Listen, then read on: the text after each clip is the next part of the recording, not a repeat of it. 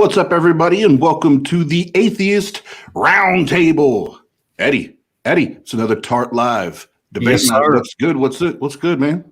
Man, it is cold. I had to walk out on the front porch, make sure my neighbor's rebel flag was still out to make sure I was in the South still. It is insane.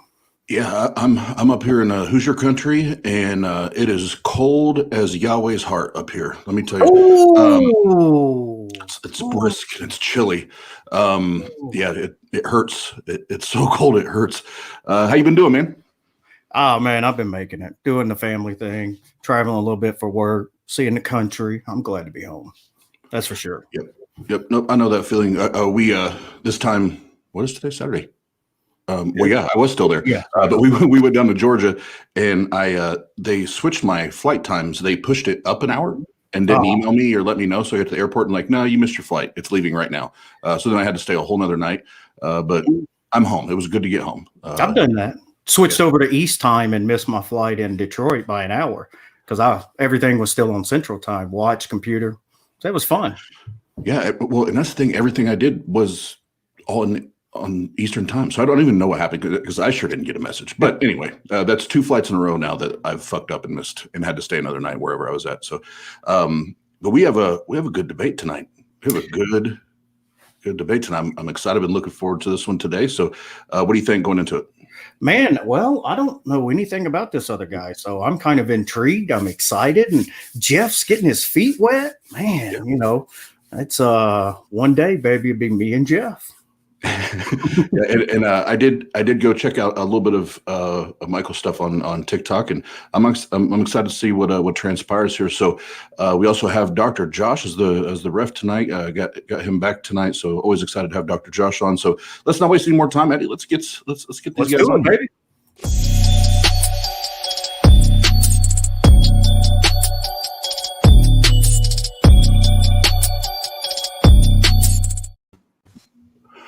All right, what's up? How you guys doing? How's it going? Did you just get done jogging? Well, Michael, you won by default.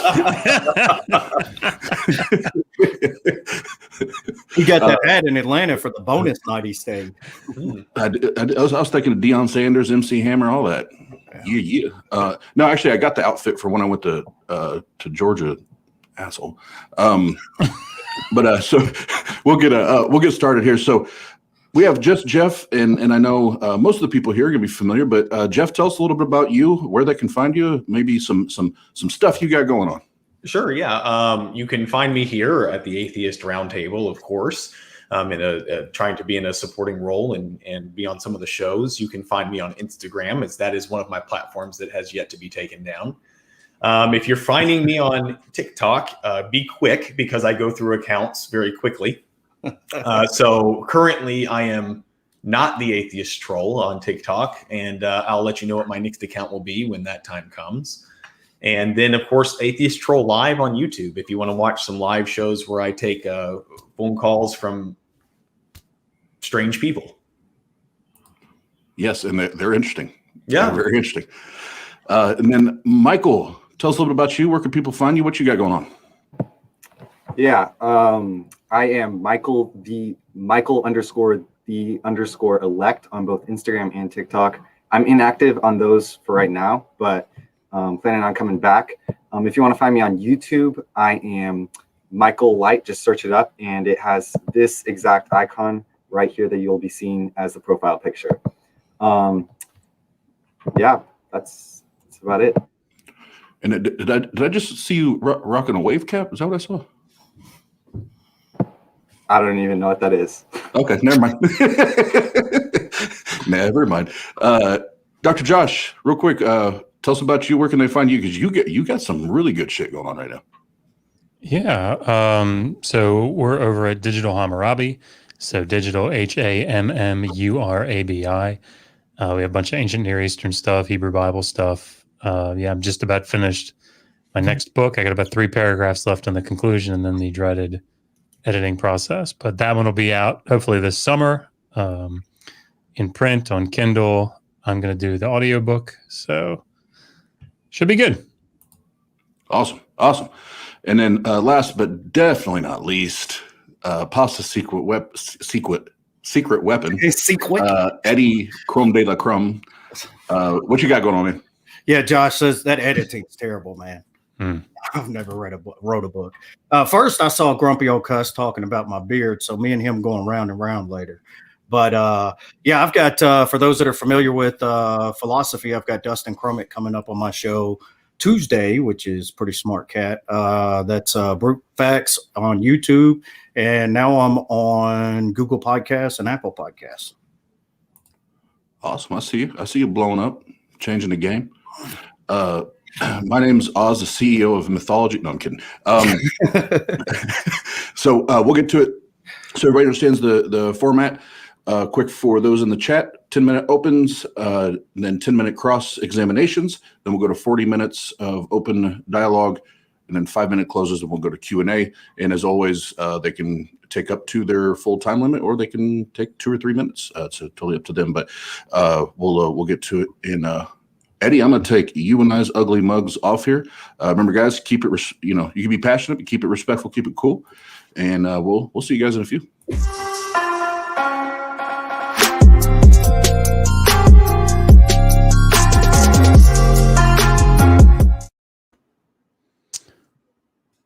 All right. Well, I think, Jeff, you're leading it off. So yeah, sure.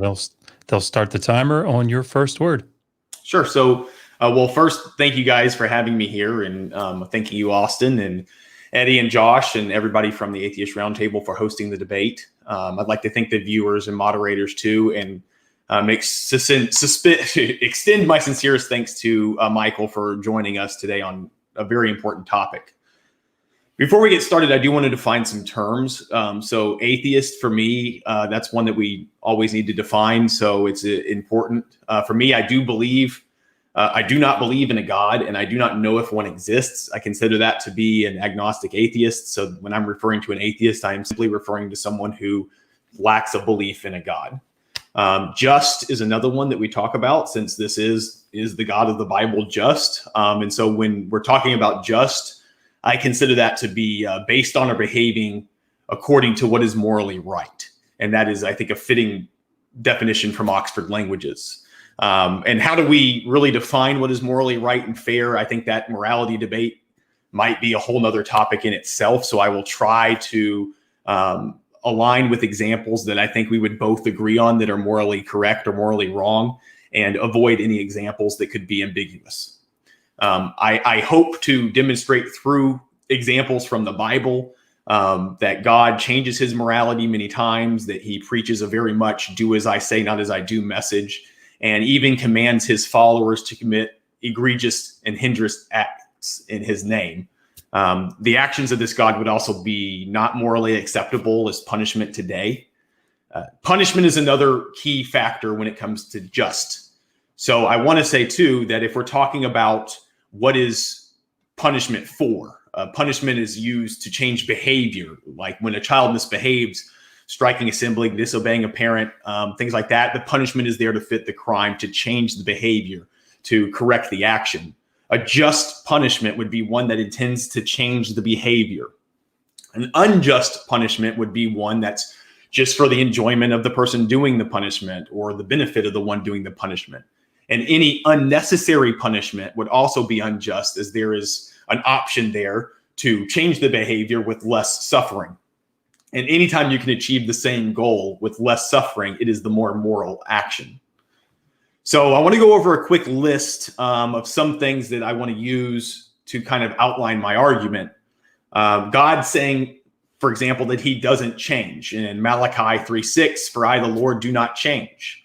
And then just in Genesis, you can see that 6:6, the Lord was sorry that he had made man on earth, and he was grieved in his heart, upset about that decision. Exodus 32:12, why should the Egyptians speak, saying, why evil intent he brought them out to kill in the mountains and to destroy them from the face of the earth? Turn from your burning anger and change your mind about doing harm to your people, asking him to change his mind.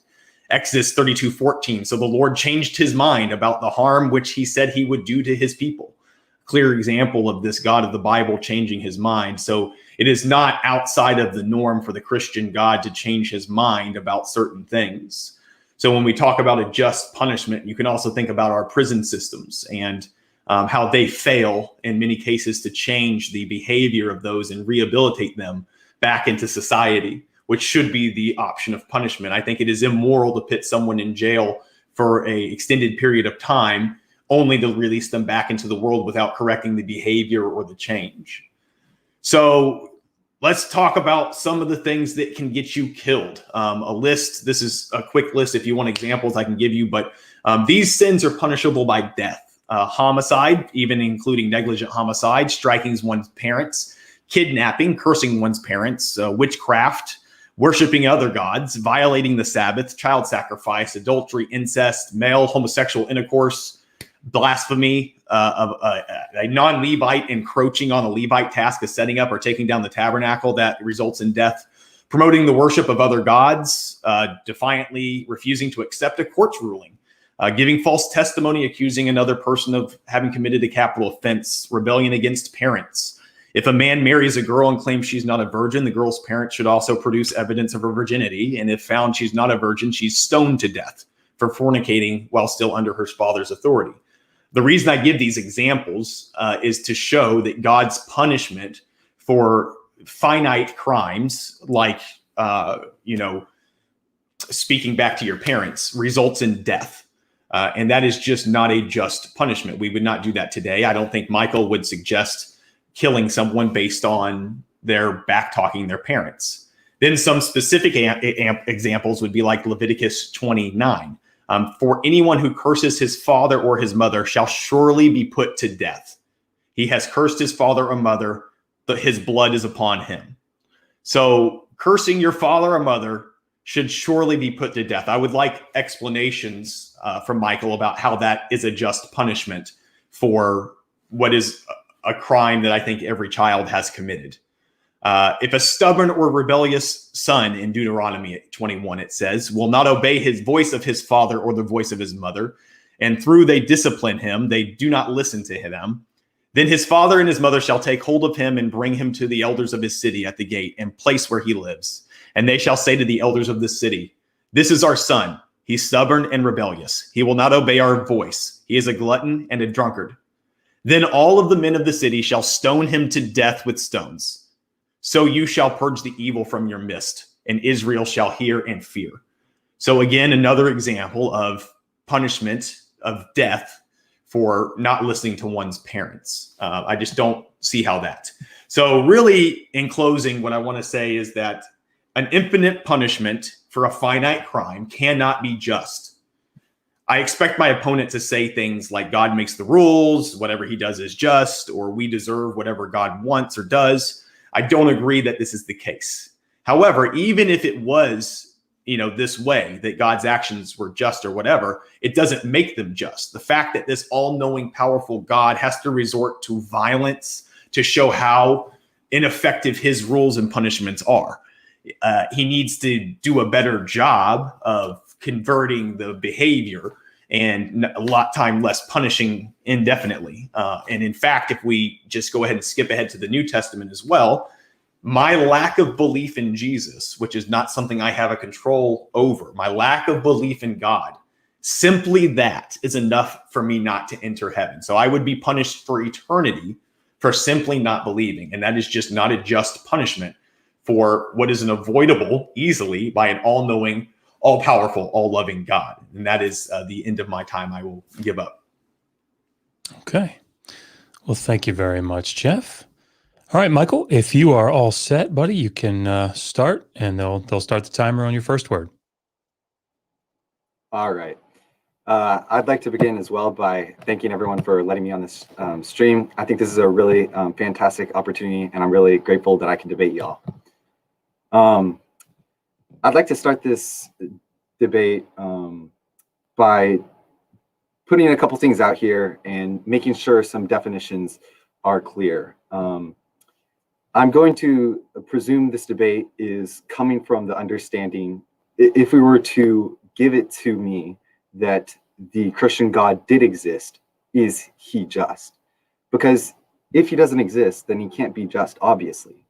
However, if the Christian God exists, and he exists as the Bible says that he exists, the Bible seems to presume that the God that it speaks of is a God who sets the standard for morality. Jesus says, "Be perfect as your heavenly Father is perfect," presuming that God has set the standard for morality. If we are debating on the presupposition that the God of the Bible exists, for the sake of this argument, then we must go off of what the Bible says about the God that we are debating about. And it says that he sets the standard for morality. If somebody sets the standard for something, they cannot fail to meet the standard that they set. And let me clarify by saying this: he sets the standard by being the standard. Is what I should have articulated, right? So if the standard for like a workout, right? If the standard for the workout is you have to do as many push-ups as I do, not me saying, "Hey, do this many push-ups," I cannot fail to do as many push-ups as I do, because I already do automatically by being myself as many push-ups as I do. Again, if we are going off of the God of the Bible, who is believed to be all-powerful, why would an all-powerful God set a standard and then not live up to it? If we were going to say that he set the standard and him setting the standard was not him being the standard, but him just claiming the standard. Furthermore, let's take into consideration that there are different standards for different beings. My parent, when I was 5 years old, told me, "Don't drink alcohol." If I go and I see my parent drinking some alcohol, is it right for me to call him out and yell and scream at him about that's exaggerated? Is it all right for me to call him out and say, "Hey, you're drinking alcohol, but you told me I can't drink alcohol"? That is a just standard. Although he set different standards for us, that is a just standard that he has set for me. Furthermore, I want to lay out a couple of different ground rules for my understanding of the Bible, so that it can better help us understand and navigate the God of the Bible, right? Because if the Bible is the infallible word of God, then we have to, and we're going to debate on it, then we have to understand what it is, what it's trying to do. Now, there are a couple of schools of thoughts of what the Bible is. The school of thought that I subscribe to is that the Bible is communicating through its beautiful literary design. Well, first, let me say this. The purpose of the Bible, as many Christian parents get so awfully wrong, is not to set a standard for you. It's not to say, "Hey, this is everything that every character in this book you should replicate." That's not what it's doing. What the Bible is doing is it's telling a story that points to Jesus. If the Bible was solely about telling us everything that we should and should not do, well, we already have a book like that. It's called the Quran, and the Bible does not claim to be, I'm not saying that's what you should or should not do, but it would have replicated something of the Quran where it's just saying, "Do this, don't do this." Instead, the Bible is actually an epic and narrative. And if somebody was going to tell somebody everything that they should and should not do, if that was the sole purpose, then narrative would not be the most effective way for it to communicate that. And so I want to pull out a couple of examples for this. Let's look at David, right?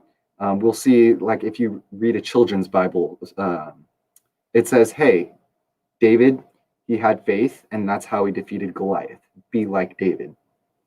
Now, if we're going to treat the Word of God, what I believe is the Word of God, properly, then we have to understand its function and read it based on its function.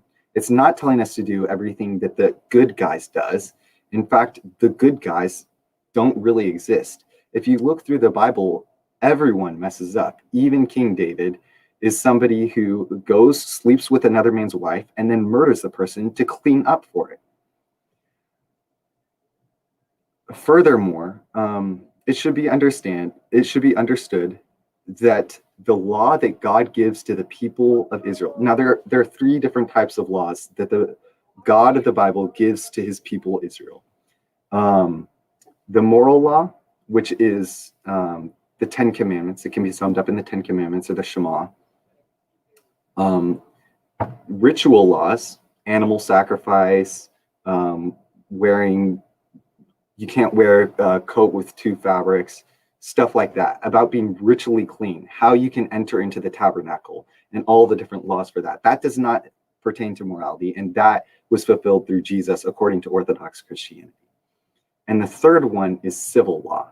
Civil law is the law that God gave to Israel for how they should function as a nation. Now, the civil law is inherently progressive, according to Orthodox Christianity. God did not give the civil law to Israel as a law that was perfect. He gave it to them as a law that was meeting them where they were.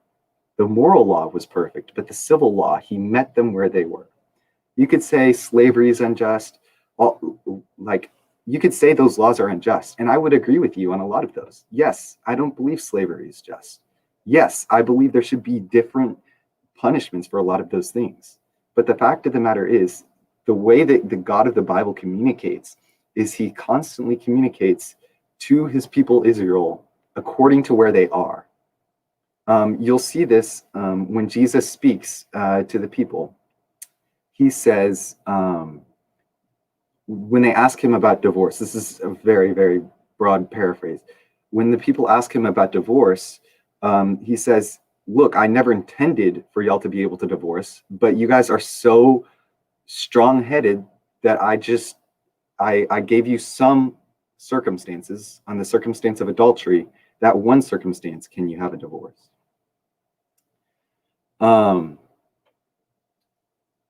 Yeah, and the very last thing that I wanted to go over, this is just laying the ground rule.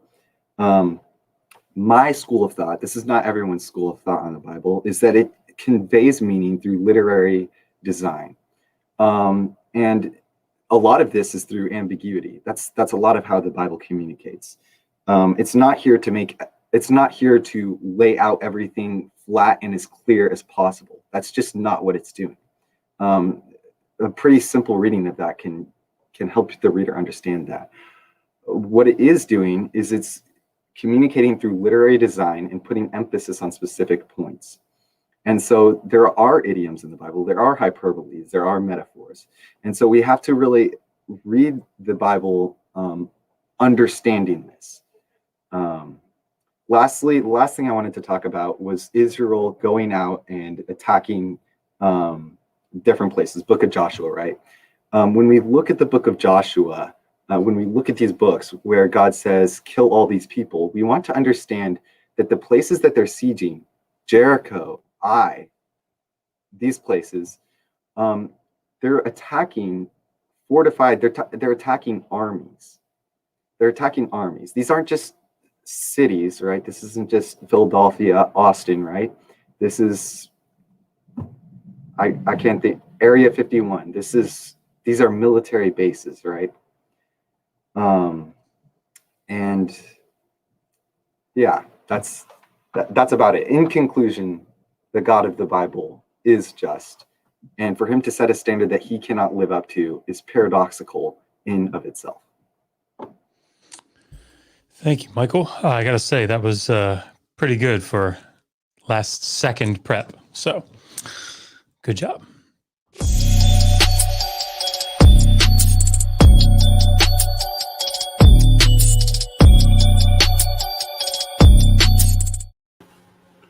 Yo, yo, yo, yo. So, well, first thing, like I always say, the opening statements are groundwork, and it's hard to say, oh, somebody got somebody on that, because you're defining positions and terms and definitions and all that fun shit. But I will say, I give credit, Michael. That's pretty badass for finalizing it last second. So kudos to him. Wow, as in Jeff's presentation. I mean, that was almost like a seasoned debater. And literally last minute putting that together for Michael. That's insane. But so what I did this time, Oz, is I'm actually doing an analytical breakdown of the debate to try to be, as unbiased as possible. And the major points of contention is it on point, clearly communicated, points to refute, and are the definitions clear and concise? And I won't go through everything that I noted, but based on that criteria, it is neck and neck. However, even though it's the opening, I have Jeff slightly ahead because they both had about the exact same amount of hidden assumptions, but being clearly communicated, I think Jeff took the edge on that one. So this is fun. I like this. Yeah, and for everybody listening, and I usually try to do as much as I can. Eddie being a Christian, obviously myself being an atheist, I like to have two, both sides of the argument represented. So that came from the Christian's mouth, not mine. No, great job. Yeah, and just in case they think I'm full of it, I'm literally taking notes of what both of them say, hidden assumptions, points they make, definitions used, clear and concise. So, yep. Yeah, and this is Jeff's first on TART, his first formal debate. So yeah, he hit out of the park. You know what I think it is? I think it's a suit jacket. I was going to say he's looking sharp. Did it? He's looking sharp, so he could mess it all up, and he still come out pimping. So cool. All right. So for everybody in the chat, thank you for hanging out tonight. We appreciate it. And we're going to go to the next segment here, and this will be cross-examination, and they'll have 10 minutes apiece. So let's get down to business.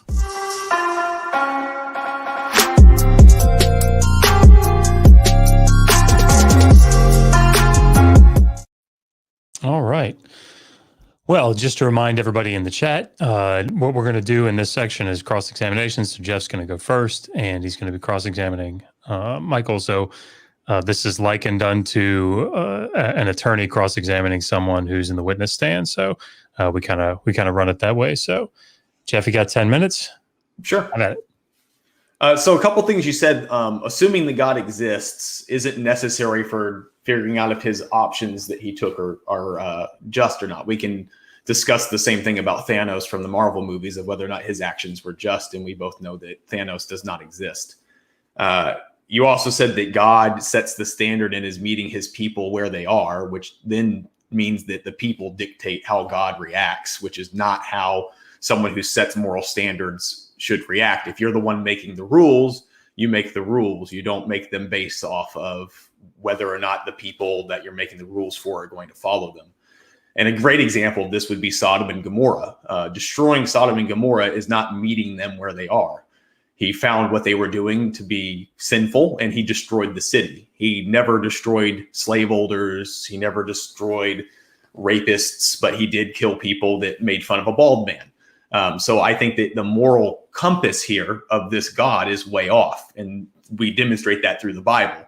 So the question I have for you is really, like for an easy example, is there any possible reason that a baby would be evil or deserving of punishment? Is there any possible reason, or is there anything that they could do that would make them? Is there any possible reason that a baby would deserve punishment? So if we're going to argue about whether the God of the Bible is just or not, we have to argue that based on him existing, right? If he exists and he is the God of the Bible, that means that he is exactly what the Bible says he is. David talks about in one of his Psalms being conceived in iniquity. So inherently, yes, we are conceived in iniquity. So are you saying yes or no? Are babies deserving of punishment? Deserving of punishment? Correct. Oh, whether they deserve punishment or not. There's something called, I can't think of the term for it. There are Bible verses that talk about, are you talking about like eternal punishment, or are you talking about like any punishment whatsoever? Death, destruction, drowning, dashed on rocks. Do babies deserve to be murdered? I would not say so. No. So then why would the God of the Bible command people to murder babies? So are you talking about when the Israelites came in and they attacked different places? We could talk about Babylon, which was that Psalms 137? They blessed are, they dashing the little ones against rocks, basically commanding them to be destroyed, the children to be destroyed. I don't think that there's any reason that babies would need to be destroyed. Now, like, another option I would submit to that is if the city was full of evil people that were against this God, why would that God not simply say, kill the people that have gone against me, save the babies and bring them back and take care of them or adopt them or something like that? That's a more just option. It's a more moral option. And if this is an all-knowing, all-loving God, that means he had infinite options. He could do whatever he wants. He chose to kill the children. He chose to kill the babies. This isn't the first time. We have the flood, Exodus, this story. So it does seem like if we were to have an objective morality from this God, killing babies is okay. It is just action because this is an action that your God takes. So that would seem like a good argument at face value. But when we read the Bible, right, Deuteronomy 9:5, right, this is the closing speech. This is Moses' valedictorian speech. It is not because of your righteousness or your integrity that you are going in to take possession of their land, but on account of the wickedness of these nations, the Lord your God will drive them out before you to accomplish what he swore to your fathers, to Abraham, Isaac, and Jacob. So the reason, it's very clearly stated here, the reason why God is sending him there to because of the wickedness of the nations, not because Israel's just. Well, are the babies wicked? In sin, I was conceived. So yes, they are wicked. And so let me ask you this: punishment. If you could kill baby Hitler, would you do it? That's not part of the question. Yeah, let's say that, Michael. You could definitely ask that, but let's wait till your cross-examination. What I want to know is it if it's okay for God to kill babies that are evil or unjust or whatever, is it okay for us to kill babies that are evil and unjust? I would say that it is not possible because babies cannot be evil or deserving of this punishment of death. I mean, there are plenty of other examples of people that kind of skirt the line that were told not to do something and they're killed. And I think that's unjust because it's undeserving of the crime. But now we're talking about the extreme of this, of babies, which are inherently innocent. They have done nothing. They have not asked to be born. They've not done anything. How can they be evil and deserving of destruction from another nation? You said that, Moses laid this out, but you're talking about evil of people that were adults, not babies. I don't know how you justify them going in and killing the children. So again, first of all, there's a difference between you doing it today and them doing it back then. Not only but it should be the same.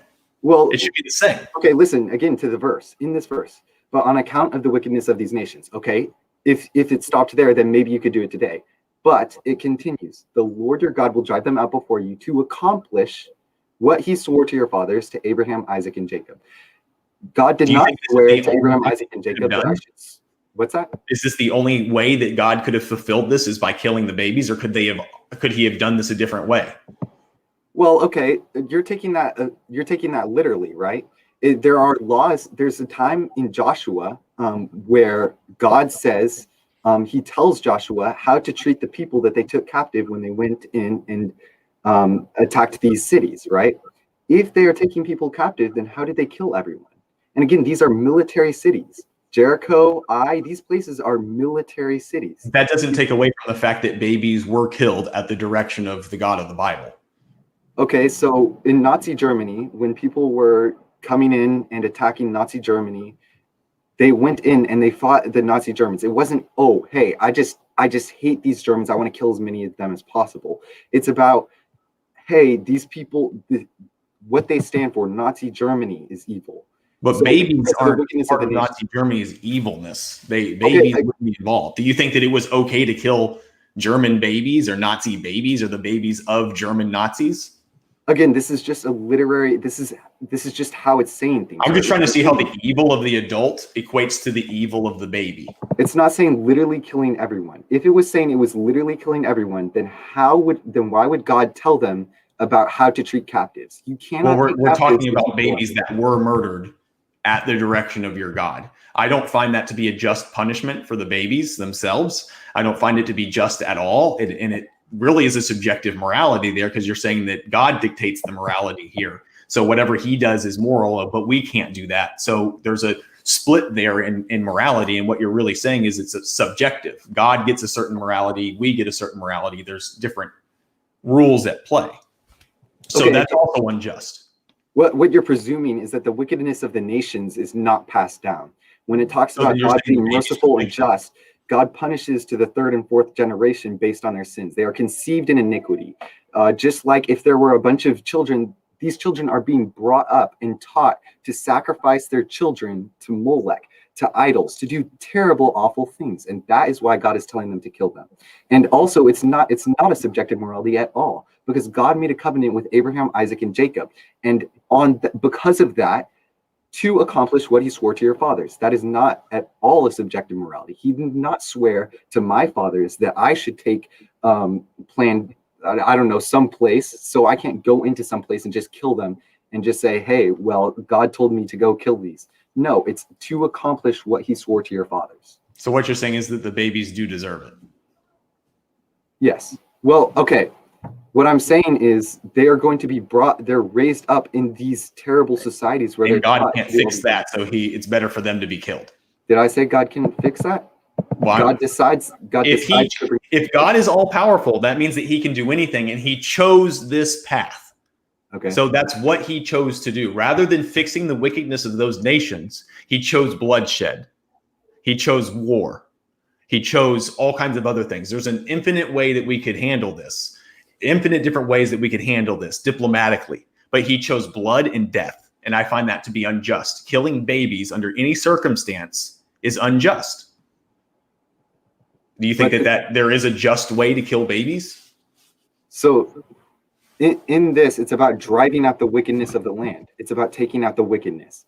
Those children Wickedness of man, not wickedness of babies. We're talking about the babies. You keep talking about the men. Okay, but this is written in a different language, right? So when it's talking about man, it's talking about people, right? But are you saying the babies are wicked?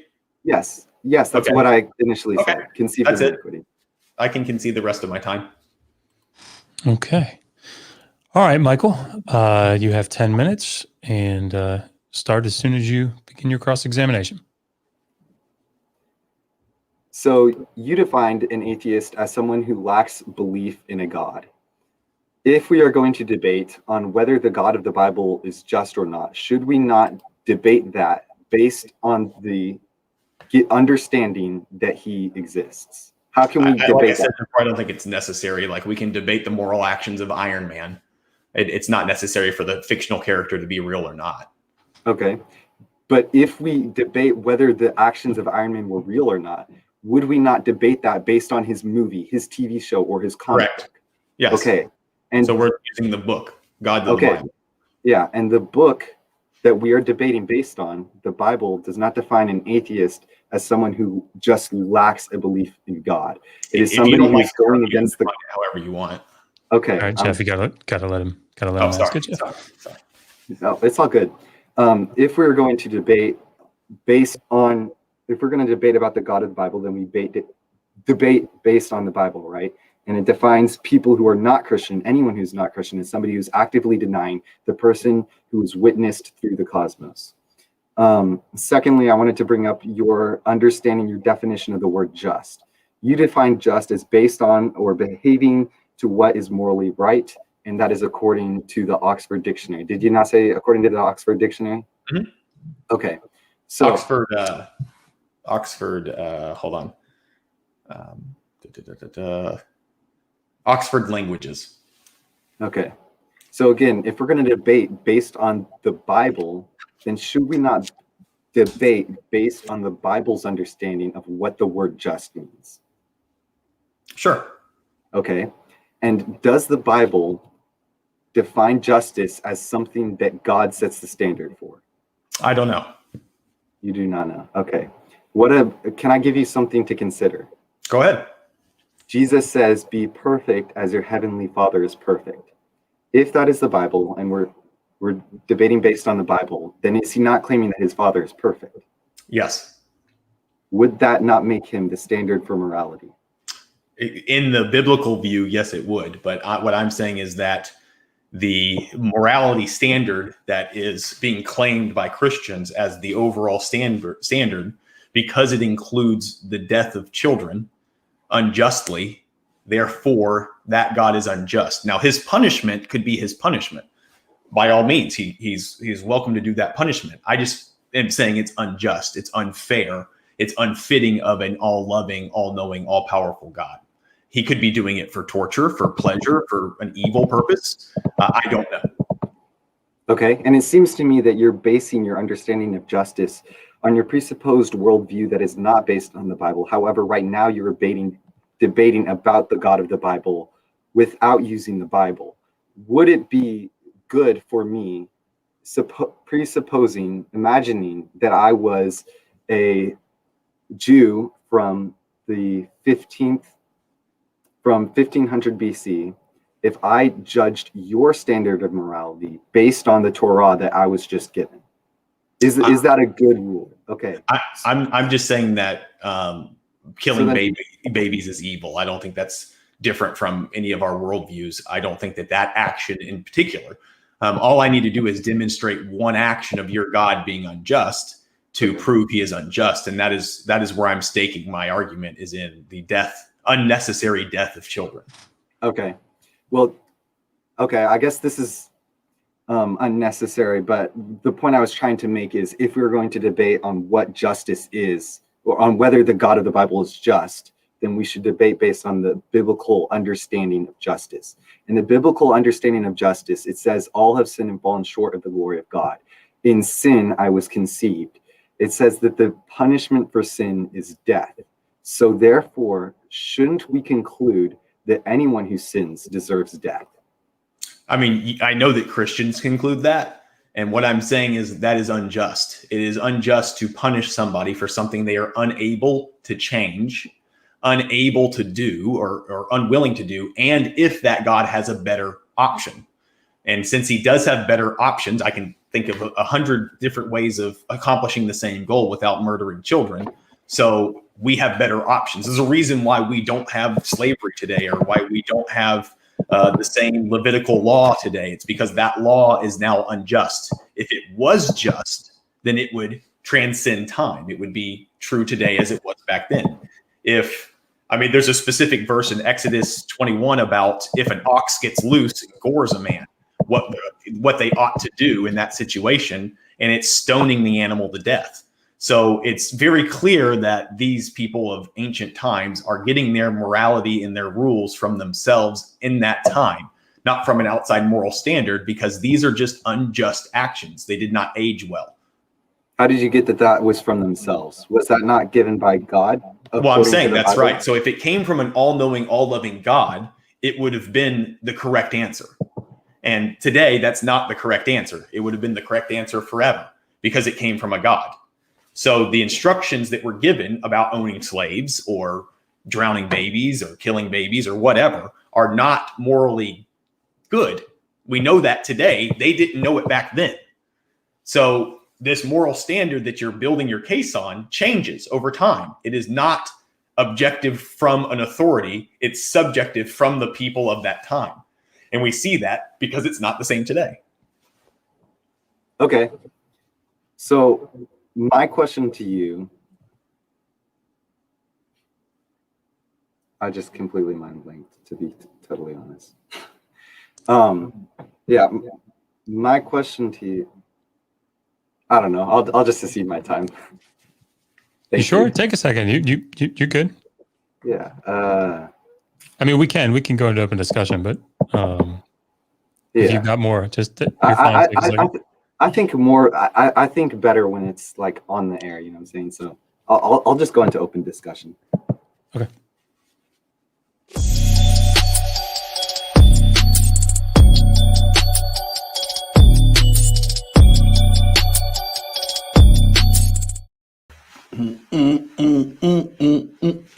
What up, Addy? Sweaty Addy?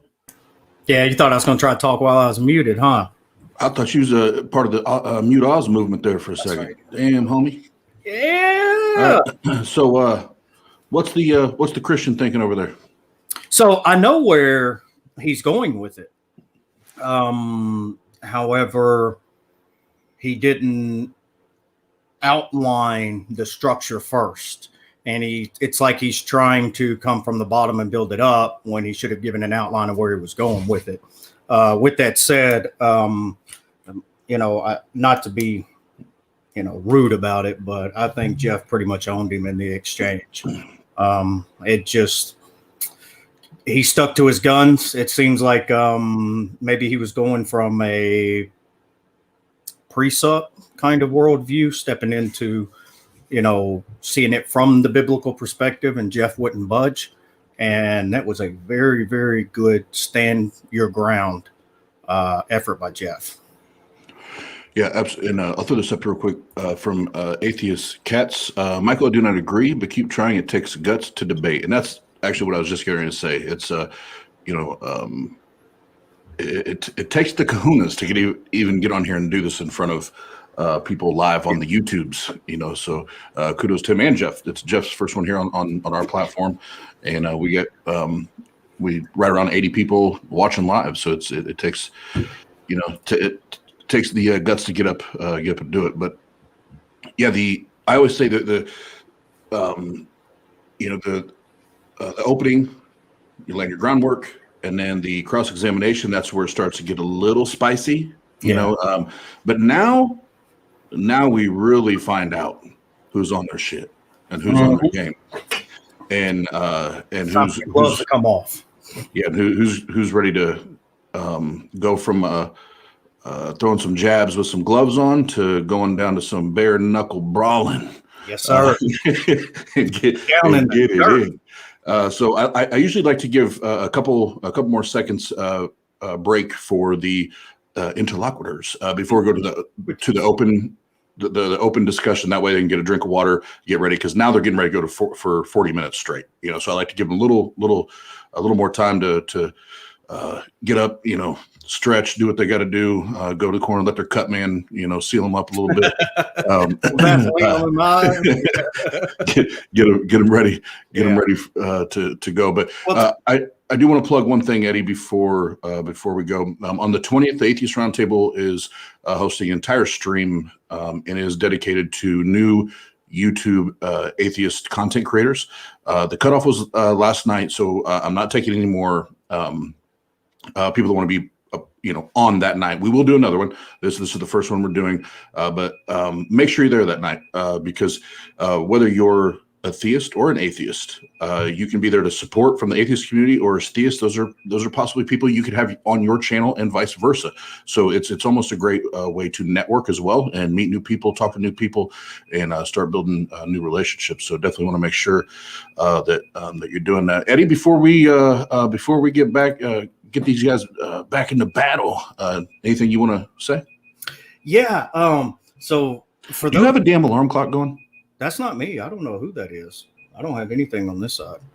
Somebody's not muted. Dr. Josh? No, it's only you, and it must be my kids are out there. So I hear it though. I was just ignoring it.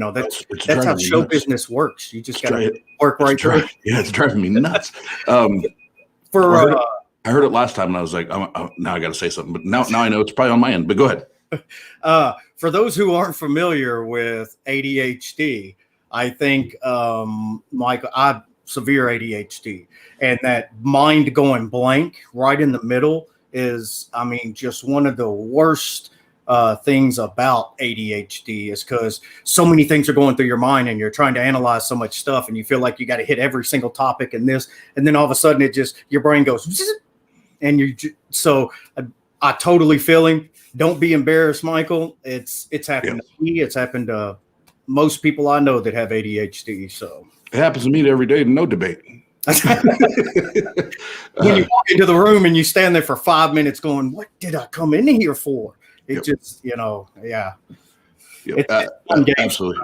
And especially your live, you see that either the 2 minute or the 5 minute warning come up and you're like, oh shit, I gotta go like a machine gun, so no, again, to just Jeff and Michael, great job so far. And like I said, now we're going to see who brought their A game. So 40 minutes, open discussion. Let's get it on.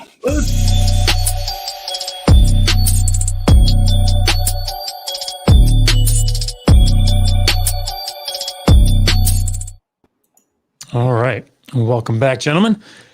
So as you heard, we got 40 minutes open discussion. Before we get started, if I could, just given what happened in the last segment, Jeff, would you just take maybe 30 seconds to a minute and sort of steel man what Michael's main point was in the first half of his cross-examination? What was it that he was trying to drive at? Just so I'm sure we're all on the same page.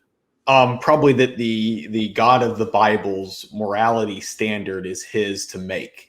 He is the ultimate authority. So therefore, whatever morality standard he says goes. We are deserving as people of nothing other than death. So anything that we get from this God is a blessing. Perfect. Michael, does that sound like what you were saying? All right. I mean, well, let's take a second because I think this is important. So what do you think he needs to modify to make it kind of come in line with what you're saying?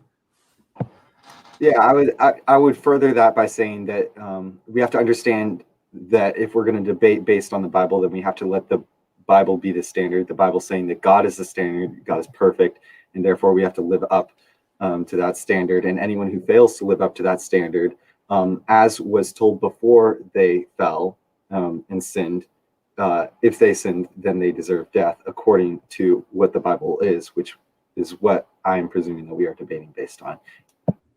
Okay, so Jeff, start a sentence. What I hear you saying is, and then say back what you just heard him say.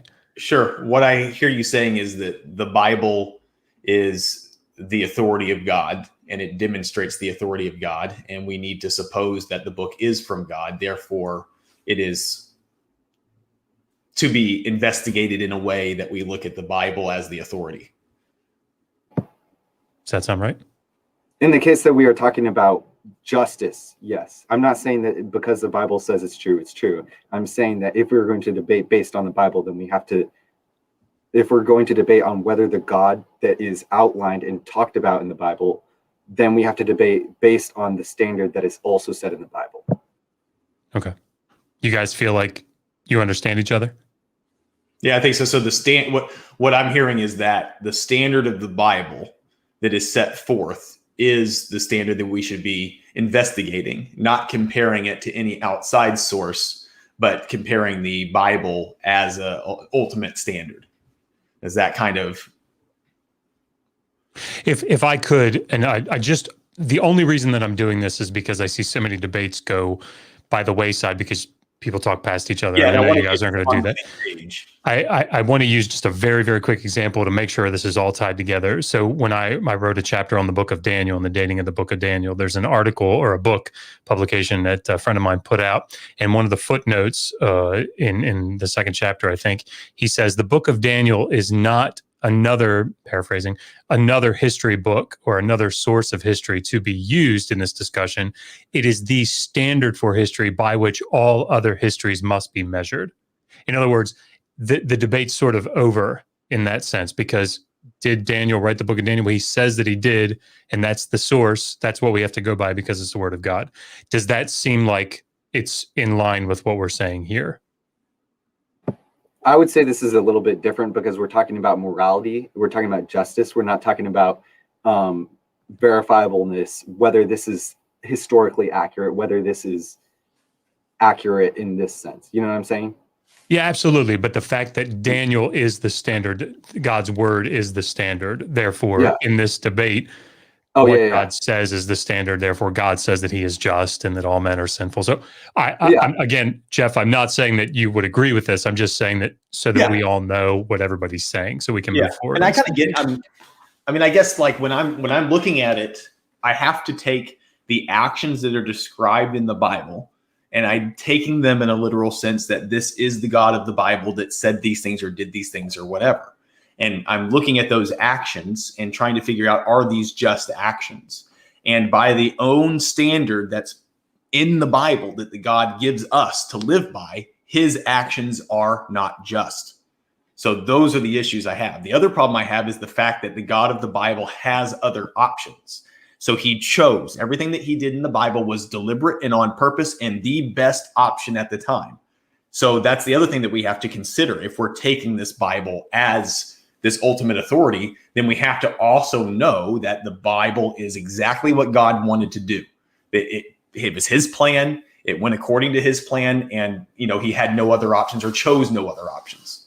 Michael, would you just take 30 seconds and, again, using what I hear you saying is, I know this is a little corny, but I think it's actually really useful for not just for us, but for the audience as well. Mm-hmm. I hear you saying like his actual argument or what he just said. Yeah, his overall position, basically what he just said in sum. Okay. I heard you saying that the God of the Bible is a Bible who's supposedly just and who supposedly does not change. And yet he seems to change within the Bible, therefore contradicting himself, and therefore meaning he can't be just, and therefore meaning it's possible that he could, or therefore he is unjust. Yeah, pretty much. Nice. Guys, you made me so happy. All right, go ahead. Open dialogue. I've wasted enough of your time, but I think it was good. I think it's useful.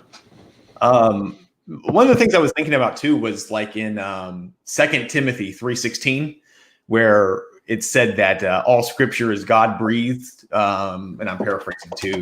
It's profitable for like rebuff, training in righteousness.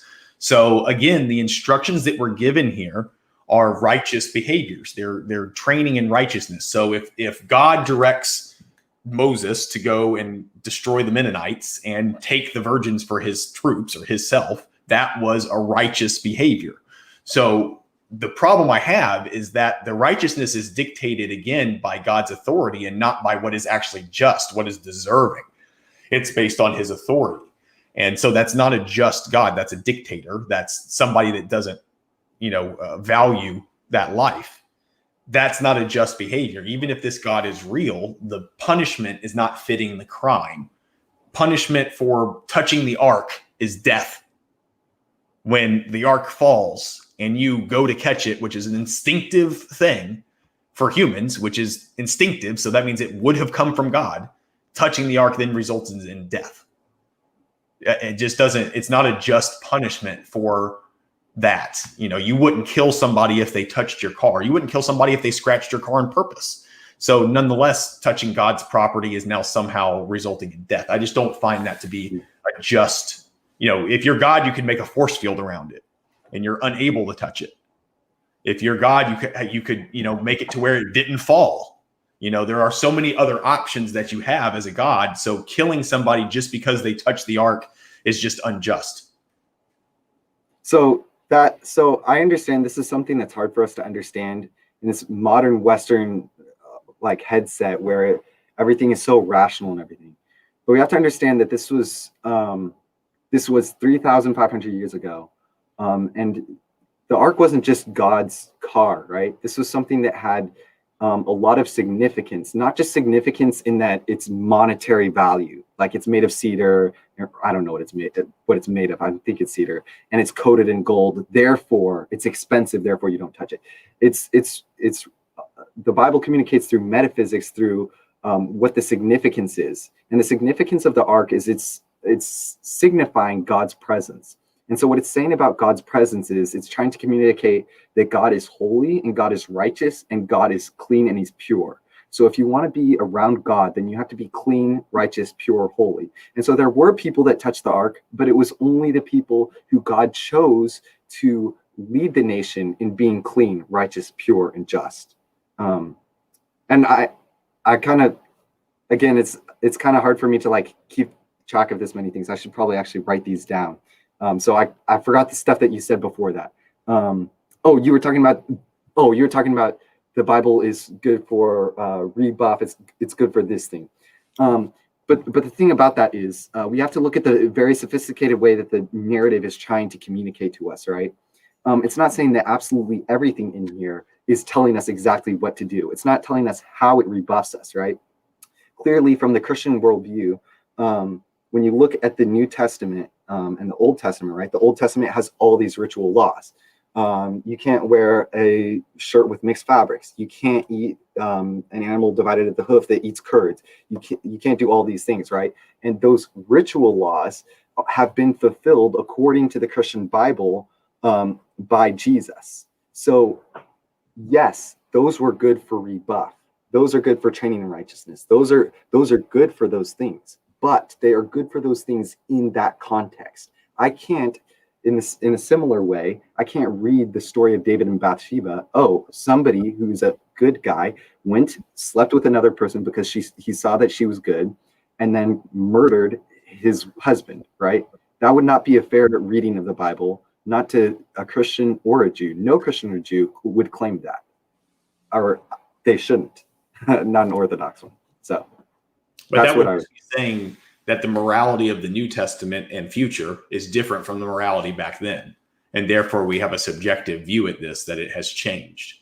So I don't understand how, if this again is a just God that's giving us these rules, that the rules that he gave us were unjust. And what you're saying is that it's okay that they were unjust on our standard. Back then it was okay. And I just don't see how that's a just. If it's a just punishment, then it's just throughout time. It shouldn't change or vary. And again, I understand your mindset. It's very rational. And that's like how a lot of us are trained to think in the West.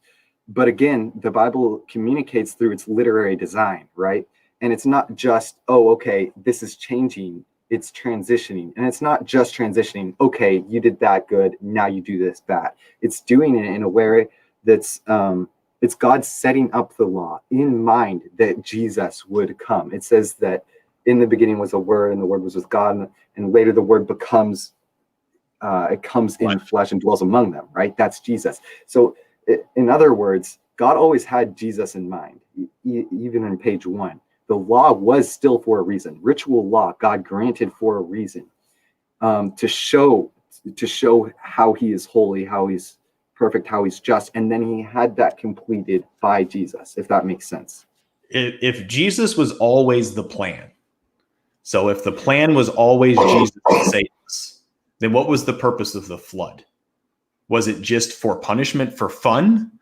Like, why would you kill everybody in the flood if the ultimate goal was to redeem everyone with Jesus? The flood is unnecessary. So it was an unjust punishment then for those people. They died needlessly because they were going to eventually be saved by Jesus anyway. I mean, that's a good question. So I think there are a couple ways that this could be argued. Some would say that this is based on a lot of presuppositions. Again, there's a lot of controversy over every little thing. Some people think, well, okay, I guess I'll just get down to it. They were sinful, right? And one thing that you do want to realize when you read this part of the Bible is God comes down and he's not like, oh my gosh, I hate these people. That's not what it says. It says he was sorrowful. He was sad that he even made them. And he destroyed them because they were acting terribly, right? The punishment of sin is death. They were corrupting what he made to be good. And so that's why he wiped them out with a flood, right? And I had another thought that left me. Oh, I think of it like children. Like if we're children of God, like we are his children. And if I had a child and I tell my child things like, hey, don't play in the road, that is for their safety. I don't want them to get hurt. I want to protect my child. If they disobey me and run into the road anyway, I'm going to punish them for that. What I'm not going to do is lock them in a room and burn the house down and kill them for eternity. That's not a loving, moral, just punishment for that. Yet you have God setting rules that are, don't touch this, and killing people based on that. It's not a just punishment. It's not the way you would treat a child. And if you think about the Adam and Eve story, we have Eve, who basically is a child, does not understand right from wrong. And you have placed a very attractive item in an area near them so that they have access to it. That is not necessarily all of her fault. If I were to put candy in a room with a 4-year-old and tell the 4-year-old not to eat the candy, they do not understand right from wrong in that instance. No matter what the punishment ultimately is, I can tell a 4-year-old, hey, you will be killed forever. Everybody that you ever know for the rest of your life, like everybody of your bloodline will be burned in hell forever if you touch this candy. The 4-year-old will not understand that. Yet that's exactly what this God has done. He has set up the stage for this ultimate punishment and allowed this to go down. So it is not even at the very beginning, it's not a just punishment to punish me for the actions of Eve in the garden, where God left the tree right in the middle of the garden when we have other options. Protect the tree with a force field, put the tree on top of Mount Everest. There are all kinds of other options that I can come up with, which are more just. And just due diligence. Do your due diligence. You know, you knew they were going to do this. Like, yeah. So that's fair, but let's make it spiky. Instead of an apple or whatever fruit it was, make it really spiky, smell terrible, and extremely difficult to get to, and really make them have to work for it. So, again, we got to read it in context, right? In the context, right before that, what does God do? He creates things day by day. 6 days, he creates things. And you notice that when God creates something, after he creates it, he's creating everything with humanity as the pinnacle of creation. But when he creates something for humanity to survive on, he says it's good, good, good, good. Going back to how I said the Bible communicates through literary design. Now what do? We see that Adam and Eve, or Eve rather, sees that the fruit is good. So what you presupposed was that Eve did not know what good was. Well, we know that because how do we know that?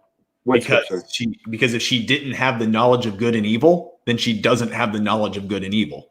She gained the knowledge of good and evil when she ate the apple. So that understanding would mean that she did not have it beforehand. So she did not know good and evil. Well, but we have to read it in its context again, right?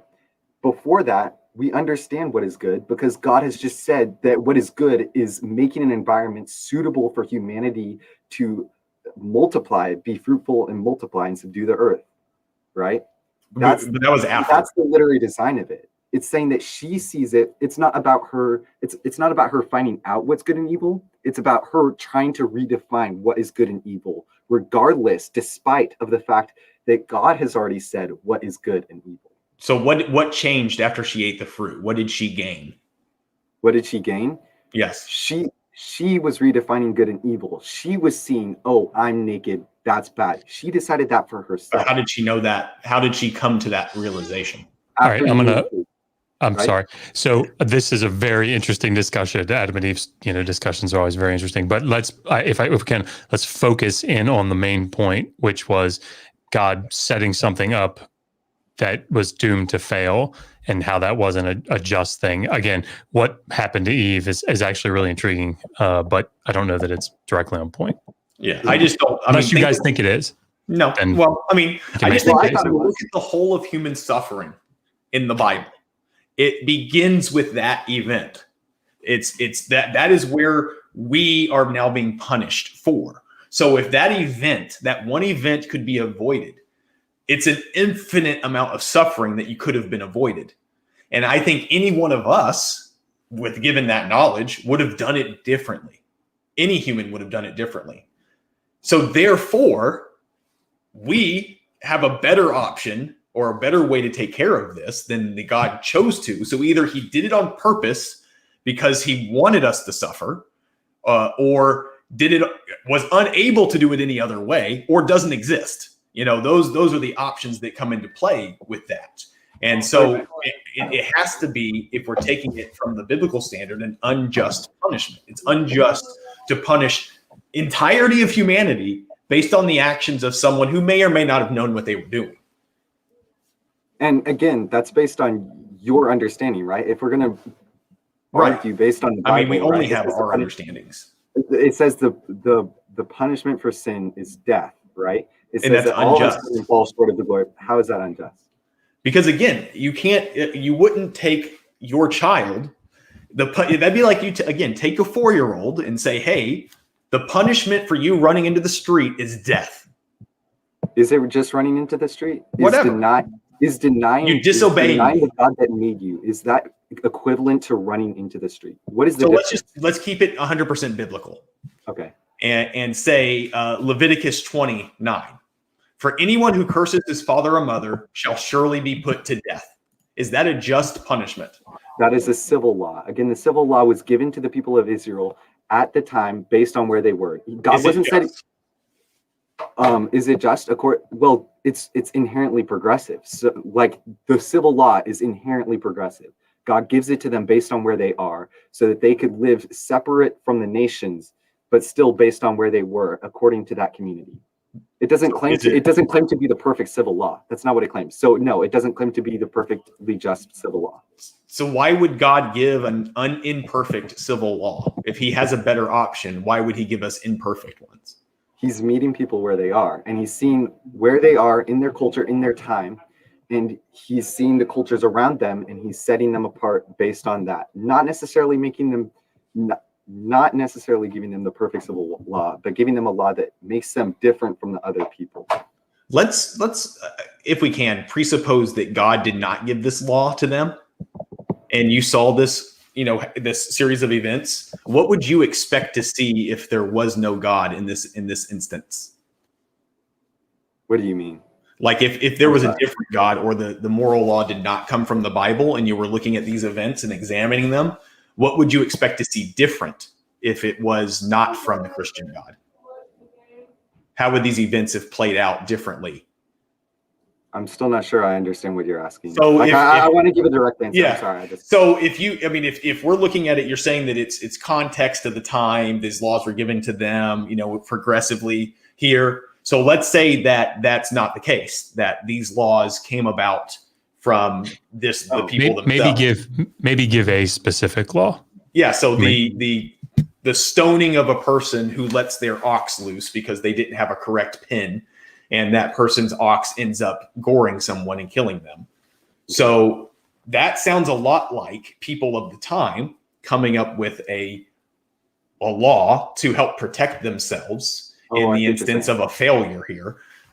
So that's how it sounds to me. You're saying it's from a God. So if it wasn't from a God, how would you expect it to be different? Oh, if it wasn't from a God? Correct. Oh, okay. Oh, yes, that's exactly what it's trying to say. I'm so sorry, I couldn't understand that. That's exactly what it's trying to say. If it wasn't from a God, at that time, I could expect them to be doing child sacrifice. They could be living under an oppressive dictator who actually is manipulative in their religious beliefs, saying that they and they alone are the image of God, because in that cultural context, according to my understanding, the Near Eastern people would claim that the kings and the kings alone were the image or idols of God, and therefore everyone had to listen to them, otherwise they would be punished. So yeah, I think I would expect that based on that time and context, or my understanding of it. And I think that's exactly what we see happening is you see people making these Levitical laws to dictate the behavior of people, and using the backdrop of a God for that purpose. But again, and you keep saying in context or at that time or meeting them where they are, if it's a just punishment, if murdering a child for disobeying their parents is a just punishment, then why would it be different today than then? Like, is it unjust today to murder a child that disobeys their parents? And if so, why? And what is the difference there? Why was it just at one time and not, if we have objective morality, if it's always the same and it transcends time? Well, what we're not necessarily talking about here is morality. We're talking about civil law, right? This isn't the moral law. This is the civil law. So let me rephrase you do this, therefore you get this. Sure. So Is it moral to kill a child for disobeying their parents? I mean, I wouldn't say so. So it's immoral to kill a child if they disobey their parents. Yeah, I think so. So then why would God command his people to do an immoral act? Again, the civil law isn't necessarily about morality. It's the law that he's giving them based on that time. The moral law, right, is the law that's eternal and forever. The civil law is him meeting them where they are, and he's giving them a law that's like that of the people around them, but is different in that it asks them to live righteously according to that time and context, and to understand him as their king and as their God, right? But you're still saying it's immoral what they did, because it's immoral to kill a child, unless you're saying during that time it was okay, and it's not okay today, and so we have subjective opinions there. It's still an unjust punishment to kill a child under any circumstances for them disobeying their parent. That's not the purpose of punishment. A loving parent punishes their child to change the behavior so that they live a better life. But at no point does the parent punish the child for eternity for not listening. That would be sadistic. It would be unjust. It would be for the pleasure of the parent if they were evil, or some other purpose. It would not be for the benefit of the child to do better. So if God is punishing humans for disobeying their parents, and the penalty for that, if we're assuming this book came from God and this is the moral law and all this stuff that you want me to presuppose, then we're talking about murdering a child for simply not obeying their parents. And you're agreeing that that's immoral, but yet you're also saying that it's part of their law. Then it's an immoral law. It's unjust. Wait, are you talking about, I heard you towards the beginning talking about eternal punishment, and then now it seems you're talking about civil law. So those are two different things, right? If they disobey their parents, which is a sin, and then they are stoned to death or killed, I'm not sure if it specifically says to stone them to death, but they're killed for disobeying their parents, are they going to heaven after that? There's no condemnation in Christ, right? Justified. Well, this is before Christ. But they're still justified by faith. Abraham was justified by faith. That's in Romans. People were always justified by faith. So you're saying the suffering is just? That's not what I'm saying. I'm saying you're confusing moral with civil law again. You're saying that God was saying that because they disobeyed their parents, that they were going to hell. And yes, that is the punishment for those who do not have faith and have not been justified. But again, if we're going to argue about the civil law, then the civil law was about the civil consequences, how the nation of Israel should treat these people as they are a nation. This is not talking about God's judgment on their people. Is the civil law coming from God? Yes, it is. So the direction to kill a child if they disobey their parents came from God? Yes, it did, in that time and in that culture. And in that time, in that culture, with that God, is that a moral action? Is that just? I mean, I wouldn't say according to this culture standard, no. Well, according to that culture standard, was it okay? Yes, because if you look at the other cultures, then we have a subjective moral basis here. It's based on culture and time. Again, this is civil law, not moral law, right? But it doesn't matter how you want to define it. Matter? What was the purpose of the action? The action of murdering a child for disobeying a parent. What you're saying is, yes, that's okay for them to do. It's not okay for us to do, which is a really good example of the subjective moral reasoning, which is also unjust. If we're not given the proper rules over time, it's unjust to punish someone like that. But at the same time, you're avoiding that discussion, I think, because you know that it is immoral to kill a child for disobeying a parent. We today, in our more advanced society and morality, know that that's okay. They didn't know that at that time, but the God of the Bible should have known that at the time, that was immoral, but he chose not to. And that's exactly what I would expect to see if no God was involved, a evolution of societal norms and just punishment coming to a better, more just modern times. You can see that over time. We've become better with our capital punishment. We don't behead people anymore with the guillotine, with lethal injection or the electric chair. We don't do some of those things before because we've gotten better. We get better reformation in our prison system. We do a better job with handing out proper justice and having a better court system for handling that versus using high priests and things like that from ancient times.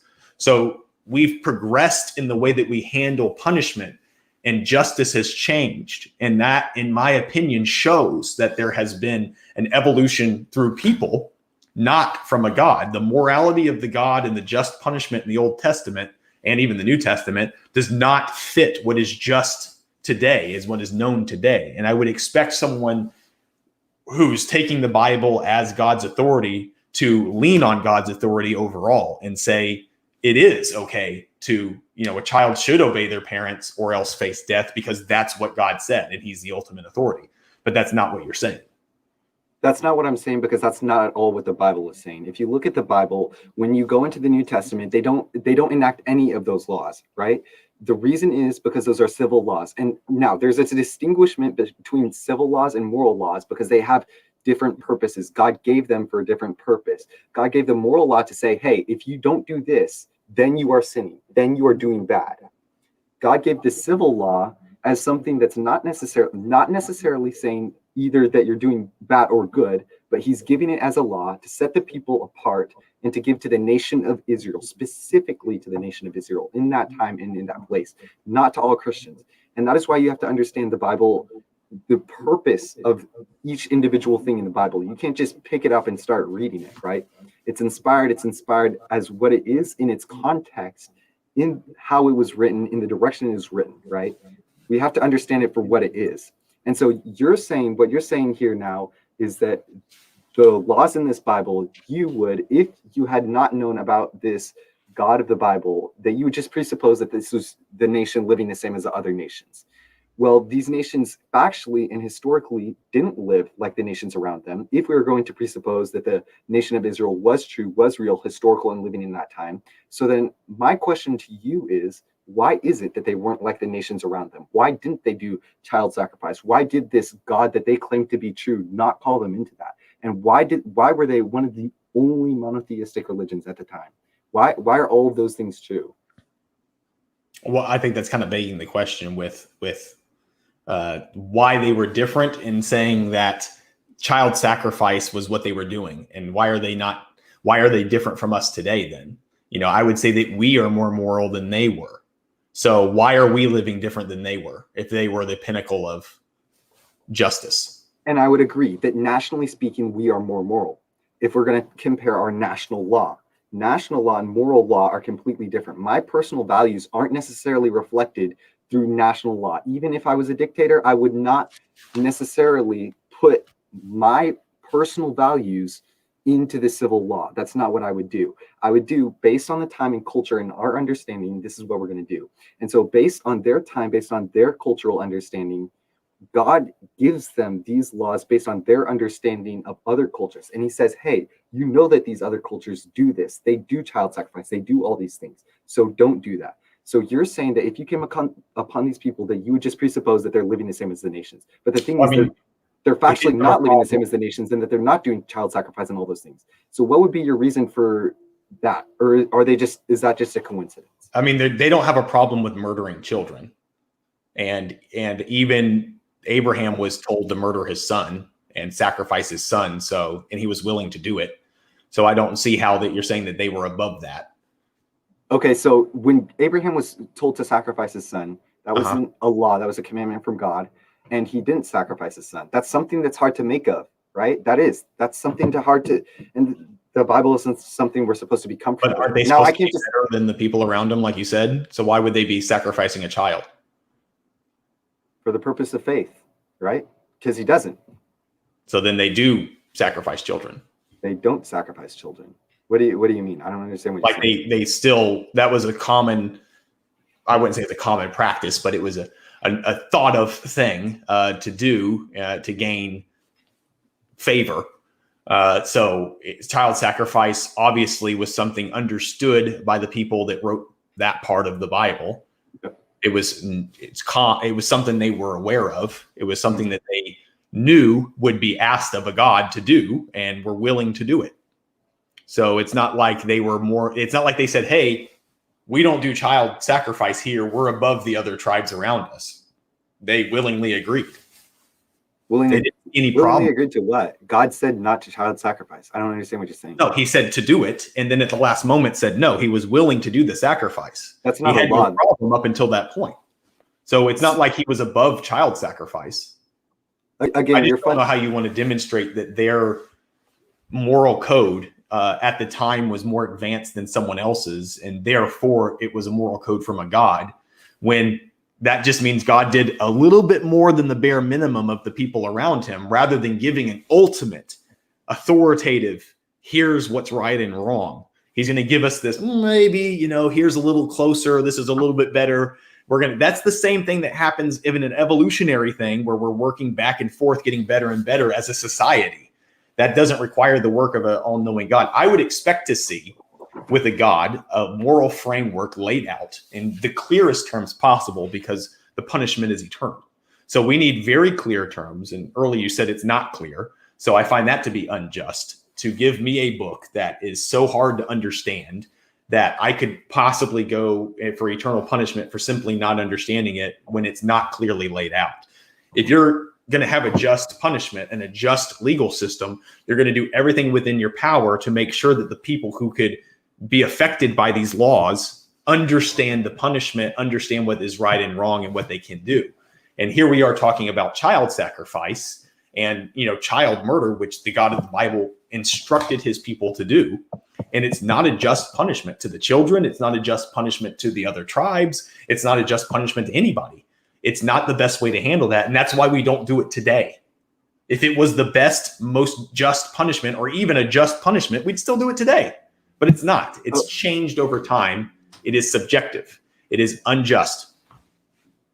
Okay, so first of all, what you're doing is you're taking different things and you're dragging them into different areas. God never made a law where Abraham has to sacrifice a child. He commands him. That is not a law, right? Yes, he commanded him. And so, yes, Abraham is supposed to follow that. Yes, that is what he is to do. Wouldn't that be a law? Okay, that is not a law. If I, as the president, tell somebody to do something, if it's not said that it's the law, it's not the law, right? God didn't give God. So God, but you're saying that God's word is not the law. So, okay, what you're doing is you're misunderstanding the purpose. The reason that God told Abraham to sacrifice his son Isaac, which he didn't end up doing, was to demonstrate, to test Abraham to see if he had faith. Why God gave the people of Israel the law is to set them, the civil law is to set them apart from other nations. And what you're doing is you're dragging God commanding Abraham to sacrifice Isaac into the section of the law, and you're trying to compare those things when really it's not comparable because they have two totally and completely different purposes. I just don't see why those factors matter if we have this objective justice punishment. If everything's the same, if everything comes from the same mouth, then it's objective. What you're telling me is we have this objective moral law, but sometimes it's different. And that's like, it's an oxymoron to go back and forth with that. It's completely contradictory to say that we have an objective standard to judge people on justice, and then to say, well, no, it's only for these people at this time from this God. Like that, you see the problem there. It's objectively subjective. Okay, let me clarify. When I said he's giving it to the people at that time, the civil law is for the people of Israel at that time. That's what civil law is, right? It's for a nation. A moral law is to... Because the civil law, are you saying that the civil law is not morality? Yes, that is exactly. So if an action involved in the civil law cannot be compared to whether or not that action is moral or not? Wait, what? So like if there's an action in the civil law, like killing your children if they disobey your parents. Okay. Can that not be investigated from a moral standpoint? Can we not look at that action and say, is this moral? Since God did give that to them as a law during that time, if somebody disobeyed that law at that time in that nation, they would be being immoral. Today, right now, it is a completely different context. We are not the nation of Israel. We are not 1500 BC. We do not live by the nation of Israel's laws in 15 BC. I should have clarified that. Sure. That's what I'm trying to say. What you're doing is you're talking about, and this is because I didn't clarify, so I apologize. What you're talking about is them going to hell for disobeying the civil law. But so them not obeying the civil law would have been immoral in that time, in that place, because it's the civil laws for the nation of Israel in that time. But the moral law is the objective moral standard for all peoples, the 10 Commandments. So, but I don't understand how that's not subjective. What you're saying is that the moral law applied to the Israelites, but not to us today. Okay. Therefore, it's completely subjective. There's a factor involved there. Killing children is wrong. Wait, no, not the moral law. The moral law is objective. It's objectively for all times. It's objectively universal. The civil law is objective according to the nation of Israel. Okay. So let me try. Can I explain this? Or if you want to go, you can go. Actually, well, so if we have an objective law here, objective moral standard, objective justice when it comes to punishment, is it objectively just to punish babies? I think that's begging the question, because see what. Oh crap, man! I mean, is it morally right or wrong to punish babies? Is that a just punishment? Oh yeah, if I was with death, I should say. All right, let him answer. I just want to clarify with Based death. on the civil law, right? Based on morality. We're talking about, is it moral Where do you and get that from the just? moral law? Well, no, we're talking about, it had nothing to do with law. We're just talking, is it, in your opinion, No. moral and just to punish a baby with murder? No. Well, if you punish someone, it's not really. Okay. No, it's not. It's not. No, that's Okay. not just. And so God drowned babies during the flood, killed babies during Exodus. Therefore, he's immoral, unless you're telling me that there's a subjective moral standard in which he gets his own morality and we get our own morality, which would again be an unjust way to punish people. Yeah. So again, let's take this. This isn't exactly Jesus and the prostitute, right? You know the story. Let the person who's perfect throw the first stone. The person who gives out punishment according to morality is the person who is morally pure, and that is God. So God sets the standard for morality, and God says if you fail to live up to the standard of morality, which is sinning, then you deserve death. And so God was completely right in doing that. I, however, am completely wrong in not under a nation, just me individually killing someone. If it's a murderer, I believe murderers deserve death penalty according to the state. But me as a person going up and killing them, I believe that would be wrong. That would be wrong. There's a difference. You see what I'm saying? A perfect judge judging somebody who's sinful versus just some other sinner. That's different. I don't see how you can say, you're speaking in both sides there, where you're saying that I just don't think it's just punishment to murder children for their actions or lack of actions. It's an unjust punishment. What is the gain there? You know, like what if you send someone to jail for stealing or robbing, you would expect them to change their behavior so that when they get out of jail, they don't rob, they don't steal. That's a just punishment. That's not punishment. That's your. I wouldn't. Well, I personally would not define that as punishment. I would define that as discipline. There's a difference between discipline and punishment. Punishment is you do something is an eye for an eye. If you take out my eye, you deserve to have your eye taken out. Discipline is what I give to my children when they fail to live up to a certain standard, and I say, hey, I want you to live up to another standard to teach you that that's wrong. I'm going to spank you, or I guess people don't do that today.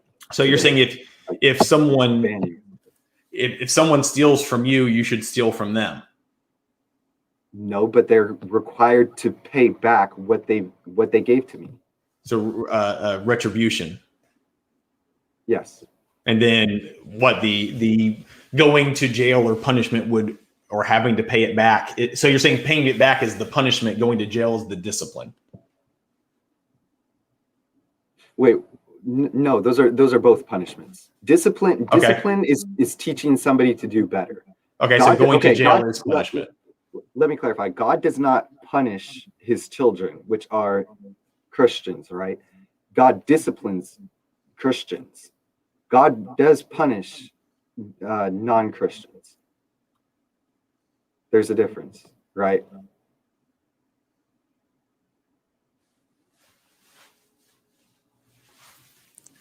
I think that's all I got. My questions are over.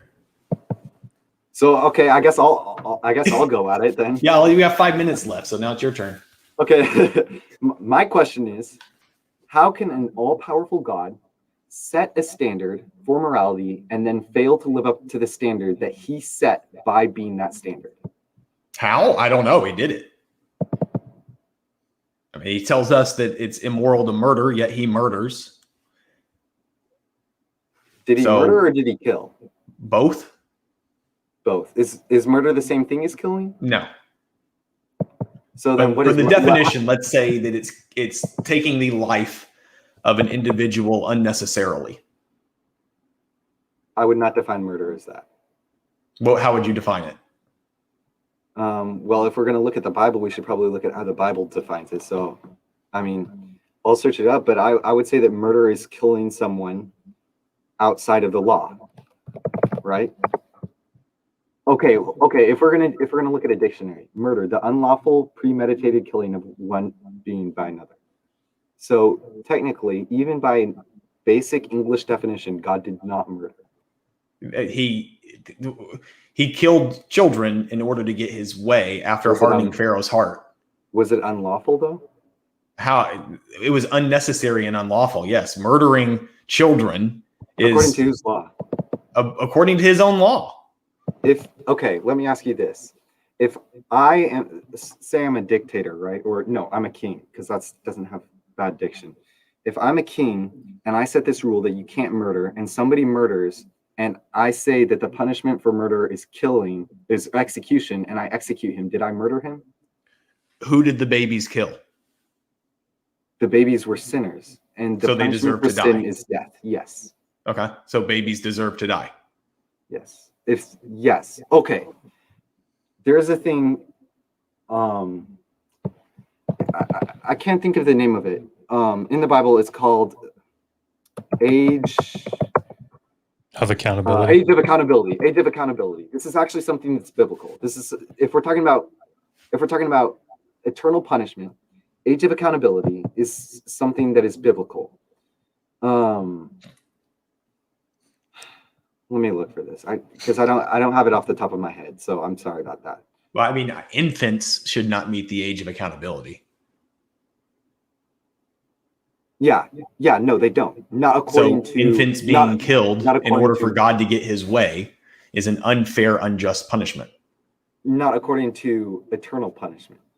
But the thing is, if they're trained in their wickedness, God punishes people to the third and the fourth generation. What that is saying is, people are trained, like sin is something that is passed down by generations. How is that fair at all?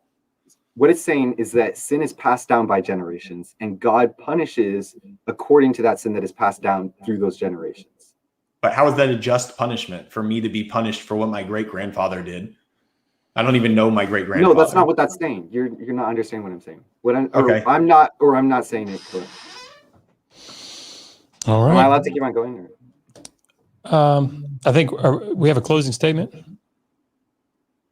I don't remember if there's a closing statement.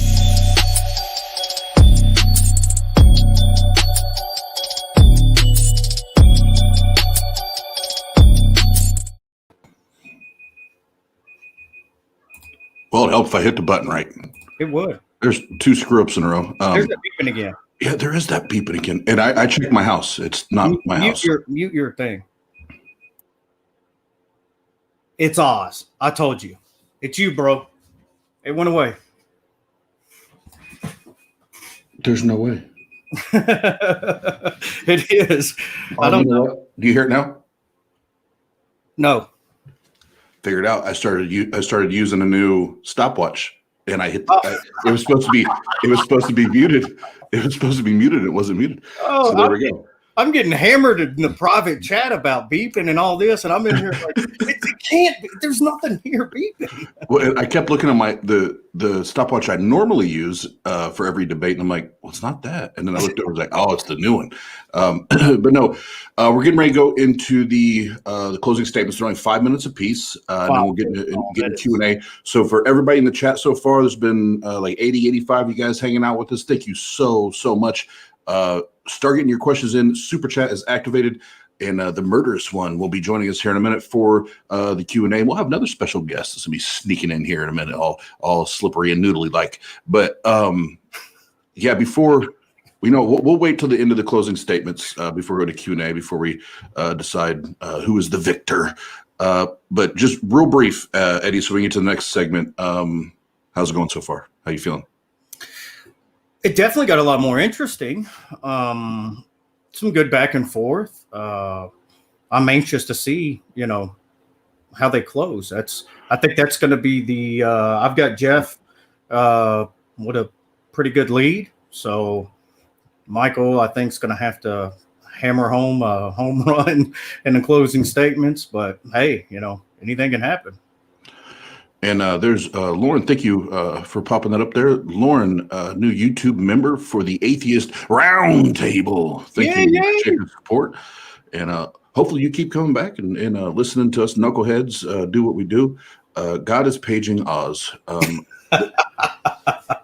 The the problem Which is, though, Jesus and follower, is I don't know which one, and I have no idea what the fuck he's saying. So there's a problem there. But all right, so we'll go to the 5-minute closings here, and we'll rock it out. And then at the end, Eddie, you now we'll duke it out. We'll fight it out. Yeah, and, baby. and figure out who the hell came on top. So let's get it.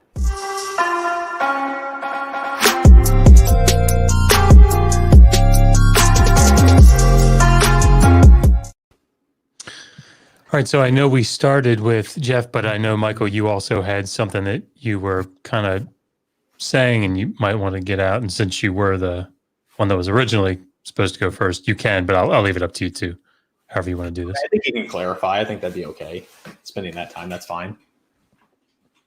I forgot completely what I was going to say. Man after my own heart. All right, go ahead, then, Jeff. Let's hear it. Okay, cool. Yeah. So again, thank you guys for being here and coming out and spending the time and doing this on your what is this, Saturday afternoon, coming out here, and the 80 some odd people that are watching on YouTube. I appreciate you guys coming out and showing up, leaving comments and the super chats and everything. It's very nice to see. I hope to have more discussions like this about these topics. I find it very interesting, so I appreciate that. But I think that, if we take a message like the Bible, which is inherently flawed, it does not have clear understanding. We have 9,000 some odd different denominations of Christianity that all claim to have the right interpretation of this book.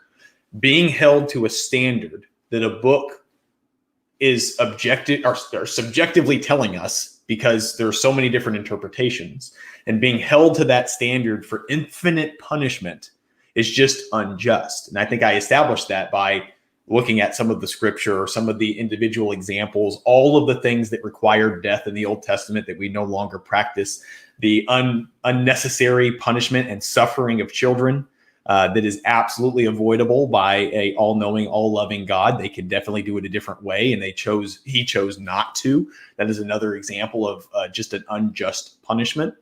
And so in closing, I just think that if we look at the Bible itself and the way that God acted, we can determine quite clearly that it was an unjust moral standard that we were trying to live up to. And we were failed from the get-go. We were always part of this plan, and that makes it unjust. All right. Thank you, Jeff. And I think we got a little bit of an echo, Jeff, so if you wouldn't mind muting. And Michael, whenever you're ready, have at it. I wish I could start by giving my thanks, but I may have to hold that for the end because I'm not sure I have the time for that. I'm just going to start. It's very easy for us to judge other people when it's according to our own worldviews and according to our own understanding of things. It's also very easy to rip passages right out of context and completely misunderstanding the purpose of what they are trying to do.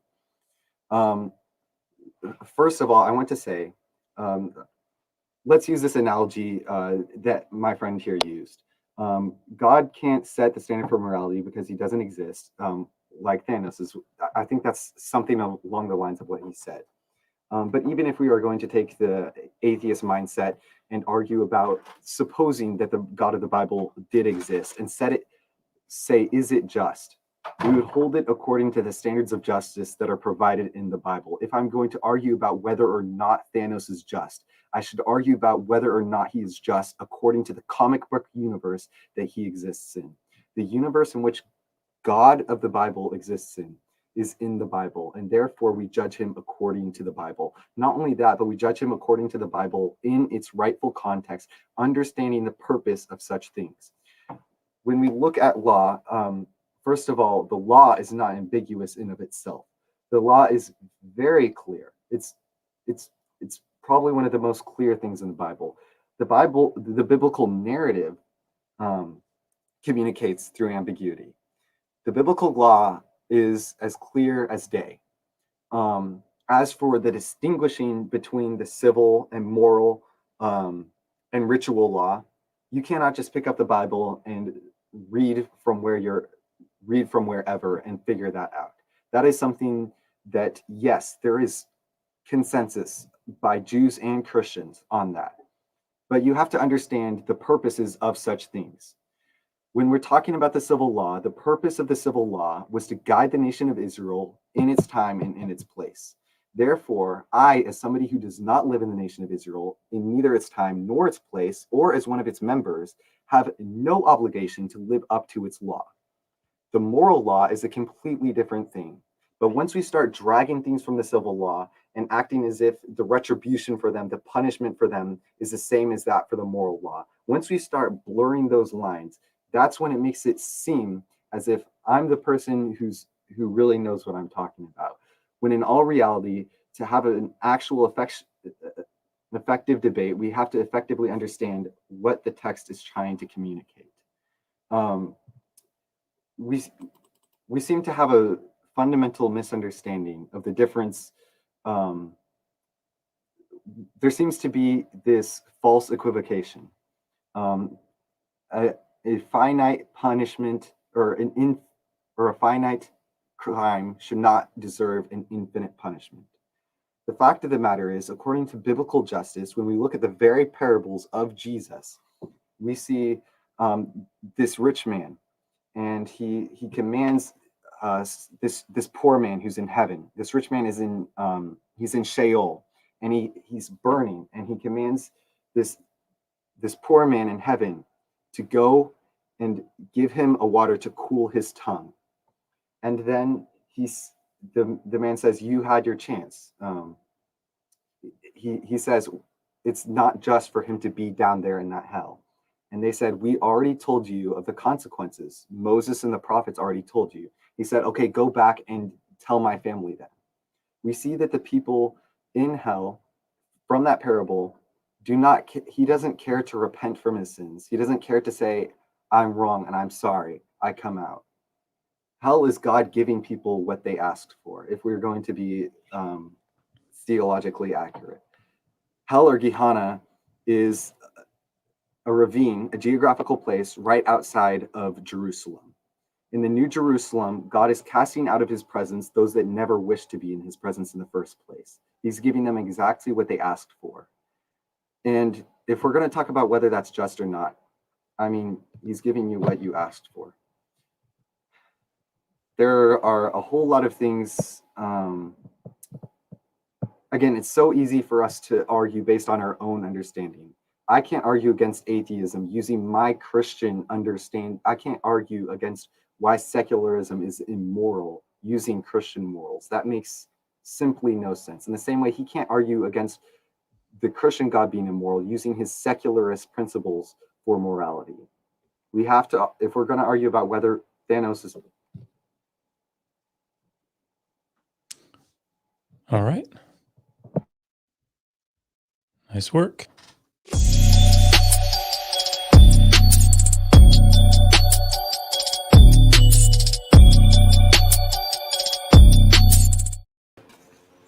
Well. What do we have here? All right. Eddie? I think Mike stole it. No, it's Eddie, I'm I'm always going to do this. Obviously, it's the Atheist Roundtable. It's an atheist channel. I'm gonna serve it up to you first. As a Christian, what are your takeaways? How'd it go? Who was the victor? Go. Well, I think Jeff took off with it, ran pretty far out, and I think Michael reined it in quite a bit. However, I give the edge to Jeff. I, coming from my position, my background, I understand what, a lot of what Michael was talking about, but trying to evaluate it as if, I didn't know those things. I think that a lot of the points needed to be a little bit more nuanced. And like I said earlier, if we would have had an outline of it and then kind of filled it all in from there, I think it would have worked better for him. But I think Jeff's pretty impressive on his first debate. Yeah. Yes, agreed. And I'm very, when we talk about is God just, which was the topic, or moral, so I looked up the definition, and what I always try to do is at the end of a debate ask myself who made the best argument. Doesn't matter if I agree with you or not. Who made the best argument for the topic? And the topic is the God of the Bible just? And the definition of just is based on or behaving according to what is morally right and fair, and using proper perspective. I was not convinced at all that what the God of the Bible was doing was fair. And that's a, if we're looking at by definition, which is how you have to play the game, and that's that's what I look at. So, I would say because of that, and that being the affirmative in this argument, I would have to say that I have to give it to Jeff on that. And so first and foremost, Michael, great job coming on, first time on our channel, and kudos to you. You came out swinging, man, and no pun intended, but you came out swinging, and I got mad respect and mad love for the guts it takes to get on there doing it, and would love to have you back and do another one, because once you get one down on a channel, you get to know the faces and the vibe and everything. It gets gets a little easier. The nerves aren't there, that kind of thing. And then to my boy Jeff, the trolly one, the weaselly one. His first one here on the TART platform, man. I'm proud of you, man. You came out. I knew he was serious when I saw the suit jacket.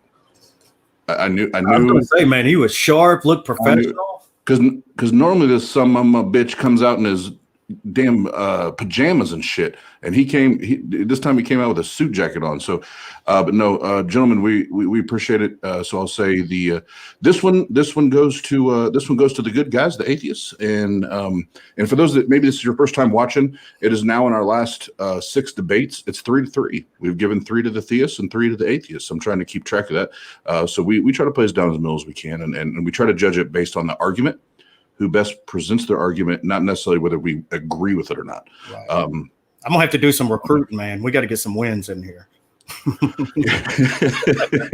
Well, we got some good ones lined up, so we'll see how it goes. But I think we have another guest here. Oh, what's going on, fellas? Yeah, if this is my favorite two neckbeard guys. Well, actually, Eddie, you get a little bit better of a mustache than Oz.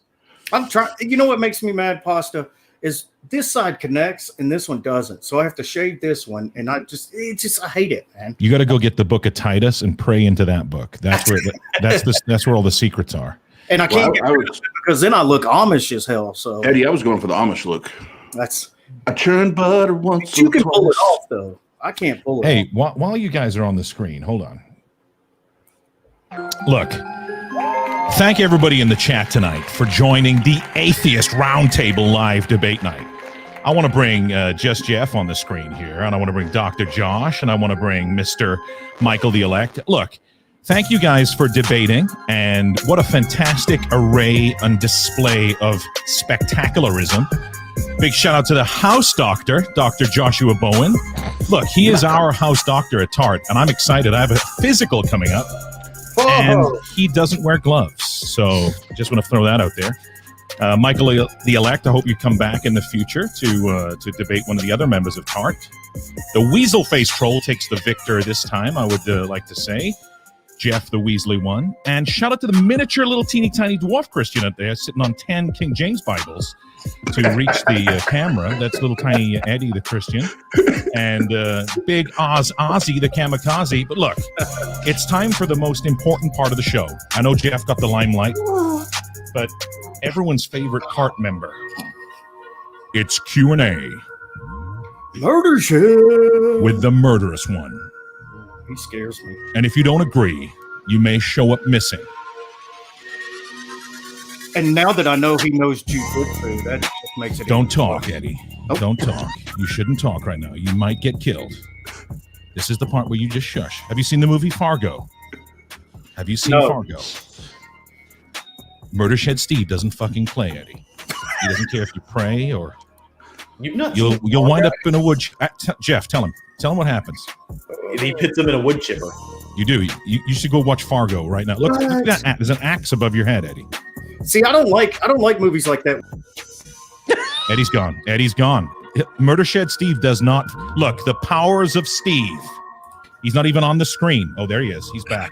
Oh. Anyway, guys, do you like questions? Do you like answers?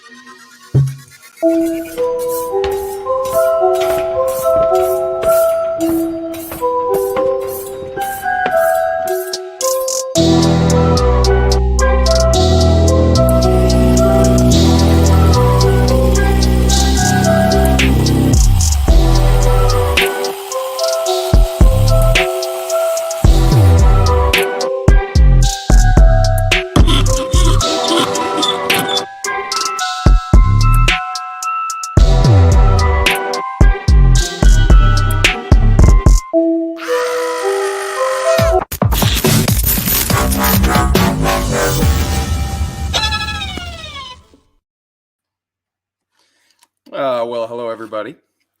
So, as you all know, I spent a couple of months in Georgia, and while I was down there, I actually forwarded my mail to Just Jeff's place because I was living in the attic.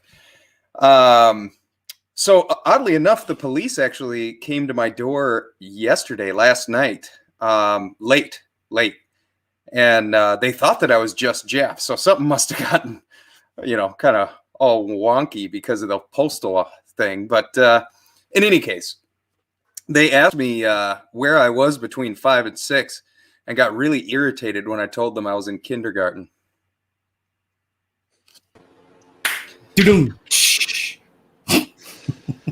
Quite a debate, guys. Yeah, I didn't do bad myself, did I? Eddie, you always do fantastic. I know. And your head is always so nice and shiny. See, yeah, it's blinding me over here. I gotta turn this light off. It's beautiful. Yeah. It's actually a good-looking head. Yeah. Well, I got a question from CJ. CJ in the house. CJ in the house. Should we punish Hitler's children for what he did? Oh yeah, according to the Old Testament, absolutely. Get him, fucking dash him on those rocks. Yeah. Nobody else wants to field that one at all? What you think, we're just Mike? allowed to open answer. Okay. Yeah. Yes. go ahead, Michael. Yeah. Okay. All right. I'm just making sure I'm not saying out about it. Hitler's kids, Michael. What you think? Yeah. So I think the claim that the Old Testament is trying to say, really it's just the whole Bible. The one saying that's kind of popular within Judaism and Christianity, the Lord is merciful, just. I don't know the statement, but I don't know it word for word. In the end, he punishes them to the third and the fourth generation. Now, what that's trying to say is that he punishes the children based on the sin that is passed down to them, because it's not making a claim that just the punishment is passed down, but also the sin. Jesus is asked. I can't remember if it's Jesus or if it's Paul, but he says if somebody is in slavery and they give birth to a child, then that child is also in slavery. When Adam sinned, he was a slave to sin. His children that he bore were then put in sin as well. Sin is a generational thing that tends to be passed down. According to a Judeo-Christian worldview, I think most people would say that. And so God does punish according to sin. And so what we see in the Old Testament as they're going in and conquering those lands, again, God says it's not because you're righteous, but because they're wicked and because of the promise I made to your fathers, Abraham, Isaac, and Jacob. So it's because they're wicked and they're teaching their children wicked things. So I'm going to say, if Hitler had a child and Hitler then Hitler would be teaching his child to live like him. And so, yes, I think the Judeo-Christian God would tell Israel to go in and kill that family were they in their land, because it's also another part of it is that they were in the land that he promised to Abraham, Isaac, and Jacob, right? They didn't just go out to other places afterwards, right? So that's how I'd answer it. But would you still kill Hitler's child if he had rejected his parents? But they didn't. Well, I don't know. Did he have kids? I don't think he had kids. I don't think he did. No, but if his child, what you're saying is that we should kill his child because he's going to be taught his message. Yeah. What if he wasn't taught that message? Would you still kill his child? What if he didn't even live with his father? Like at the age of infancy, he was removed from his father. Would you still say that you killed the child? And I mean, that's a good question. I mean, I guess you could suppose that there were a few Canaanite children that decided that they didn't want to grow up and sacrifice their children like their parents. I guess the closest analogy I could give is to like a classroom. When a bunch of the kids mess up, the teacher tends to punish them all. Again, it's still anything that God does is just. Any punishment he gives to us, we're all sinners. The punishment for sin is death. That is the claim. And so anytime that God doesn't kill anyone, like why is the punishment for sin death? Because God says that the punishment for sin is death. Okay. So he said it, and it's just. Yes, because he is a good God, which is said by him. Yes. All right. I've got a question for Jeff. Oh, Weasel Face. Got it. The Weasel Face Troll. That trolley guy. If you were God, would you make the Bible more clear? Yes. Fair enough. How would you do that? I would remove the stuff about slavery. Is that all? I mean, I would throw out almost all the book. Let's just start with the Jefferson Bible off the bat. It's a great start. It'll be a good start. Yeah, first, we're going to start with the Jefferson Bible off the bat, and then we're going to remove that. And then give a much more clear code, and it's not going to be distributed in a book. It'll be distributed a different way, and that such a way that only all-knowing, all-loving, all-powerful God that created the entire universe could make. So we can't understand it. I don't know how that you're. Even that you're a troll, though, Jeff. Would you use the font Wingdings? That's what the Egyptians did. Comic Sans, at least. I think I would use hieroglyphs that you can only read out of a hat. Here's my problem is you're telling me that this dude, which is somehow confined to a gender, created the entire universe, yet requires a book written by people to be interpreted by people for me to be saved. It's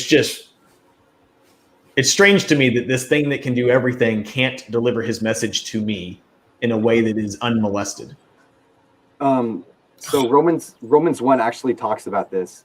It says that I don't know, this is a paraphrasing of the words, that creation speaks about God. The creation is a witness to who God is. If you look at the Bible, there are people like Balaam. Balaam knew about God. Balaam had no communication with the people of Israel. There was no way for him to have heard about that from some other human being. You look at the person, if you're going to say that Job was a historical person, which there's debate about that, Job knew about the God of Israel. He wasn't an Israelite. There was nothing saying that he had a connection to the God of Israel. So according to Orthodox Christian doctrine, inherently being an atheist is not something that is passive. It's something, or being a non-Christian is active. It's actively denying what we believe is a truth that is expressed through creation. Yeah. Hey, Dr. Josh, don't think that you're safe from Q&A. Oh, God. Big shout out to Chris Atlee, guys. G'day, mate. G'day, Chris. G'day. You bloody fool. What is Kent Hovind's opinion on it? Oh my! I mean, let me just say, I think the big thing that was important here in this discussion was talking about how things evolved in morality. Okay, so that's my wife. So if you look at my slides here, is slide number 6,417 has a picture of morality evolving. Okay, so it's like water raining down on the otters. Okay, now I'm here to help. Holy, that was like spot on. That was impressive. That's crazy. I got another question for Michael from Klaus. Have you read any Just Thing? Oh, I'm sorry. See, I had to mispronounce one thing. I'm contractually obligated. Have you read any just thing in the Bible? If so, what? So what in the Bible is just? Oh, what is just? Again, there's distinction between moral. I guess I know I didn't articulate this till the very end because I'm not very good at it. There's a difference between the moral, ritual, and civil law. Orthodox Christianity and Judaism is the understanding is the moral law is a universal principle that transcends time and space. No matter where you are, what time you live in, that law applies to you. And if you don't live up to it, then you are sinning. The civil law is the law that was given to the people of Israel at that time. And the ritual law was also given to them to set them apart from the other people that were living around them at that time. So if you do not live up to the ritual law, that is not a moral standard that God set up for you unless you're an Israelite living in the land of Israel. And ritual and civil law, or civil law. So shout out to IQ, Shannon Q, Mike Brigandy, Theo, Titan Uranus, Cat the Humanist, Atheist Chico, some of the regulars in there. Big shout out to those guys. And Lauren Hedges, I believe, just became a member, and Grumpy Old Cuss. Well, speaking of Atheist Chico, we got a question from him. Chico. If we are just a part of God's sim game, who are we to say that it is moral and immoral? Steve, look at those lips, by the way, that Atheist Chico's doing. Look at that. Yeah. They kind of look like a butthole. You almost look like the same guy. Are you Atheist Chico? Are you Atheist Chico on the down low, Steve? Look at this guy. Look at this Chico guy. Atheist Chico and Murder Shed Steve. Is that not the will of the Almighty? All hail the God of Whizzleface. Praise the weasel face. Whizzle. Oh, the whizzle face. Oh, whizzle. Whizzle face. Yeah. Okay. There's a lot to break down here and to unpack, so I think we should just move on to the next question. Okay, there's a lot going on there, Jeff. I got you. There's a lot going on. Hey, there. Jeff has the power to do that, by the way. He can move along. He can shift along there. He has the gavel. Yep. Well, I appear to have commandment. There have been a lot more questions here. Question for Michael. Is everything God commands just and to be seen as an example to follow? Again, what I would say is you have to read it in its context. I mean, if you don't believe me, read the Bible for yourself, right? When you're reading something, you have to be genuine to the text and what the text is saying. You have to understand the time and the culture of what it's written in. And this isn't just what I'm saying. This is Orthodox Christianity and Judaism. The book of Leviticus is for them being set apart as a nation. God says that specifically. Those laws are for them. If you look at the debate in the New Testament, what's happening in Acts 15, Acts 17, I think those are the verses. Galatians, the whole New Testament is this big debate about whether they should have to live up to the ritual laws of back then. And they come to the conclusion that Jesus has fulfilled the law, so we don't have to live up according to that law. So you can't take absolutely everything at its face value. You always have to read according to the understanding and context. And one last thing is I want to say, I don't want to drag this on, but you have to understand that the Israelites are a high context culture. What that means is they are assuming when they wrote the Bible and when they communicate in general, they are assuming that you already understand, you already know these things. You already know what they're talking about when they say an Asherah pole. It's not a textbook where it explains every little detail. It's not going to tell you what an Asherah pole is. It doesn't explain. It's not about explaining everything for everyone. It's for explaining things to people who already had a general basic understanding. So yes, you can still read the Bible if you don't understand everything about them, but it's really important if you want to be genuine to the text and understand it, it's only genuine to go out and look at their culture.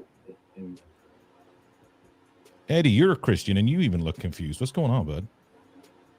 No, I mean, I think one of the most important things that he said is, context. I know people get tired of hearing that, but, historical context means everything. And, knowing, you got to know about the culture that you're reading about. And I think a lot of things that get lost in it is when we're talking about ancient Jewish law, a lot of the things that you did wrong, you had to have 2 or 3 witnesses. It had to be brought before a trial. And, they didn't always, just because it said, you're going to be killed for this, that, or the other, doesn't mean that they actually practiced that. Only has to happen once. What? It only needs to happen once. Well, Jeff and I were having this chat yesterday when we were playing Naked Twister at his mom's. So You're not supposed to be talking yeah. about our personal life. I was I was over- watching from the attic. I had my elbow on green and my left on yellow, and he looked at me in the eye, dead in the eye, and said, "You're right about this, Eddie, because context back in the Iron Age, you're talking about a time period where man and human thought that loud noises in the sky were deities, and things. So if we're likening stuff to that era, we've come a long way, right? We're holding devices in our hands that tell us what Tom Petty likes to eat within seconds. I'm like, what does Tom Petty like? Oh, I didn't need to know that. Siri, what color underwear does Tom Jones have on right now? And they're like, it's not unusual. And I'm like, I don't need to know this. To be lonely. Exactly. So we've come a long way. So context is context is a. I like Tom Jones, by the way. I think context is another one of those things that if I'm studying the language, Sumerian texts, Jewish text, Hebrew text, yes, it is very important for me to understand the culture, the time, all that stuff, to understand human writings. It is human writings, though. Let me finish, Eddie. I didn't cut you off.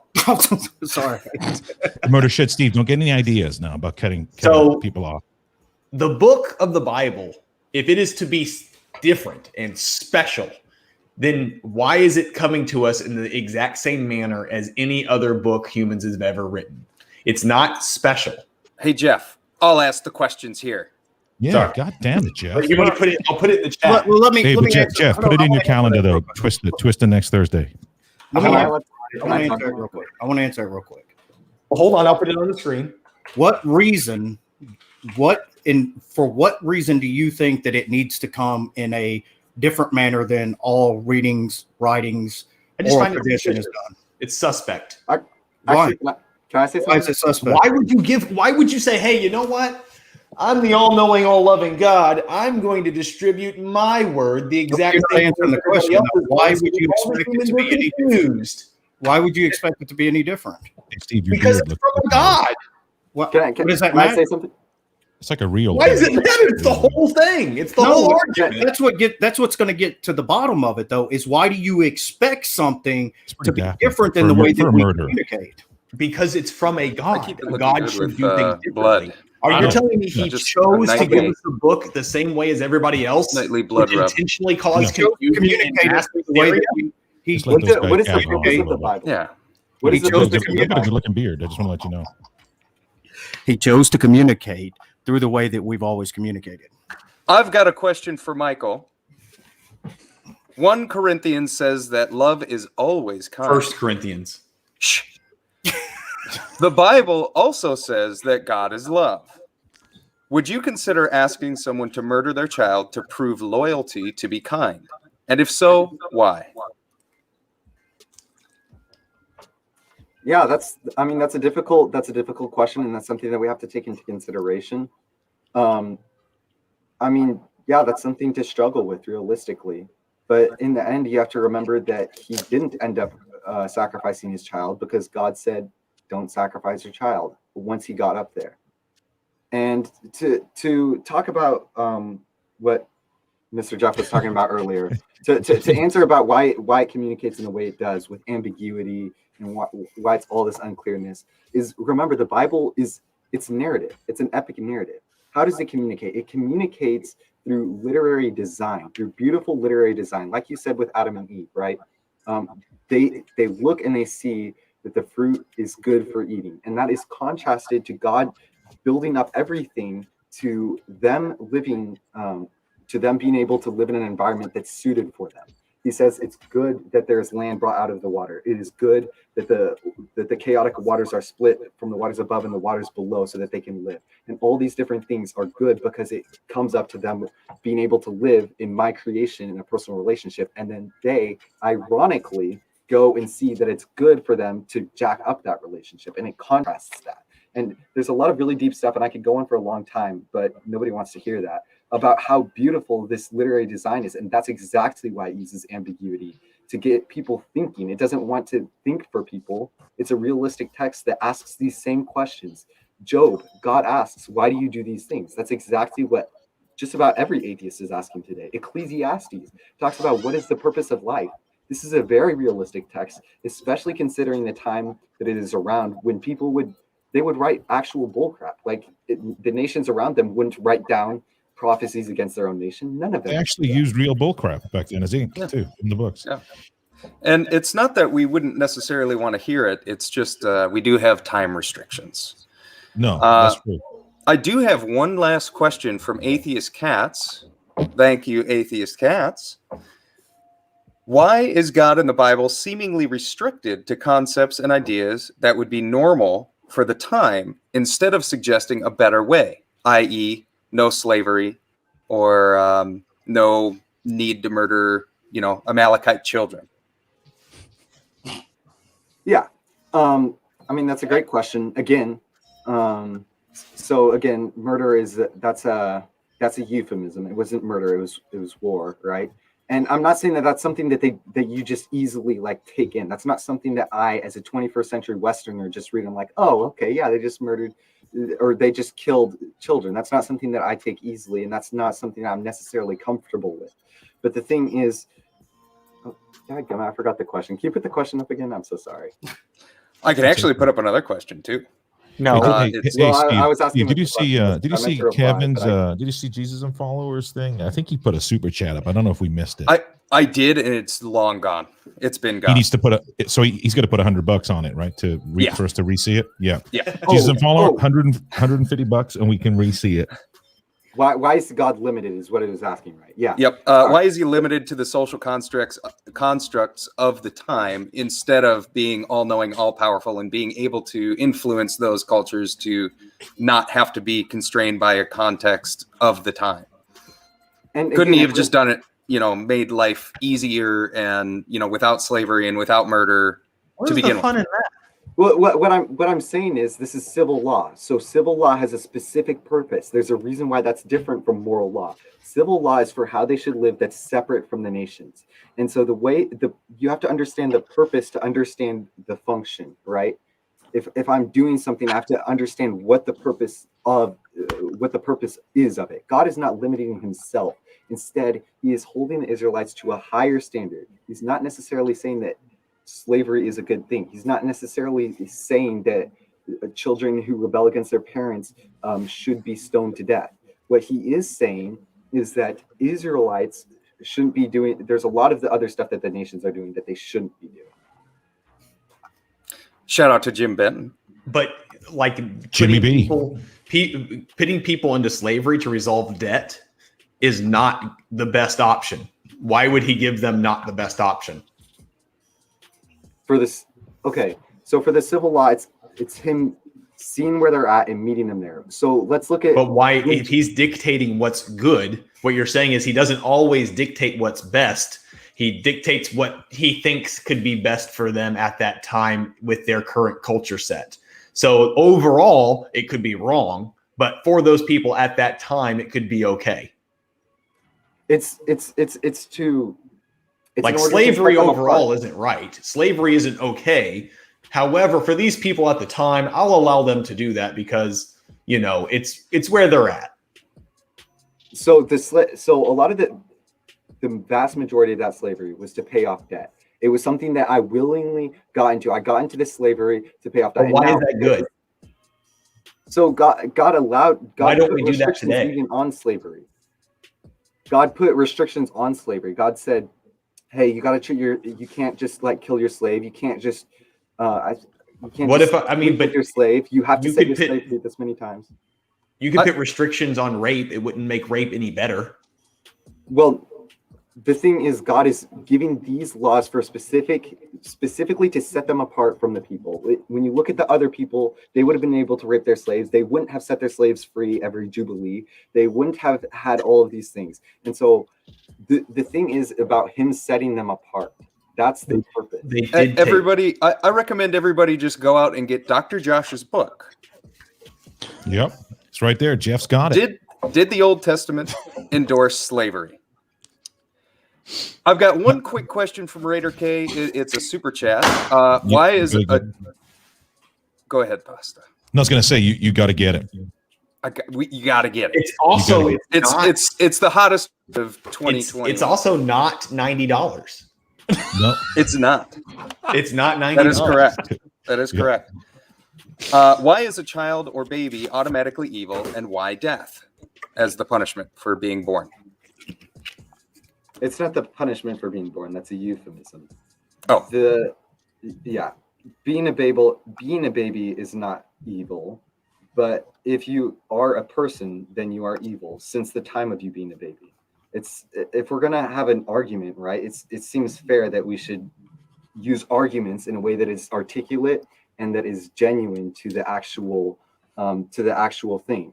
It says that he was conceived in iniquity, right? And we look at how Jesus answers this, and Jesus says, if a slave is born, or if a slave gives birth to someone, the person who's given birth is a slave as well.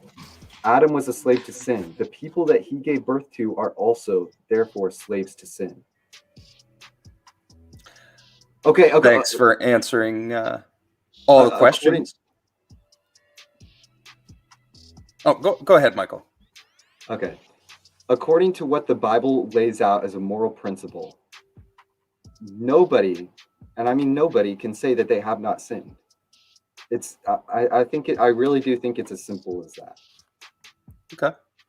Well, thanks for answering all the questions. That's all the questions that we have for today.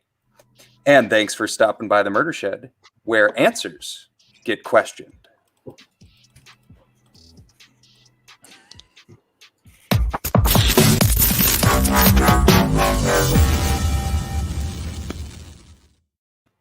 Hey, I just want to go on record and say if you're a big fan of Q&A with Murder Shed Steve, and you like this, which you should be if you watch TART and you're familiar with the show. If you ever go back and look at the previous recorded shows, there's always a timestamp. Steve does a great job of going in and making a note to pin where the specific segment is, and you can come back and watch the Q&As.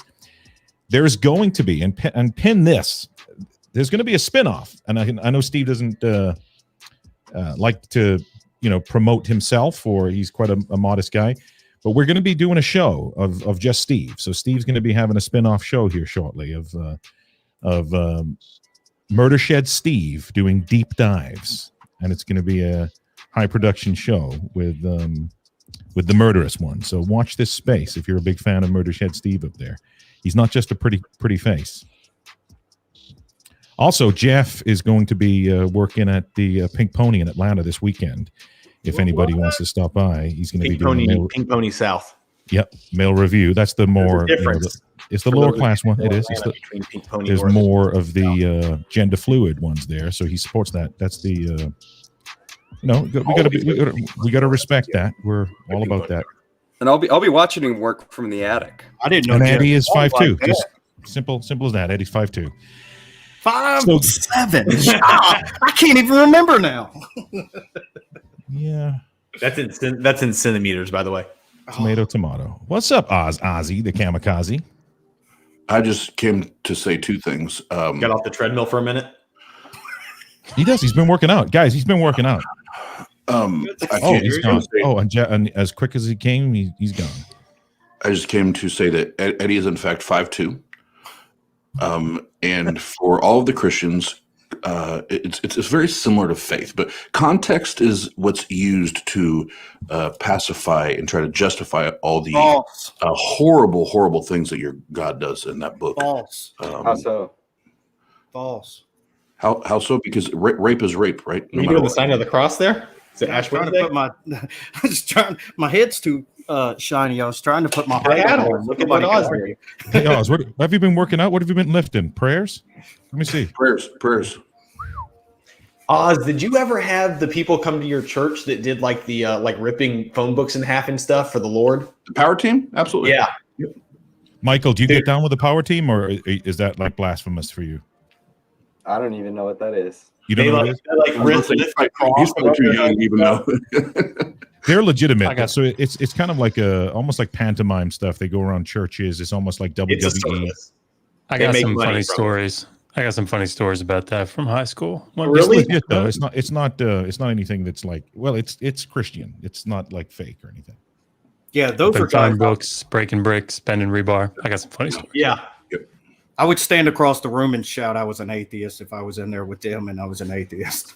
But you are, so that's But you kind of. Ah! He's a lukewarm atheist. I'm an atheist to 99 gods. You're just mad at God because he made you 5'2". I will say we this, just got another new member. Hold on, another new member. if I was an, Got the Haley Morgan in the house. Morgan. Yeah. if I was an atheist right now, Gracias. I would have this whole theory about this. You'd have a TART neck thing. beard. You'd have a neck beard first. Yes, that's part of the theory. You see, Oz and Eddie, my theory is would be if I was an atheist. Multiverse thing, right? That's a lot. I think a lot of atheists believe. I'm not sure. I would believe If I two had an different atheist people- beard. not two different people, one person, two different universes. Eddie and Oz. But it's funny because Same we got beard, probably same height. the same. No, he's a bit taller than me. No, Oz is a bit taller. I got to give it to him. Bit Hey, I've taller. never seen Oz and Eddie in the same room. And we actually have very similar stories and backgrounds. And we ended up on the opposite. You're not opposite. I saw the chat like there's two, maybe three times. I was like, Eddie is Oz's half brother. Yeah, let's put a neck beard to that. Hey, also, guys, Jesus and Follower in the chat here. Our buddy Kevin, Jesus and Follower on YouTube. Hop on over. We don't mind if you jump on out. Go over to Jesus and Followers channel. He's not far off a grand. Hit that like and subscribe. Get him to 1,000. Let's get Kevin up there. What a great guy. He puts out some fantastic content. He's a really good dude, and he does a lot for the community. Very underrated channel. Actually, let's get some of Dr. Josh's subscribers off of Dr. Josh's channel and over onto Kevin's channel. Well, I just subscribed, so I'll unsubscribe to myself. Superb. Make that happen. Superb. And Michael the Elect, go ahead and promote some stuff, my friend. You're more than welcome. I know you got probably a lot of guys over there on TikTok. How many TikTok guys you got over there? I do not know. I've deleted it for the semester. Oh, you have? Yeah. That's not a military barracks that you're in right now? Not entirely. Or a boys' prison? You're not in a boys like a. What is that? I'm in college? Divine prison. No, it's not. That's a college you're in, right? Kind of university type of deal. Awesome. What are you studying? Man? Did he say all this? Have I missed? Religious studies, actually. Cool, man. Cool. Well, you're definitely a very smart, bright young man, and you did very well on the debate today. So, superb job. And I'm sure if anybody goes back and watches this, they're gonna have a field day of picking it apart.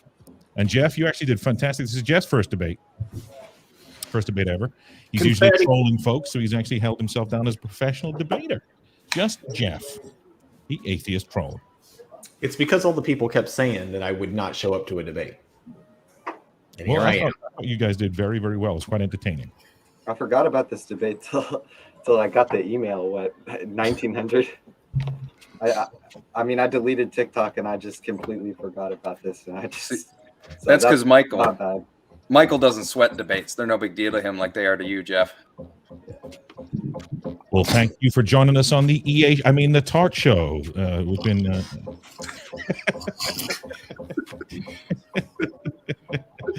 Ozzy, the kamikaze. Oh my god! Where's those guns, Oz? Well, what we got going on, Oz? You want to take it to the bridge, bro? We'll take it to the bridge. Oh god. Nirvana. So the 20th, we have our stream dedicated to all of the new voices in the atheist community here on YouTube. So last night was the cutoff. So if you email me tonight, you're not getting on this one. You'll have to go on the next one. So we'll do that. And how did I know that shit happened? How did I know? Is this Gavin from New Zealand? Isn't this the guy that's on those hemorrhoid pillows? Officially, the last 2 out of 3, we have people not wearing fucking pants on our channel. God damn it. No, but on the 20th, 9 p.m. Eastern time at the Atheist Round Table, we'll have it going on. Oh, and the 27th. On the 27th, we have the the roundtable discussion on the Atheist Roundtable about, is Jesus a myth? Is Jesus real? Was Jesus real? Was he a person? Was he multiple people? And we got a pretty badass lineup for that. So, hey, don't call this number right now because it is actually my real number. So I shouldn't have put this up. So, well, I was going to say we're trying to do pictures to that number. Unless you're Oz's Aunt Kathy, because Aunt Kathy can call me if she wants. You know what I'm saying, Aunt Kathy? Call it 706-236-7608. Thank you, Kathy. Thank you. Appreciate it. Or text me. Text me pictures, anything you like. But he doesn't have that many minutes. If you send him a bunch of pictures, it eats up his minutes, his anytime minutes. That's true. So make them small. 480p is fine. I'm good with that. So 5.7s. Yes. So all I'll say before we take it home is, context and faith are bullshit. Oh my god! Really, Oz? How do we take that in context? Look, Yeah, you just had If it. you're human, you need context. If you're an all-knowing, all-loving God, you can provide information that is true no matter what context. Next Like, debate on TART faith. is about context. What Atheist context is there to Roundtable. murder babies? It's the turn up, normalizing atheism, new faces, new voices, new channels. February 20th, 9 p.m. Eastern Time. What's up, Chris? Not live. Context and faith are bullshit. Neck beard. If you have a neck beard, you get in free. Hey, let me give a shout out to Mike Burgandy. He showed me some love in the chat. I appreciate it, man. Mike Brigandy? Yes. He was using sarcasm. That was all sarcasm. Oh, come on now. Come on. I was feeling good. Now you're going to. You can't read into satire. How do you not know satire? I was about to say you ain't ever met Mike. Just, let me feel like it's real. If you're ever in Minnesota and you're walking through the woods and it's snowing and your car breaks down and you see a guy that offers to help give you a jump start and you hear like an odd sound and you feel like a strange feeling, like, and you wake up in a trunk and you see this face, don't worry, because you're probably going to die. Unless you have good standards of evidence.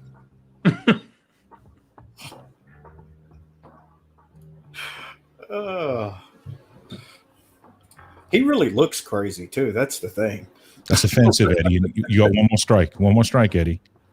Muted. That's right. That's right. We don't.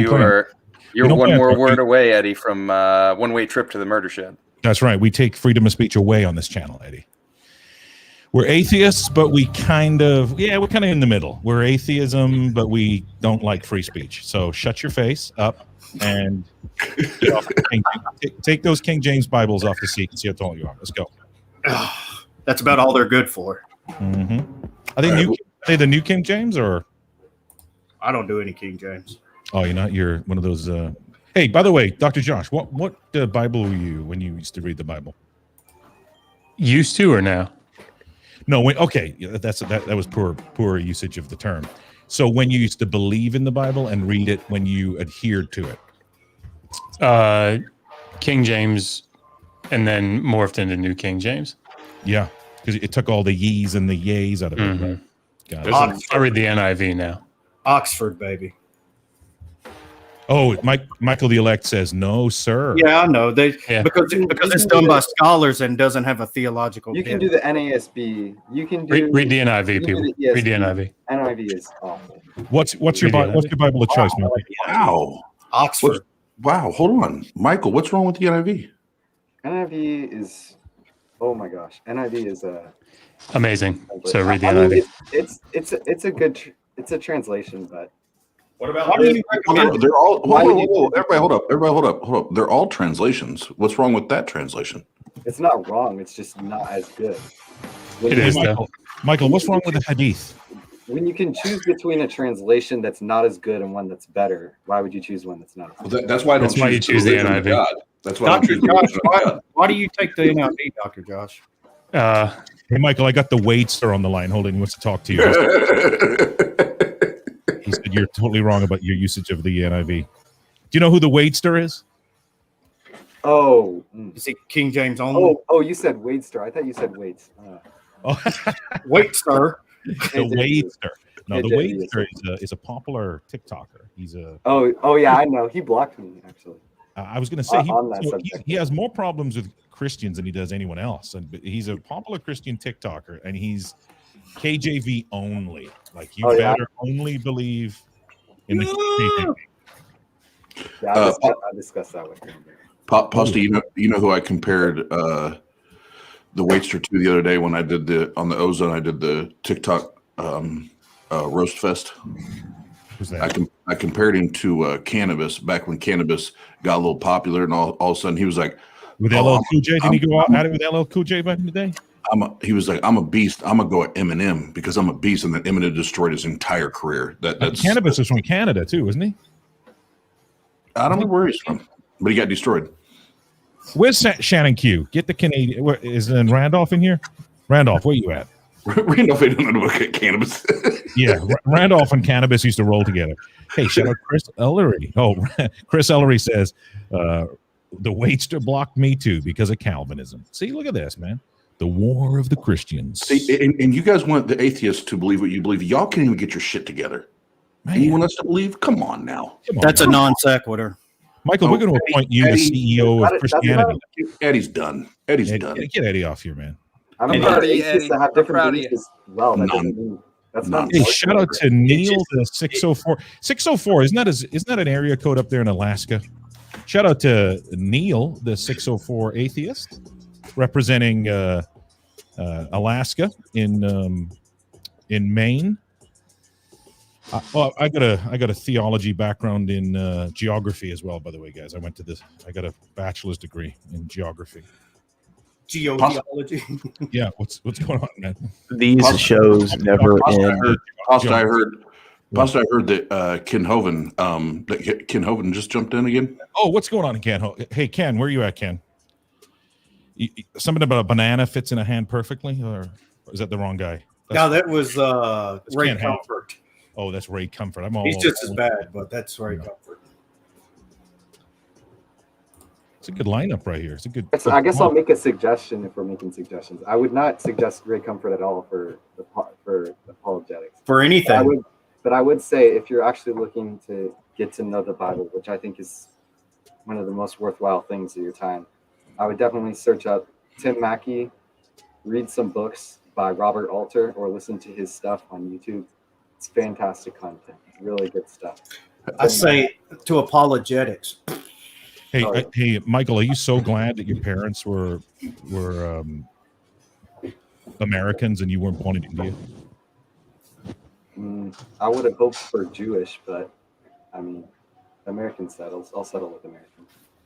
Yeah, because I was thinking to myself, you could be sitting in a school right now learning Hinduism. Yeah, that would be possible. It's not only possible in India, though.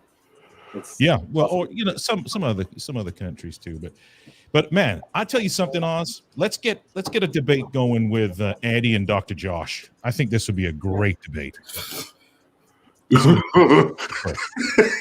Yeah. See what?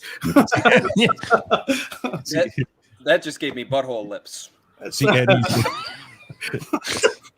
Eddie and I officially agree on everything right now. That's it.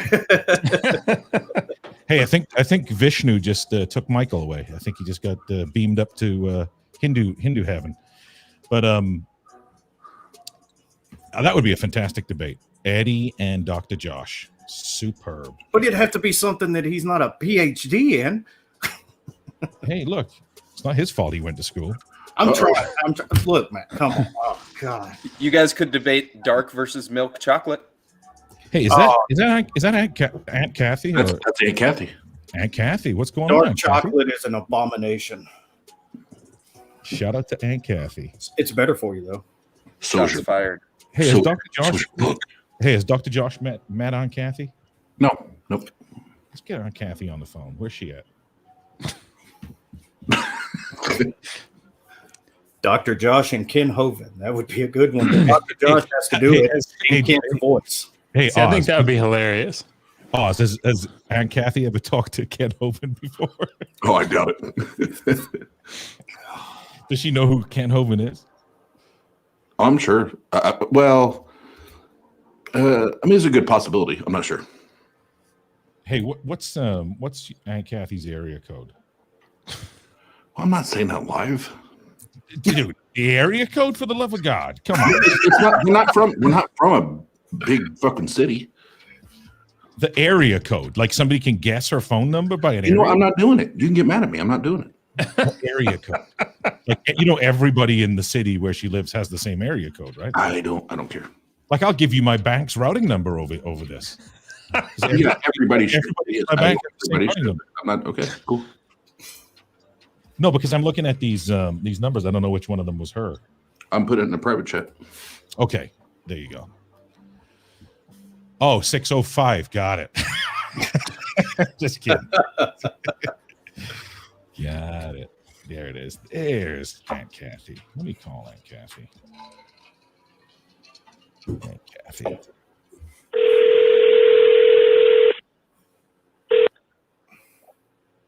Hello? Hey, Aunt Kathy. What's going on? Oh, don't you giggle at me, Aunt Kathy, you sassy little thing. You sassy little Christian. What are you doing? I'm listening. Well, we got a panel of heathens, including Eddie. I know. Especially I Eddie. know. Actually, especially Eddie. He's the chief heathen. Hey, have you ever spoken with Kent Hovind before? No. Do you know who Kent Hovind is? I don't think so. Okay.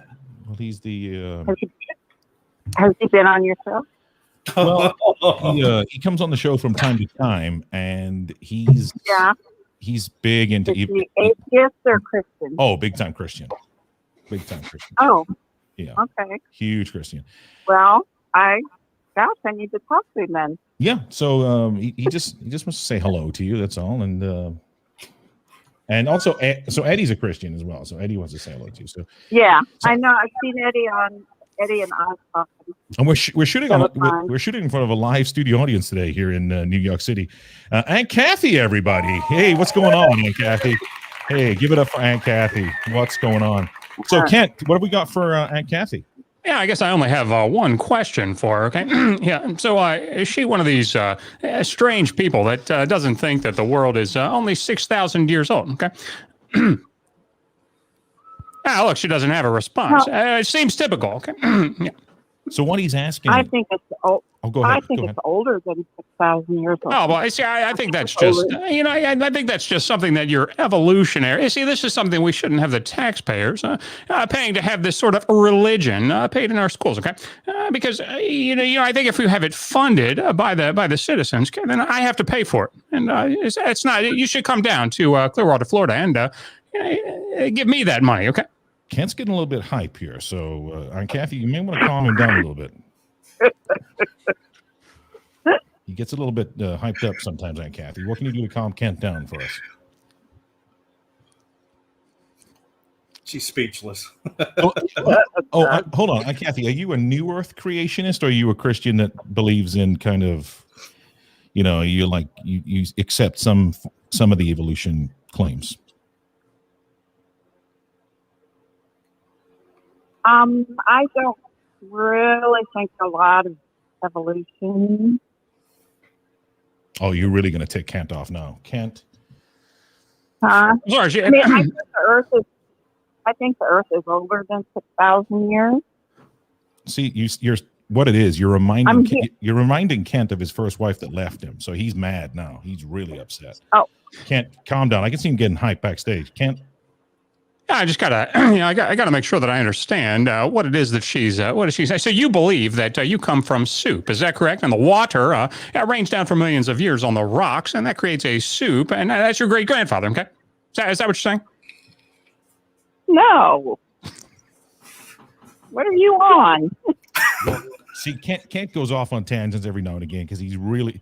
Yeah. There's a different kind of Christian. I'm going to have to calm myself down. Okay, I have a Christmas album that I sing, so I may have to just sort of sing to myself. I just kind of calm myself down here. Okay, I'm dreaming, yeah, of a white Christmas. Okay, He I don't know. I felt better. He's a dreamer. He really is.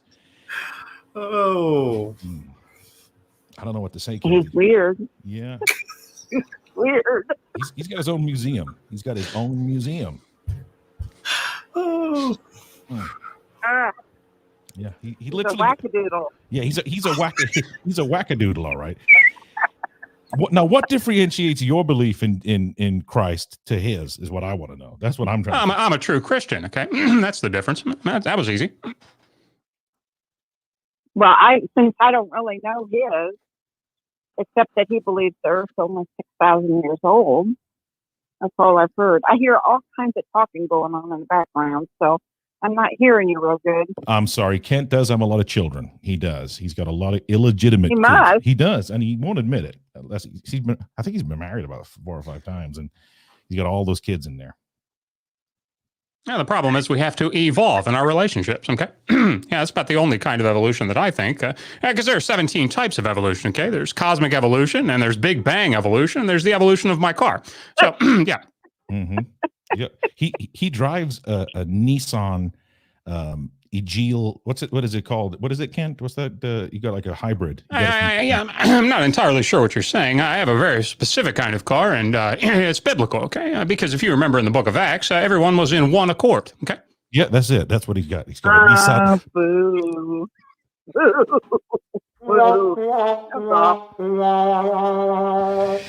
Yeah, well, Kathy, you know, at the end of the day, look, if you want to come down to Kent's museum, he's got a beautiful museum that goes into detail about how we got here as a species.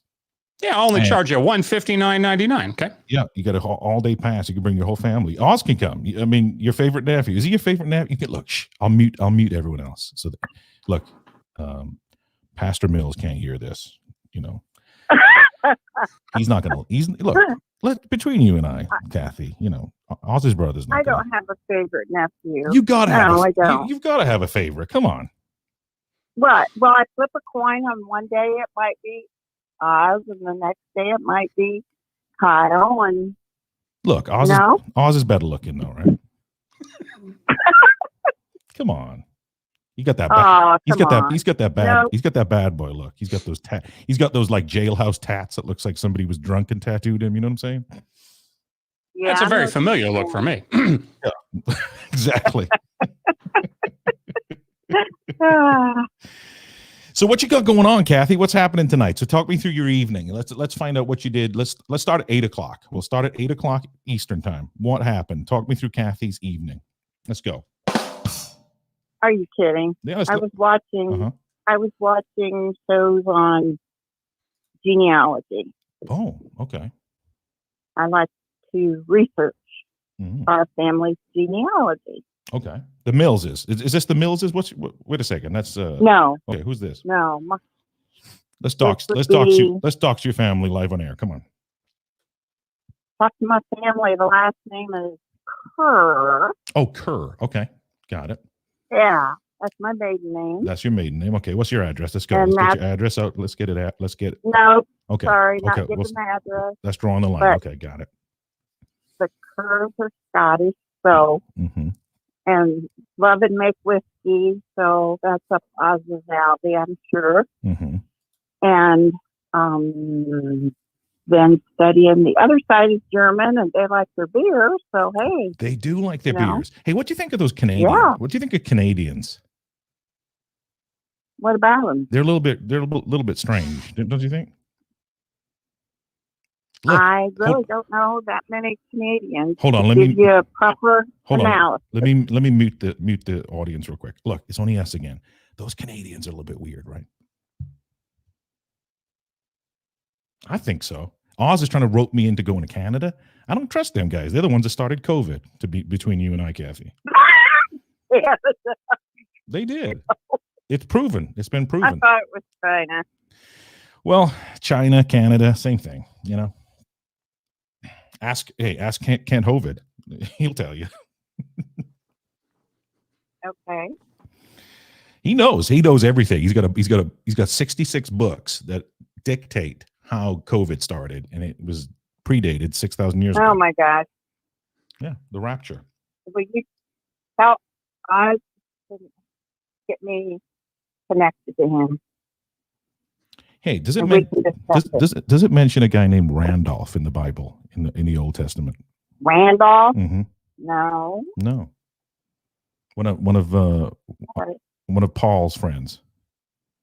No. One of Paul's buddies? No. No. I don't remember Randolph. Not Randolph though. Randolph? No. God My damn it. brother's name's Randy, though. That's close. Your brother's name's Preacher. Randy.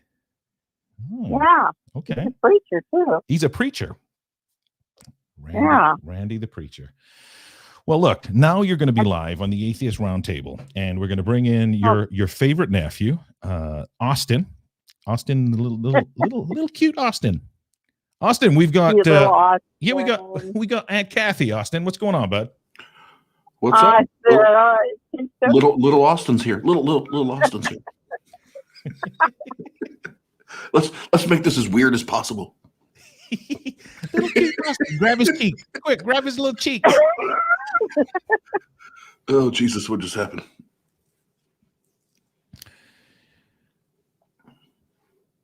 You just killed the vibe is what happened, Oz.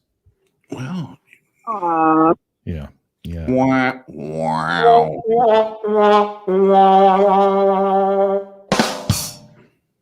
There you go.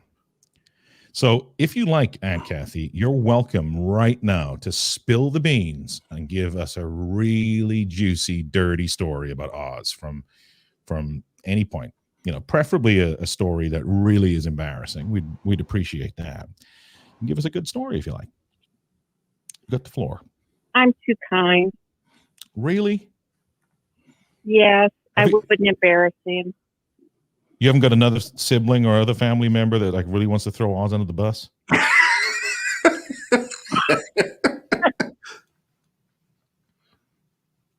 Kathy, I thought you were on my team, Kathy. God damn it. Who can I call? Oz. Hey, Kathy, look, text me somebody's number I can call. Who's going to throw Oz under the bus for me? Who's going to throw Oz under the bus? Yeah. Somebody's going to. Aw, that's mean. It's not mean. Yeah, it is. I mean, I don't. Do you like to be thrown under the bus? No, because I don't have anything bad in my past. Oh. The light from your halo is shining through my phone. Yeah, I'm one of those perfect atheists. No, I will say that's kind of what we do. The self-deprecation, the taking little jabs, the subtle jabs at each other is kind of what we do. Hey, Kathy, do you know Eddie's aunt? Did you say defecation? I want to get a hold of Eddie's aunt. Somebody. Hey, if you're Eddie's aunt and you're watching Eddie's this, you'd have to call Heaven. She's not here. If you're Eddie's teeny tiny little midget aunt and you're watching this, call this, please. Yeah, please. Yeah. Mm-hmm. Yeah. I want to hear this. Eddie's 5'1" ass looks like defecation. Kathy, how tall are you? Me? Mm-hmm. I'm 5'4". Oh, you're taller than Eddie. Taller than Eddie. Yes. You're not, I promise. Oh, Kathy. You're close. Y'all are mean to him. They are, I know. No, we're not. You're taller than Eddie if Eddie's wearing high heels. Oh, is he wearing high heels? Isn't wearing his Bible? Isn't his little podcast background cute? It's his daughter's dollhouse. Oh. Yeah, it's a cute little background. He has about 10 of these Jewish study Bibles that he sits on during streams. Yeah, about 10 of them. Hey, Kathy, which Bible do you read, by the way? I use the New American Standard. Okay. Bible. Gotcha. My favorite. Gotcha. That's cool. Well, you know something, Kathy, you remain the coolest, and we really do appreciate the chat. So, thanks again for picking. Well, you picked up this time. Do you have any questions for the Tartsters? I will just make a comment that they are pulling scriptures out without thoroughly investigating what they mean. Ah, okay. And so they're using them in a negative way, well, you're not going to be in agreement with them anyway, but you're pulling things out without having that word you hate, which is context. Gotcha. Okay. And so it makes it look more favorable to your side than what it really is. Got it. Just so you what do know, you think? while you were saying that, Eddie became possessed and started throwing up demon horns for some reason. No, I was giving you a rock out. Yes, awesome. It looked like Eddie was agreeing with what you're saying. What about Oz? And if I can, Aunt Kathy, I don't know which part you're referring to, but where I know for me, when I start attacking the whole context bullshit, in my opinion, is when we have rape, murder, child abuse, whatever it is, and we want to say, well, context, we can glaze over it because of context. Austin, did you get the email I sent you? Not email. I mean the message I sent you earlier this evening on your phone. I didn't get it. I haven't left out. I haven't got anything because we did a premiere at 8 and we're still live right now. I haven't even checked my phone and how convenient. Okay. Well, there's a correction on your that you hated that God told that baby should be ripped from the mother's womb. You totally read that wrong. If I was your nephew, I would have got your text by now. Just FYI, Kathy. Okay, I'll read it because I would tell any. Sorry, go ahead. Because I searched it out. Okay, and read it through, and when you read it through the right way, you'll see that it's not talking about Israel doing that. So just search it out, read it. Okay, I will definitely, because that's actually that particular portion of scripture and the Abraham and Isaac stories have become my two favorite stories to go to when it comes to context and all that. So I'll definitely read what you sent me. But don't overtalk Kathy. Don't. I'll meet you if you overtalk. Kathy. I'm Darth Dawkins right now. No, I'm kidding. First warning, Oz. Steve, keep an eye on Oz. We'll talk about it when we get together this week, Austin. Yeah. Yes, we're meeting for lunch Wednesday. 2 points to Kathy. Yeah. She's winning the debate I'll so far. just take me to lunch. Or maybe it's going to be Dutch Street. I don't know. No, make sure he pays for this, Kathy. Make sure you get. Oh. You make sure. Oh, I'm going to pay for it. Send you the bill. Oh, hey, look, I'll take care of it. I don't mind. Hey, I don't mind. I honestly don't mind. I'll take care of it. You let me know. All right. Hey, Kathy, I got you. I got you, girl. What? I got you, Kathy. Hey, do you have another nephew named Chris Ullery? I think you got another little illegitimate nephew named Chris Ullery that's rolling around somewhere. Oh my gosh. She sounds like you know Eddie? Yeah. Eddie knows. You know Chris, Eddie? Who? You know Chris Ullery? No, I don't. Yeah, you do. The guy that was in Atheist Pizza with Oz. Oh, yeah. Oh, I don't know him. No, he never followed me on TikTok. So no. No, he said he doesn't follow small accounts. No, he said he doesn't follow fake Christians. Yeah, that's it. That sounds more right. If you walk like a duck, smell like a duck, quack like a duck. If you ain't a Calvinist, you ain't shit.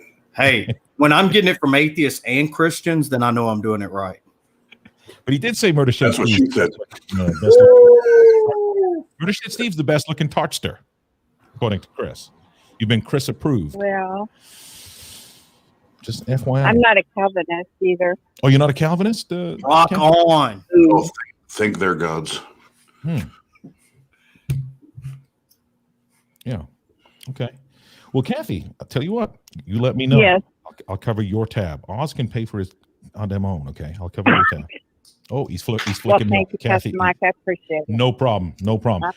I'm going to let you go. I'm going to let you go so you can do your thing. Okay. All right. I'm going to holler at you, All Kathy. right. Peace out. Love you. Holla, girl. Aunt Kathy, everybody. What a nice Aunt Kathy. That's my Aunt Kathy for now. I just claimed your Aunt Kathy as my Aunt Kathy. Cool. Sorry, Oz. No need to be sorry. She's cool. Yeah, that's my Aunt Kathy. But Steve, how's it feel to be the number one top sexiest TART member voted by Chris Ullery? I'm honored. Eddie, how's it feel to be voted cutest, itty bitty, smallest gnome Christian voted by everybody on TART? I'm honored. Yep. And Oz, how's it feel to have the coolest aunt in history? I do have the coolest aunt, and I will say there something must happen when you get saved that you shrink, because Eddie and Chris were like little people, and even Logan were like little people. It's like they go for like maybe they were 6 feet, and all of a sudden they got saved and they're like 5'2". So it's like I kept feeling like, well, what is it on Charlie Chocolate in the Factory or whatever, like oompa oompa oompa like I felt like that was going to be a praise and worship service when we were at the pizza place. Hey, doorknob, I got a green screen, and you won't ever see a garden on it. Hey, I got faith that I'm 6'5", so hey, so tallest one in TART. actually, Steve is oddly just a regular, decently. Everything's normal, but you meet Steve and you're like, yeah, normal guy, not Look, short, not too tall, really normal guy. Yeah, But I must admit, I was taken aback when I first met Jeff last year. Like, I've met Jeff like June or July, I think. Jeff's the one that's like oddly really tall when you first meet. You're like, you don't look as tall as you end up being, Right. So Jeff's actually really tall for what you think he would be. Yeah, He's a lanky son of a bitch. Yeah, he's wiry. He's, as my dad would say, he's wiry. He's wiry. Chris Ullery said, "I'm taller than you, Oz." Well, that's because Chris came to the pizza place with these cowboy boots on, where the heels were like this fucking. And Daisy too. No, say it. We might as well tell everybody. Chris is a cool guy, very serious, good knowledge of the Bible and stuff. But he showed up at this pizza place, cowboy boots on with like steel little things on, in Daisy Duke like cut off jean shorts, in the middle of like a cold, like, and as if enacted normal, like as if we wouldn't recognize that he had his whole thigh out. Because when he showed up, some of his booty cheeks were showing, like a little bit of. When he showed up, he told Pasta. He was like, "Don't." Oz went to the bathroom. Don't tell him I did this because I'm about to whip his ass in the Busset Challenge right here, right here in the pizza place. And then guess what? Have y'all literally seen my favorite movie, The Dukes of Hazzard? And I'm like, yeah, I've seen it. Well, just FYI, this is my jam. I was like, okay, I get it, Chris. I put some goddamn sweatpants on. I could do the boots, but the Daisy Dukes, no, that's a little too far for me. Even that Logan guy, the Logan guy is cool as hell. Even he said, "Chris, you're embarrassing me with these." He's like, I can see some of your butt right here. And he sat there the whole time like that. You don't see it in the film. I edited it up a little bit, but just know that Chris Ullery got his cheek out. Like some of his cheek is out. Absolutely. Yeah, and it's oddly toned up. He's quite toned up in that area. I was walking out of the bathroom, and all I saw was Chris had his phone on. He had it turned up full blast, and he was doing the Jessica Simpson. These boots are made for walking, and that's just what they'll do. And he's like trying to do this sexy walking. Like, you realize you look like a very stiff, like dead person, like half dead person trying to walk. And at the end, I went to pay for the pizza. Right, I dropped my wallet, and it landed on the floor. He picked it up by. I'm not going to get into too much detail. It was the bend and snap, wasn't it? He dropped down, clapped it, picked it up with a swoop, just one swoop. And I was like, dude, Chris, man, talent. This is talent right here. He's like, yeah, I learned this shit. I was like, damn, okay. He actually learned it from me. Yeah. Oh, man. I give lessons. The Ullery be twerking it. Is all I can tell you. Twerking it for the Lord upstairs. That's that holy twerk. Yeah. When Chris does his TikTok lives, when he's out on the porch before he goes live, he told us that he's got a little soundtrack and he does that.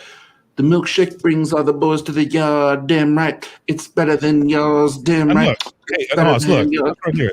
There's pretty little Kelly right here in the background, and she don't even know that he was at Johnny's Pizza with his all out just for the boys and girls to see. Hey, Eddie, I think that all twerks are holy. They all involve a hole.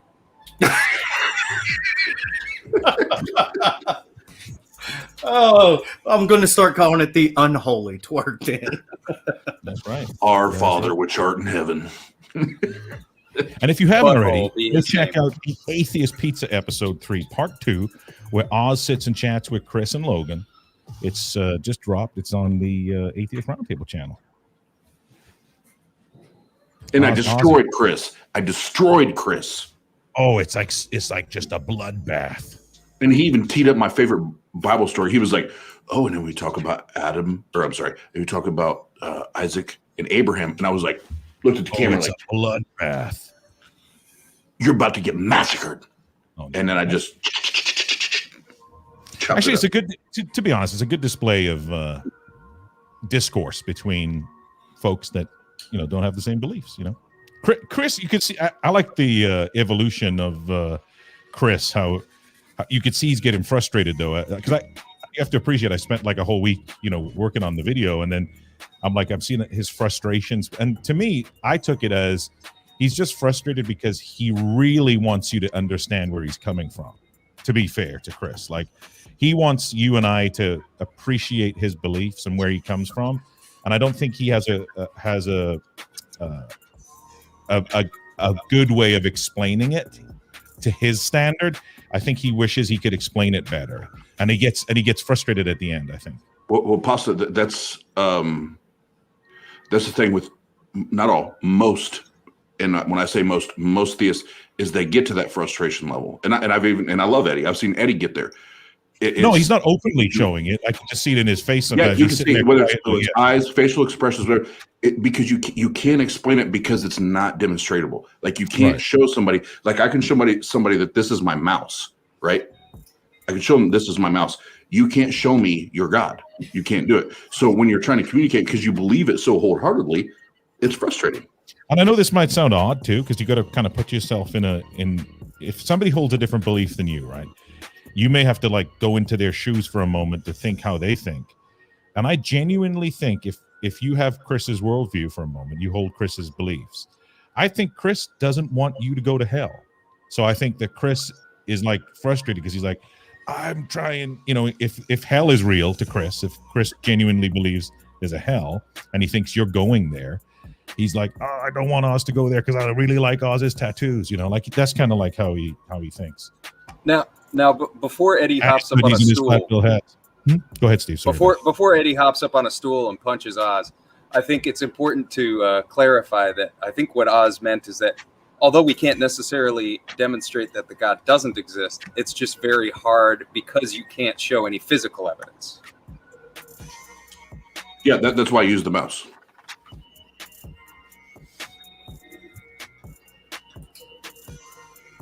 Yeah, no problem, Chrissy. Just, hey, look, next time, Chris, keep them jean shorts in the bag, bro. You know what I'm saying? Please. And Daisy Dukes. Yeah. Just because you're all thied up, looking like, you're stacked with it and shit. Got them quads out, looking like Quadzilla. And Oz and I be a little bit, we missed out on the gym last year, Oz and I. Well, Oz been hitting the gym up lately.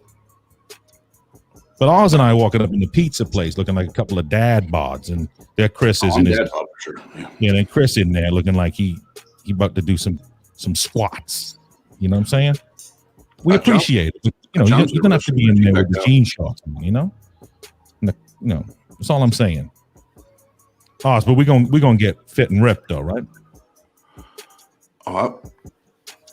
Yeah, I already. I told you about a month ago. I restarted my supplements and everything, and just give me another couple. Oh yeah, months. Oz and I are about to do like Jesus did and get on that CrossFit. You heard me? We're about to do that CrossFit. Hit that shit up. About to be ripped. Man, about to do that WOD. Is this how it goes? CrossFit? Oh my God.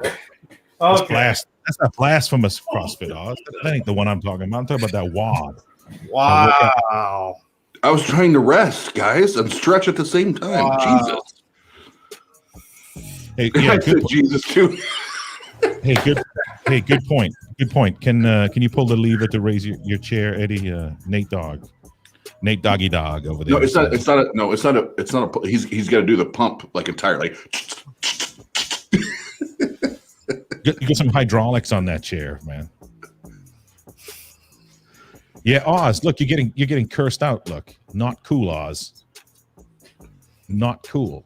You're getting cursed out. Well, but that's the thing, and Chris knows me at this point. Like I'm cool and respectful, but some of that part, like I'm borderline mythicist at this point. So when I do that, it would be like, whoa. It'd be very close. It'd be very close I made to T-shirts, bro. I've made T-shirts. I got a I'm plaque Superman. made.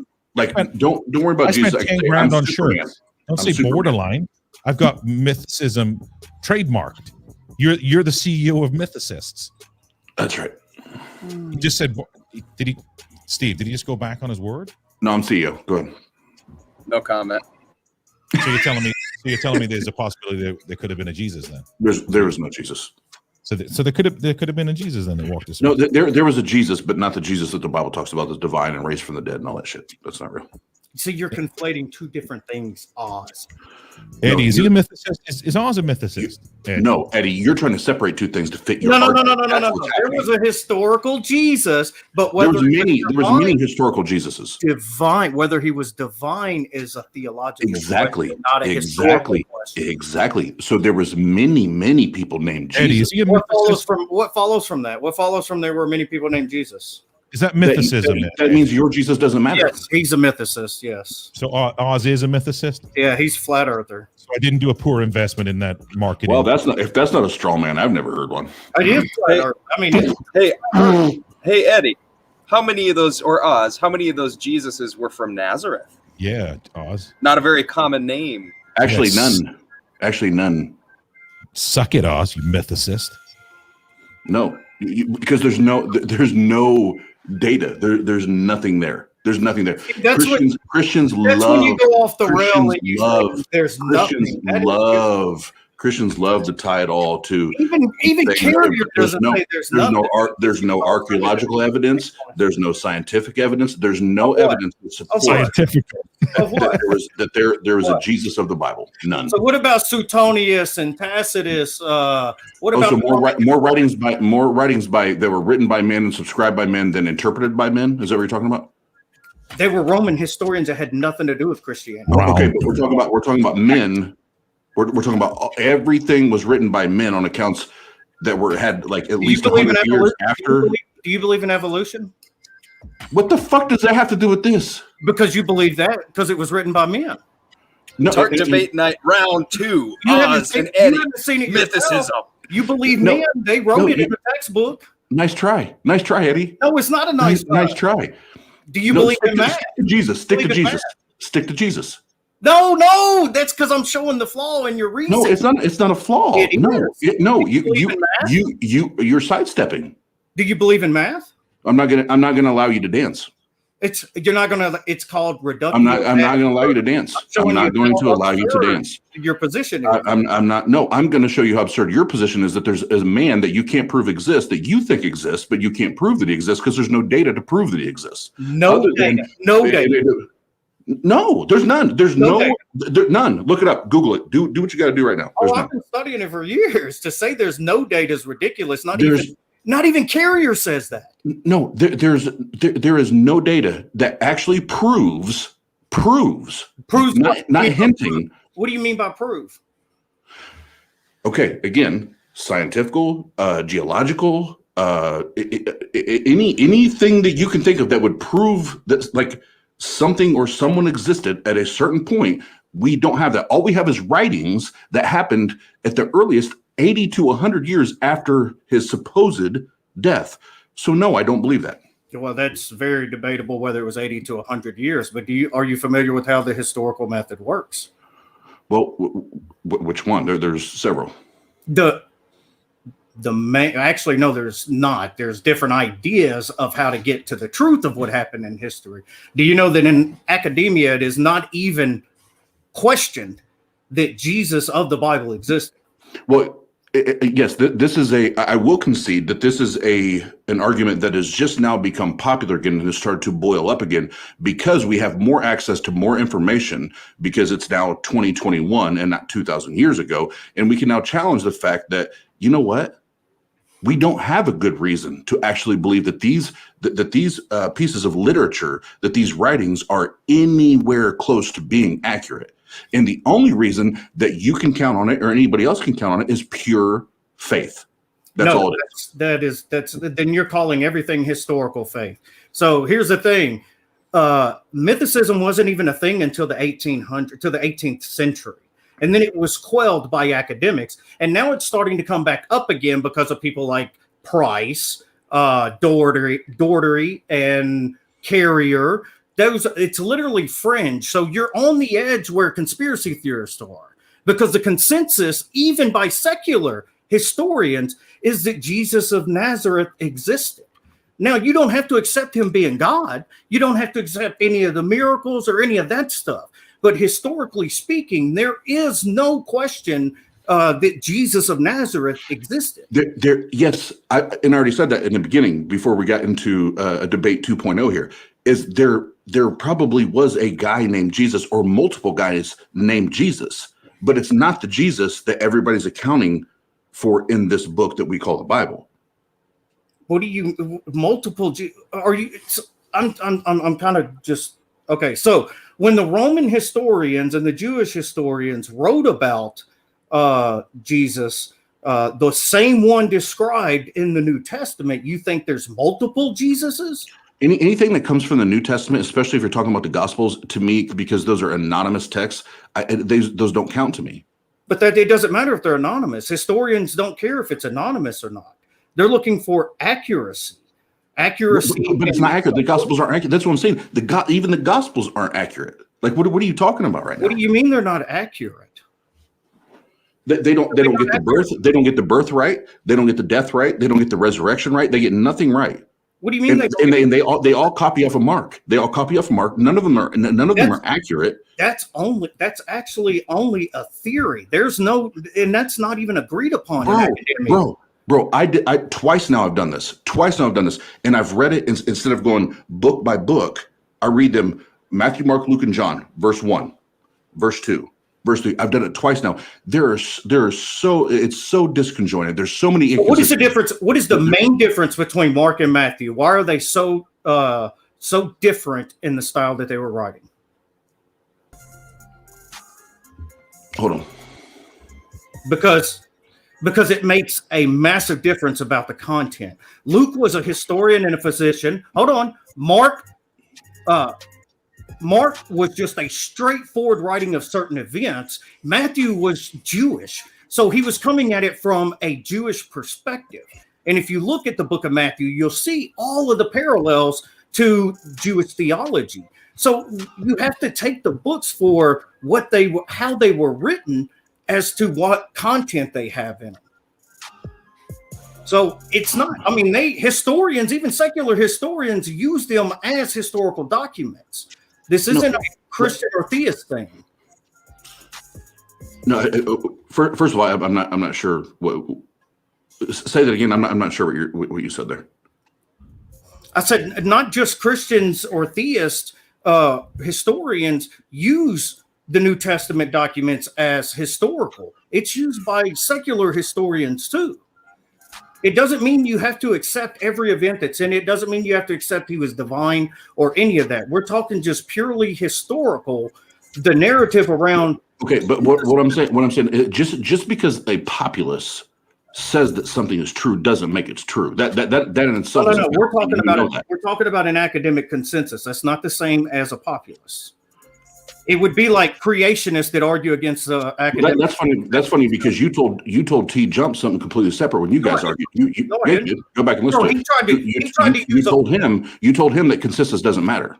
In philosophy, because he used the consensus not in philosophy of religion. He was talking about philosophy as a whole, which is dominated by non-theists. Well, in biblical scholarship, biblical history is dominated by Christians. So why would we take that as the authority if it's a majority of Christians? because even secular historians are in that consensus. But it's this big. It's sorry. No, yes, that's big. false. No, that it's is false. Oh No, my god, bro. no, that is Oh false. my god, bro. No. Yes, there is a large contingent. A large. You're out of your mind, dude. Are you serious? First of all, you do understand that it covers multiple disciplines, right? It covers sociology, it covers history, it covers biblical studies. There's experts in each of those fields that are non-theists. Oh, okay. They don't question the historicity of it. But having an academic consensus on the existence of somebody that we don't have any way to prove ever existed means nothing. It just means that they're like, okay, we can agree that the probability of this is high. It doesn't mean he existed, because again, there is no scientific and no archaeological reason to believe that this man existed. And even in I can never say his name right. Task is however you say it. Thank you. And then I just lost it. Hold on, I'll get it. Suetonius, Tacitus, nope, Pliny the Younger. Nope. When you say it, I'll know it. The Jewish historian. It's evading me now. It's one of those, and even Josephus. Thank you, Josephus. And some of those that there's accounts, but some of them, like, well, he was elected high priest, and there's a guy named Jesus. Well, actually, he's mentioned. Hold on. Like there are these accounts of a man or men that were named. Let me just popular name back then. Hey guys, let me just interject. You guys just pace it a little bit. Just back pace it a little bit. Both of you. You're going great though. You're going great. Just step back a couple of bars. That's all. I got bars. And welcome to Atheist Roundtable Late Night Debate Night with Eddie, the miniature Christian, and Ozzy, the mythicist. I'll leave it with this, Oz. Okay. Oh, let's go. Don't you dare pull back. Let's go. It's as far as Josephus goes, there are actually several mentions of Jesus in there. One of them is interpolations by Christians later on that said that he was. However, most academics, most historians or textual critics believe that the content about Christ being killed by Pilate is historical. The rest was just added. The other part that you're talking about is when he was talking about James, the brother of Jesus, who was killed, and he's recording it when James was killed. However, in the next passage, which is almost another chapter, is where he talks about Jesus being the son of the priest that was made a priest. Nobody questions the first mention there. Eddie, stop for a second. Hey, a posteriori, can I send you a link? Like, don't get me wrong, there's a lot of folks in the chat. We have a lot of mods. Hold on, Eddie. We have a lot of mods in the chat, like Titan and IQ, that will like block you and delete you. I don't do that. I'll send you a link if you want to come. Do you want to come in? Do you want to come play with the simps? Come on in. Let me know. Drop your email address in the chat, and I'll send you a link to the stream, and you can come simp it up with us, Mr. A posteriori, whatever the fuck you want to call it. Come on in, buddy. I'll wait for you. Nobody block him, mods. Anyway, go ahead, guys. This is the last point I'll make, and I'll give it all to you, Oz. When you said that there is a high probability, but it's not proven, I agree 100%. And that's why most historians hold to it being most probable that he existed, is because of probability. There is no for sure that anybody existed. So I absolutely wholeheartedly agree with you on that. Perfect. And I'm not saying it's talking shit. I'm saying this because this is my position. Then it's in game right there. Because if this was the most important, not talking about, I'm even talking about divinity right now. I'm just talking about as a man. If this man was the most important man to ever walk the planet, we would not have to jump through all of these hoops to prove that he existed. We would have some type of archaeological, scientific, biological, whatever the fuck you want to call it. We would have something there We would have something there, right? Because why? Because the God that sent him down to be the God man would have made sure that, guess what? We can demonstrate that this was the God man. But guess what? It's not there. It's just simply not there. And again, that's not me talking shit. That's just from a skeptical point of view. I can't take it as real just based on, well, history tells us, or the probability might be there, when even the Bible itself, if we just take the Bible and the Gospels, that they can't get the shit right, and it took them however, I don't care if it was 30 years or 100 years to start recording the most recording text or even verbal, passing it down verbally. It took them that long to start. Oh, maybe we should start recording this. That's absurd, bro. That's absurd to think that. That's an issue with your epistemology. That's not an issue with whether Jesus existed or not, because believe it or not, most people in this world, whether they accept it or not, accept things on probability. There is no epistemic certainty. We're not certain about anything. So that is just the question of epistemology. Well, that's Eddie. That's what I respect about you. You say that, and I actually do respect that about you as far as the epistemology. But most believers that I do talk to will state it as fact, not probability. Yeah. But it is fact that there was this Jesus, and he was divine, and he did this. He did this. Guess what? We don't have. We don't, other than probability, we have nothing to support that claim, and that's why I'm at where I'm at, being a skeptic, and throw the atheist title out the window for a second. Just being a pure skeptic, that I'm skeptical of everything, that I don't have a good reason to believe that A, there was a Jesus, and B, if there was a Jesus, that he was ever divine. Because right. Hey, let me go to a couple of questions for both of you. I got some questions in the chat. So, Oz, I'm going to ask you the first one, and I'm going to ask Eddie the second one. The two different questions aimed at, well, one of them is definitely aimed at you, Oz, and then the other one could be asked of Eddie, I think. So, first question is for you, Oz, from Chris. When you say, "Oh my God," who are you speaking of? Jeff. Okay, enough said. Okay, let's go to Eddie. This is a good question, actually. This is from a good friend of mine, Mr. Craig and Mr. Loki. So Loki asks, where did it go? I just had it a moment ago. Shit. Okay, so Loki asks, if science proved that a different God created everything, would you accept that? On the face of it, I'd say yes. But the thing is whether science can answer metaphysical questions. So that's a whole different discussion. But if God could be discovered by science, and science showed that there was a different God or no God, then I absolutely would.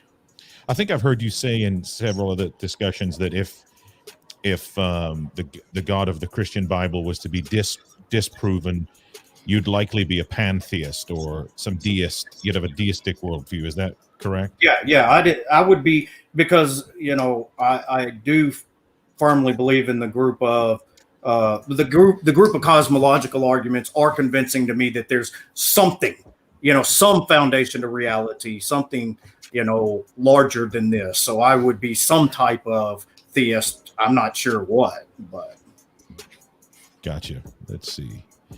And I think another question was joke pasta and triggered pasta. Who is this a posteriori?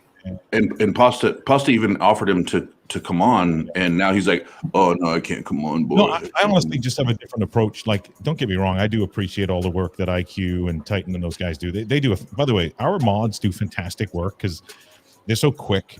I haven't even got the time, because these guys come in the chat sometimes, these trolls, and they'll just be like, IQ is probably the fastest on the draw, but Titan's not much different. These guys are so fast at getting these trolls out of here. But some of these folks, to me personally, I have a different approach. I'd like to invite them on the show. I love chatting. I'm a troll myself. I'm trollish in a way. So if these fucktards want to come on and chat, I'm good. Hey, Pasta, I have to use the restroom. I'll be right back. Yeah, but is Jesus real though? Just before you go. No, fuck no. Okay. All right. Well, before you go, he's gone. So Eddie, now that he's gone, right? I think you crushed him first round. Okay, just between you and I think you got him. He said the word scientifically twice. That's why I made the face of scientifically. I think he was leaning towards irregardless. I think he was going to say irregardless next. If he had said that, I was going to mute him. But so far, so good. But I'm going to need for you to drop your Jesus belief. Not your Jesus belief. I'm not a mythicist. I'm not a mythicist, Eddie. That's why I love you. I'm not a mythicist. I think J. Mike walked the earth at some point. He did. That's for sure. Yeah, J. Mike. Where is J. Mike? Oh, he had a stream earlier. By the way, shout out to Axioms on Trial. J. Mike ceased to know. Guys, go follow Axioms on Trial. They were streaming. They had a Muslim on there earlier. Oh. And it's a shame because a lot of us will stream at the same time, which can be a pain in the butt because we can't really participate in the live element of the shows, but definitely going to go back and watch that stream because I think J. Mike and Cease both chatted with the guy. So it looks like it could be a good show.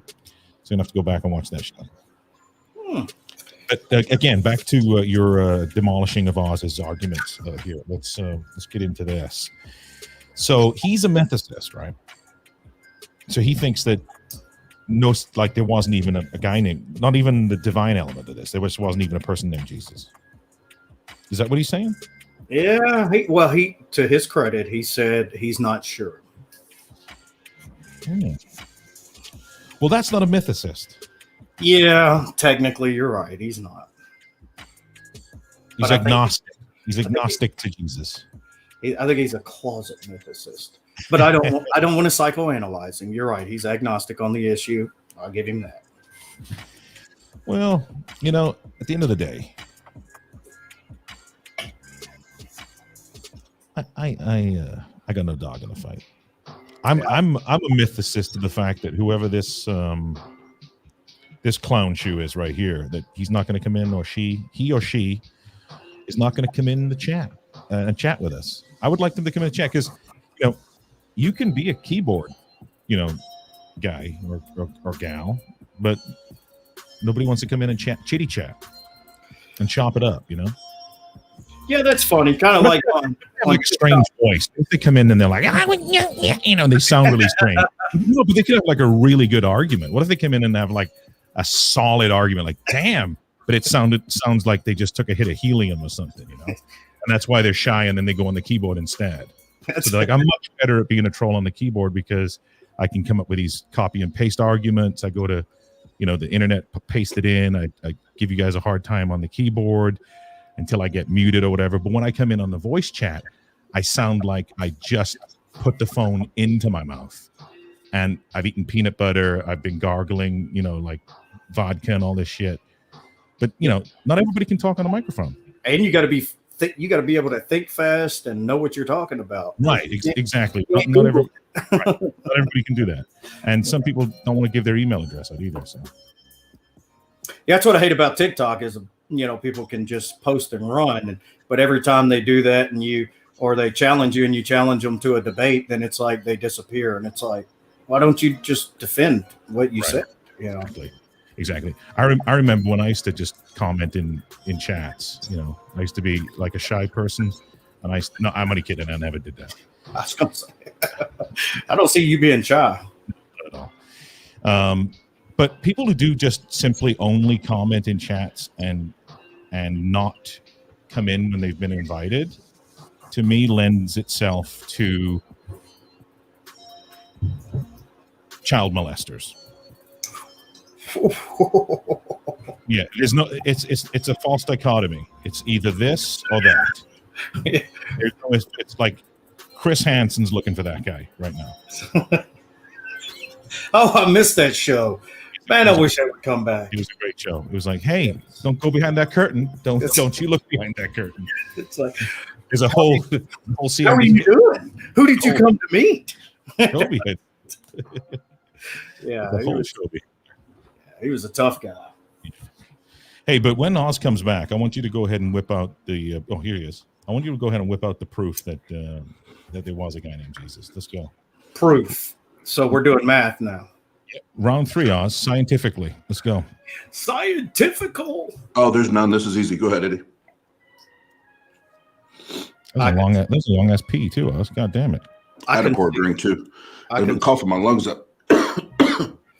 I concede. Oz wins. Probability. We both agree on probability. So that was easy. How about this? How about this, Eddie? You ready? Ready for this one? Is it scientifical? Maybe. Maybe, but it is a major stake in. There's a major stake here in. Well, anybody that calls themselves a Christian. God is not love. Not the idea of God you have. No, I'd agree. No, I'm talking about the Bible God, not my idea of God. Yeah, no, it's your idea, God. It's the Western. No, I'm talking about taking God. I'm talking about taking God and His actions in the Bible, then overlaying it on Corinthians' description of how love should behave. Yeah. Well, I understand what you're saying, but I think you're attributing things to God that shouldn't be attributed to God. No. What I will present you is very easy arguments as men. No matter what context, what time frame you live in, that it is what it's either love, according to 1 Corinthians 13, or it's not. Well, that's a false dichotomy, but I'll even accept that. Let's go on that. Why? No, we're not going to go and say that, because then at the end you can backtrack. So is it we understand what love is by definition through 1 Corinthians 13, or we don't? I wouldn't say 1 Corinthians is what gives us the idea of what love is. No. Well, as a Christian, isn't that how love is defined for you as a Christian? No. Okay. I think it's something that's innate. Did anybody have to teach you how to love your kids or love anybody around you? No, it's something that's innate, that's inside of us. I think when Paul was talking about love, he's talking to a specific church about the way they were treating each other. Just like when he spells out the sins that Pastor John liked to use for condemning homosexuality, his point wasn't to give an exhaustive list of sins. It was to say, hey, you're all sinners. And kind of like the love, he's saying, hey, this ain't how you treat each other. You should do this. You should do that. I think it's just Paul talking to a church. That's it. No, I don't. In that particular part in 1 Corinthians, it's yes, he's writing obviously to the church of Corinth, but I think that part where he's talking about what love should look like, it's not just for a specific group of people. I think if you go back and go through the writings there, it is a wider spectrum than just, let's say it's 100 people, just for conversation's sake. Just for you 100, this is how love should perform. For everybody else, fuck no. Yeah. But for you, this is how it should perform. And see, that's what I'm saying. That's where this whole context thing is bullshit to me, because it's like you can take any part of the Bible, any part of it, and say, well, contextually, that doesn't meet what I expect this to meet, so I disclude that. And that's where for the skeptics, forget the word atheist, for the word skeptics, or for the skeptics, it's like, okay, well then we can do that for everything. So don't tell me that I'm cherry picking when I jump to slavery. I didn't say you're cherry. No, I'm not saying you. I'm talking generally. No Christian should jump on my back because I go to slavery or Abraham and Isaac. But then when we talk about love and how love should be defined in the Bible, well, no, that's just in context there. That was just only for those specific 100 people or whatever. Now, so who's right and who's wrong? Because anybody can read that book tomorrow and say, well, this is how I read it. This is how I define this. And I'm going to live my life according to my interpretation. So, given that, I totally. Sorry, this has nothing to do with you. Hold on. This has nothing to do with you. Hold on. Chris Eulery, and I like to say it that way. Chris Eulery. No, skeptics do not always equal atheists. Those are two different things. So just check definitions.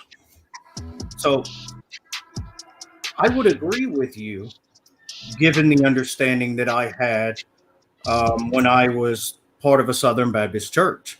But you got to realize that you have some hidden assumptions there. And it comes from the church background that you have. And that is that, first of all, that when Paul says that scripture is God breathed, that means everything that we hold as canon is God breathed. Second of all, when scripture is infallible, they make the leap from being inspired to inerrant, which is a totally different thing. So if one assumes inerrancy, then yes, there is a massive problem. But I don't assume inerrancy. It can be inspired by God to give the background of the people that he had chosen and the bloodline through Christ and the redemptive plan. But it doesn't follow that everything that's in it that men chose as canonical means that that's what God is calling inspired. There's a lot of books not in the Bible that are very good books that should be held, in close regard to it. That's just who the church decided was, canon, this, that, or the other. So when I say context, I'm not saying you're taking it out of the paragraph or the chapter. I mean, in context, and this is the same thing I tell, a lot of conservative Christians or conservative Protestants is, when I say context, I'm talking about knowing who the culture is, what type of book it is, who they're talking to, what issues that they're addressing. And when we take all of that into account and we understand, and one other quick thing, Oz, is you got to remember that part of the American conservative church is they think that scriptures apply to today, that all scriptures apply. That's why they do Philippians and through God, I can do all things. When Paul was talking about suffering in prison, that was what that one was about. So when we think that it has to do with today, then we start looking for things to apply to today. And it comes from this Western conservative Protestant idea that spurned out of literalism from the 18th century or 19th century. And that's what I'm saying. I don't come at it from that, nor does Orthodox. Most Orthodox and most Christians around the world don't approach it like that. That is... So Eddie, then on that note, then, so you don't believe that's inerrant? Do you believe that book is the God breathed word of God? I believe that there is inspiration from God, yes, but I don't believe that every word, sentence, and story in it is without error. Then why believe any of it is? But that doesn't follow. How does it follow? It does follow, because if it is God breathed, why would he only breathe a portion of it and not all of it? I'm not talking about a portion of it. I'm talking about the meta narrative. I'm not talking about when it's inspired. It's just the story that's been preserved, not the stories. The overall picture. But that's what I'm saying, Eddie. Is you? I'm sorry. I hate saying you because I don't mean you. No, because believers, whether they're on your side of the spectrum or on the far other side of it, it's still that book that comes down to being the pinnacle of why you all believe what you believe, right? Well, let me throw one caveat in there. You realize that most of the Christians in the world are Catholics and Orthodox, right? Well, yeah, you take the Catholic Church away, and the Christian religious sector is cut by about 50%. Right. So the Eastern Orthodox, the Catholic churches, things of that nature, none of them hold the inerrancy of Scripture. Right, and I do appreciate that, and I do agree, because I've looked at those numbers. So that's the position I take. Okay, so with that, as much as I respect it, there's also the other the other. So I would say I'm 50-50 there, because I respect that, because I don't think you can take that book literally. But then the other part of me is like, but if you also believe, no matter what side of the table you're on, if you believe that is inspired or God breathed or God ordained, it's either he did it or he didn't do it. You can't, like, is this God that naive that he's going to send all these mixed messages where he's not? Forget the atheists, forget the skeptics. He has all of you Christians confused. Y'all don't even know what to believe. There's the Catholics, there's the Protestants, there's the Calvinists, there's the evangelicals, there's this. So he's got y'all confused. Forget us. He's got y'all confused. Why invest into that? Why put your life and your livelihood into that book, knowing that there's all of these different ways to believe it, and it's open to interpretation. It's open to perceive it the way you want it. Because at the end of the day, you could have somebody, Eddie, like you, that you're a good dude, man. There's the Chris Ullery's, the good people, right? But then at the other side of the table, you have, and I'm going to go extreme right now, and you call it whatever you want to call it. But then you have the David Koresh, and you have the Jim Jones, and you have and guess what, Eddie? They're reading the same fucking book. They're reading the same fucking book. And people could say, well, that's just because they interpret it the wrong way, or that. Exactly. That's my point. Right. But you do realize that in the 19th and 20th century, the largest murderers and oppressors were secular, right? Mao Zedong, Mussolini, and Hitler. So when you look at these people, it's not the book that makes people that way. More people have been murdered politically than they have religious, and that's a fact. That's the. And I can agree with that, but that's still a sidestep. That's still a sidestep because no, hold on. Because you're accusing the book. You're accusing people of misinterpreting the book to be extremists. So it's not a sidestep. Well, it is because you went to politics. I wasn't talking politics. I was talking about the David. Hold on. I brought up Dave Koresh and Jim Jones, which were solely based on scripture. They were solely based on. And they were totally wrong and terrible for doing it. But guess what? They read the same book you did. They read the same book you did. It doesn't matter. What book did Mao Zedong when he killed millions and starved them and oppressed them?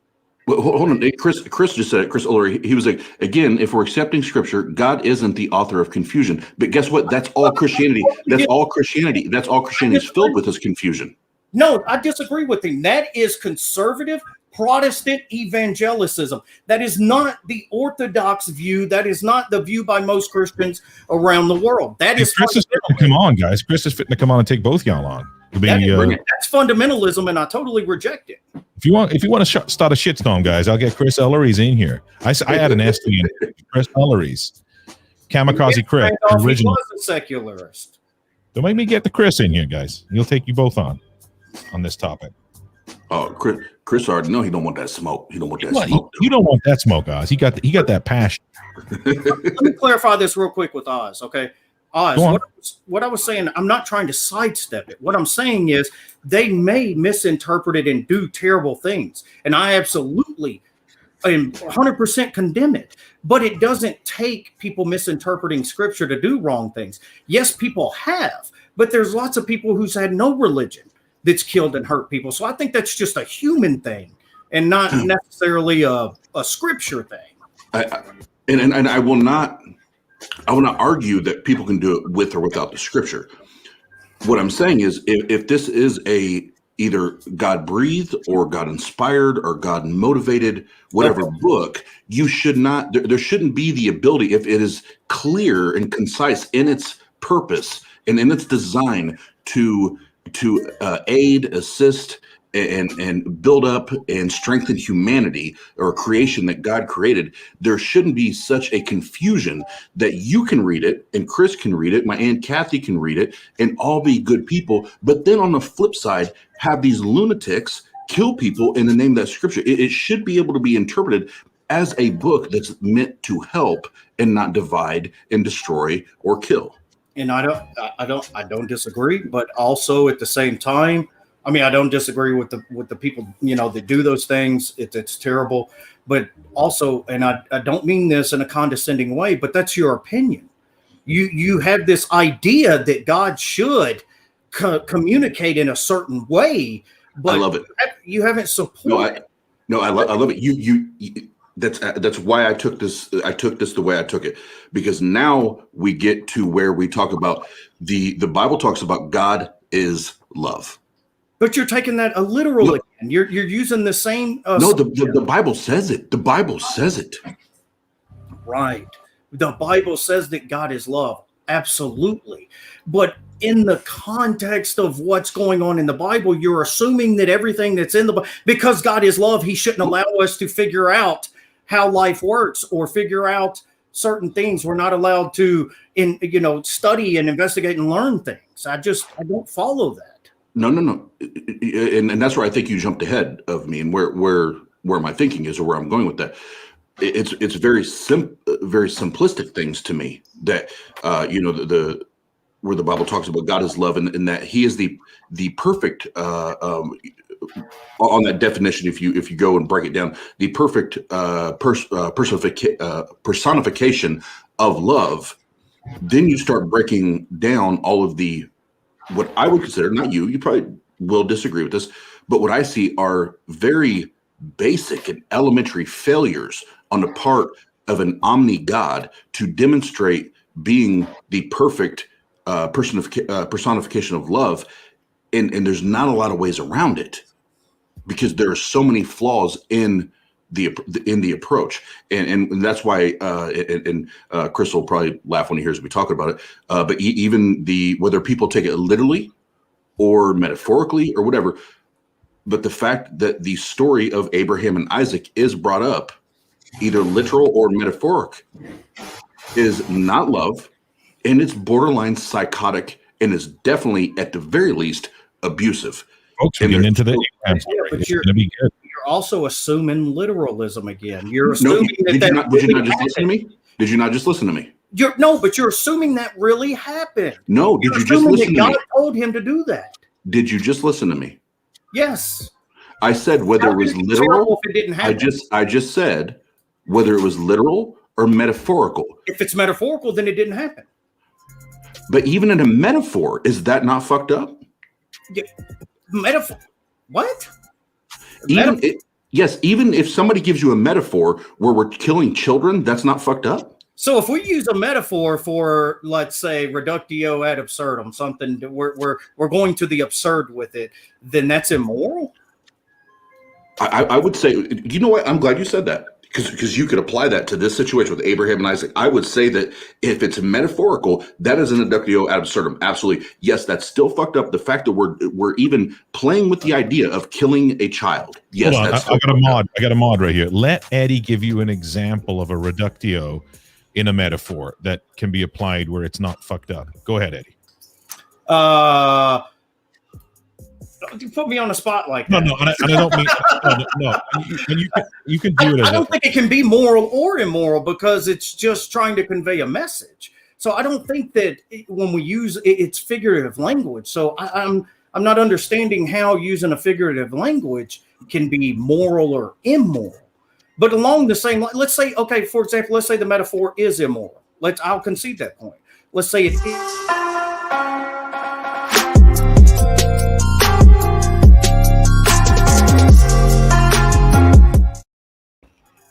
Oh shit! We got the Ulleries. We got the Ulleries up in here. So let's say, let me finish my point real quick. Go ahead.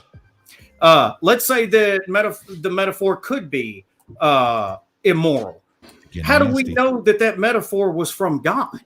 How do we know that this wasn't tradition of the men that are right? You have this assumption of inerrancy that everything that's in there has to be from God, and that's what I'm rejecting.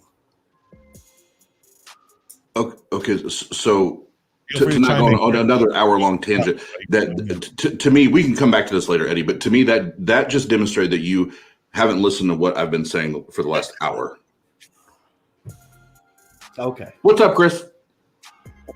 Let me get a check. Let me get a sound check. You got audio in there, Chris? Hold on. Oh no, we got him. We got him. Can you hear me? Yeah, we got you. Okay. Sorry. What's up, Oz? How are you? What up, Chris? You enjoyed the episode earlier? Man, really good. I enjoyed it a lot. Eddie, how are you, man? I just saw your. Pretty good. I finally saw your pasta secret weapon. I'm gonna follow you on TikTok. Yeah, he is. Sweet, I appreciate it. I'm pretty sure I'm already following you. So, Favorite little weapon. favorite. Look. Why did he sink? Eddie definitely sunk. No, it's here. I'm leaning back, Oz. Shut up. Man, see, Oz is worried. Oz is pissed because he knows if I'd only met Eddie first. God damn it, Eddie. That's right, baby. Be in love. Oh. So what am I wrong about, Chris? Let's hear some feedback from Chris. Because so look, right. So we got a Christian in the chat now. We got somebody that's come into this. Obviously, different view from the three. You know, there's a different view here. So let's hear it from Chris. Eddie, I wouldn't necessarily say you're wrong. As much as I would just disagree with where you're coming from on some things. On a lot of what you said, I agree with. The reason I don't like to say that, that it's not inerrant is because to me, it opens up that door and that possibility. Well, like Oz is saying, well, if that's wrong, how do we know other things aren't wrong, right? And so that's why I do hold true to, I know, 1 Timothy 3, where it's talking about it's God breathed and all those things. And I don't believe that there's errors in it. I think there's a lot of things that seem to contradict, but they might contradict on the surface, but the more that you dig into them, you see that they actually don't. And I'll give you an example, just a real world example, that one I always use is, can you be both tall and short at the same time? And the answer would be yes. And how is that? Whenever you add different forms of context, right? Compared to Shaquille O'Neal, I'm going to be very, very small. Compared to Oz, I'm a giant. So you see where I'm going. Yeah, it's more of a paradox and not necessarily a contradiction. So, or it comes from perspective. But right.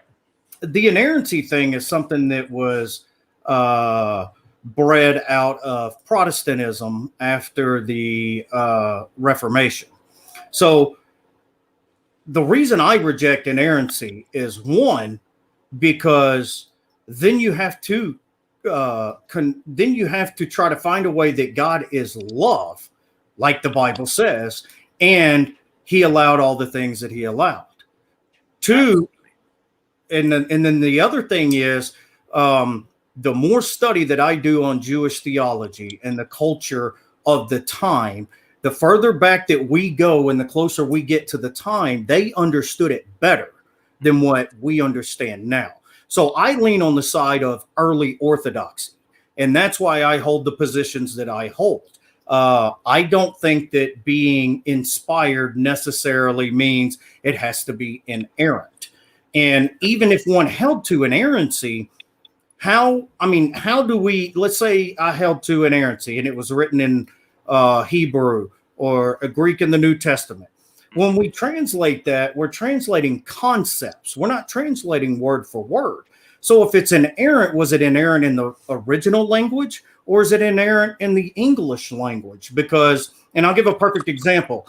Say you're in France. Well, here in the United States, we judge bodies of water by how wide they are. And that's how we name them. In France, they name bodies of water by how far they run.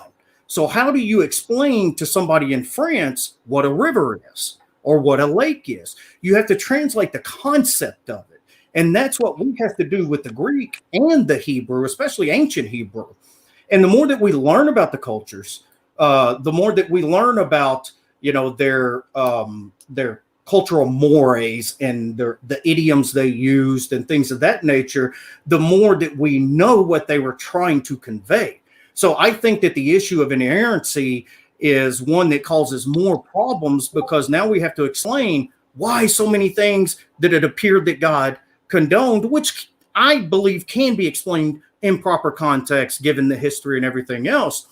But not only that, it's how do we know exactly given that we're reading the concept, our best understanding of it. Unless one holds that maybe there's some supernatural guidance being translated to English. And in that case, then we should stick to the original King James, which is terrible because it's off of manuscripts that were newer than the older one. So, and that's the issues I have with inerrancy. That's why I hold to, when I say I don't reject inerrancy, as in when it's infallible, I believe that the overall message it contains is inspired and infallible. Inerrancy tends to be a dictation type of inerrancy, which is every word, every sentence, every story has to be true. And that's the issue that I have is most fundamentalists, and I don't mean that in as a cuss word, but more conservative Protestant evangelicals hold to an inerrancy that's almost like a dictation method. And that's why we run into so many issues with this. Yeah. Well, one thing that I definitely want to address right off the top is I definitely don't. I try to say this anytime anybody's really listening. I don't have all the answers. There's a lot of things I don't understand. There's a ton of questions that I myself have. But like you're saying, I believe given the proper context of Scripture, a lot of things that on the surface, again, don't seem to make sense to us. Well, how could God, and I use this example whenever I was talking to Oz about the Amalekites, right? God commanded every Amalekite to be killed. And on the surface, that seems like what a cruel, mean God.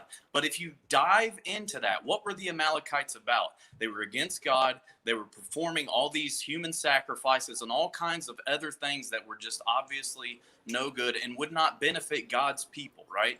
And so he told them to be killed. Everyone, man, woman, and child. But Saul, if you remember the story, actually did the same thing. He's like, no, I'm going to show them mercy, right? Because I know better.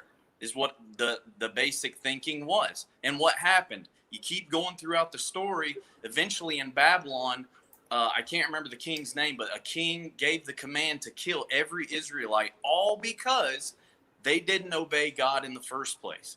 So that's what I see whenever I'm thinking along these lines. Look, you said it earlier, and I agree with you.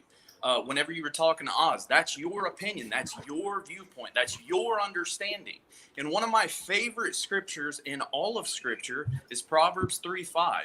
Trust not in your own understanding, but lean on God, right? Trust in the Lord. Lean not on our own understanding because ours is so very limited. So I'm a simple guy, Eddie. Oz, you know me. But Eddie, I don't really know you too well, but I'm a simple guy, man. And I try to keep things as simple as I can. And it's amazing to me that God is so incredibly complex, yet so very simple in so many different ways.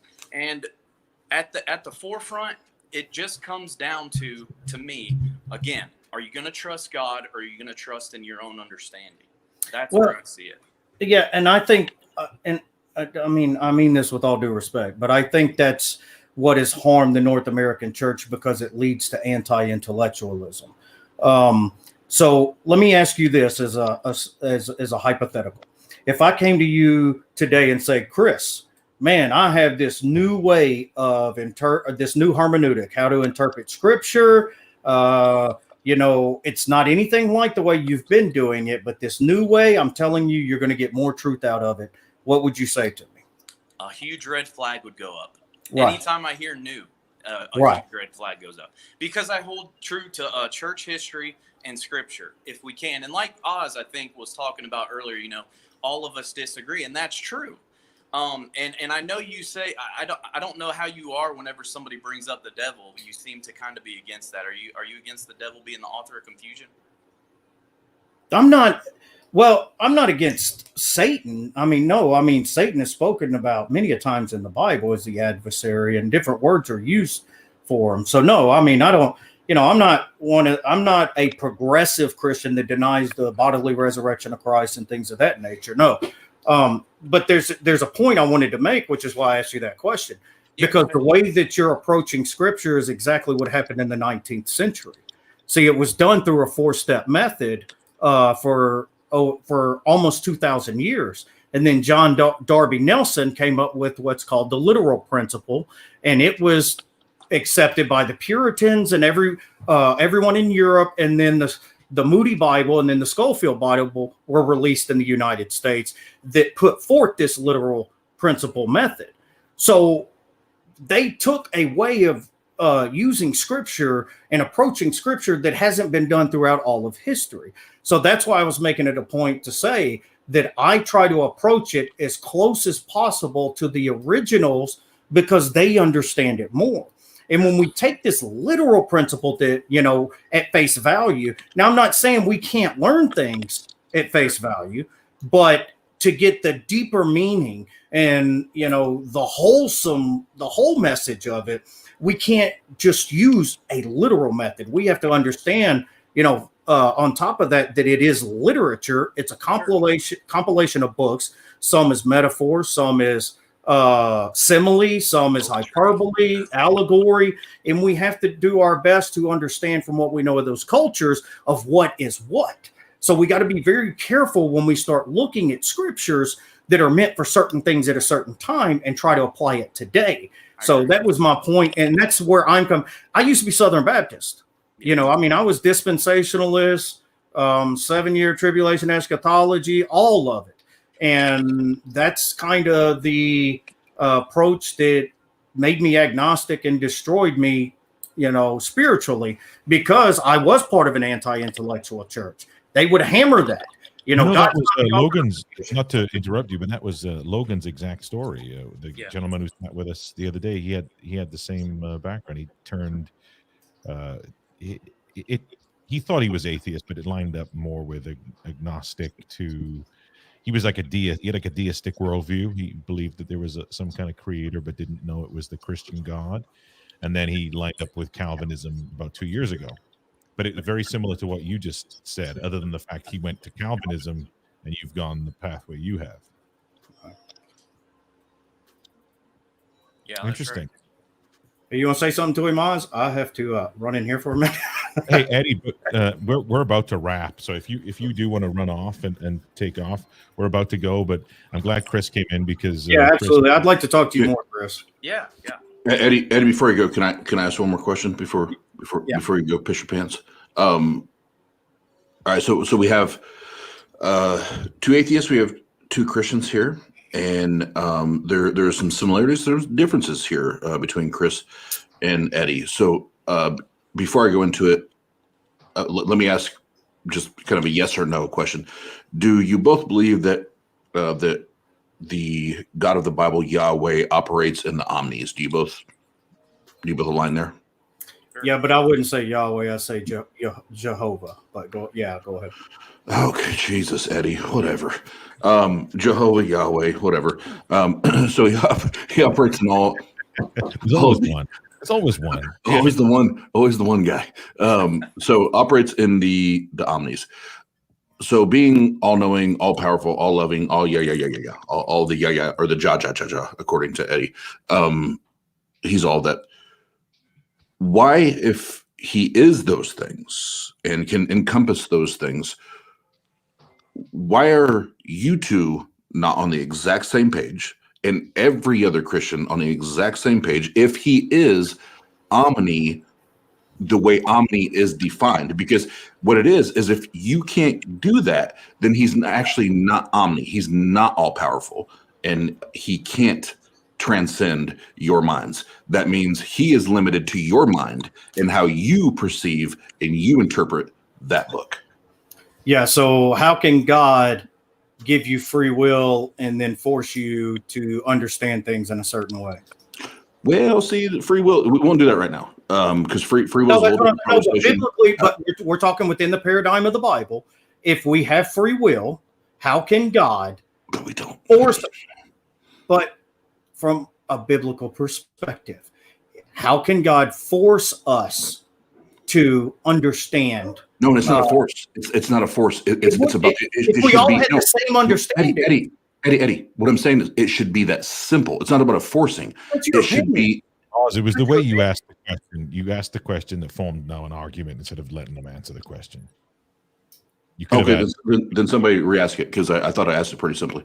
Well, no, that you could have put a question mark on it earlier but you followed it up with an opinion after your question. You had a question, then you followed it up with an opinion, and then you led into angry response, Eddie.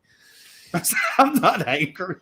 Well, I thought it presented it perfectly fine. The question could have been, why if is it an omni? I don't fully understand the whole concept, but it's an omni thing where if the God is like all powerful in all ways, why is there why you guys have different views? Right. And I would say, okay, so just to make sure we're on the same page, Oz. Is that right, Oz? Is that what your question was? No, not really, but you guys go ahead. It's okay. No. Let me see if I'm going to try to no, because I'm being serious. So let's rewind. There was a question, and then you posited an opinion right after your question. You asked a question. What was the question? What was the opinion? Because I guess I missed that.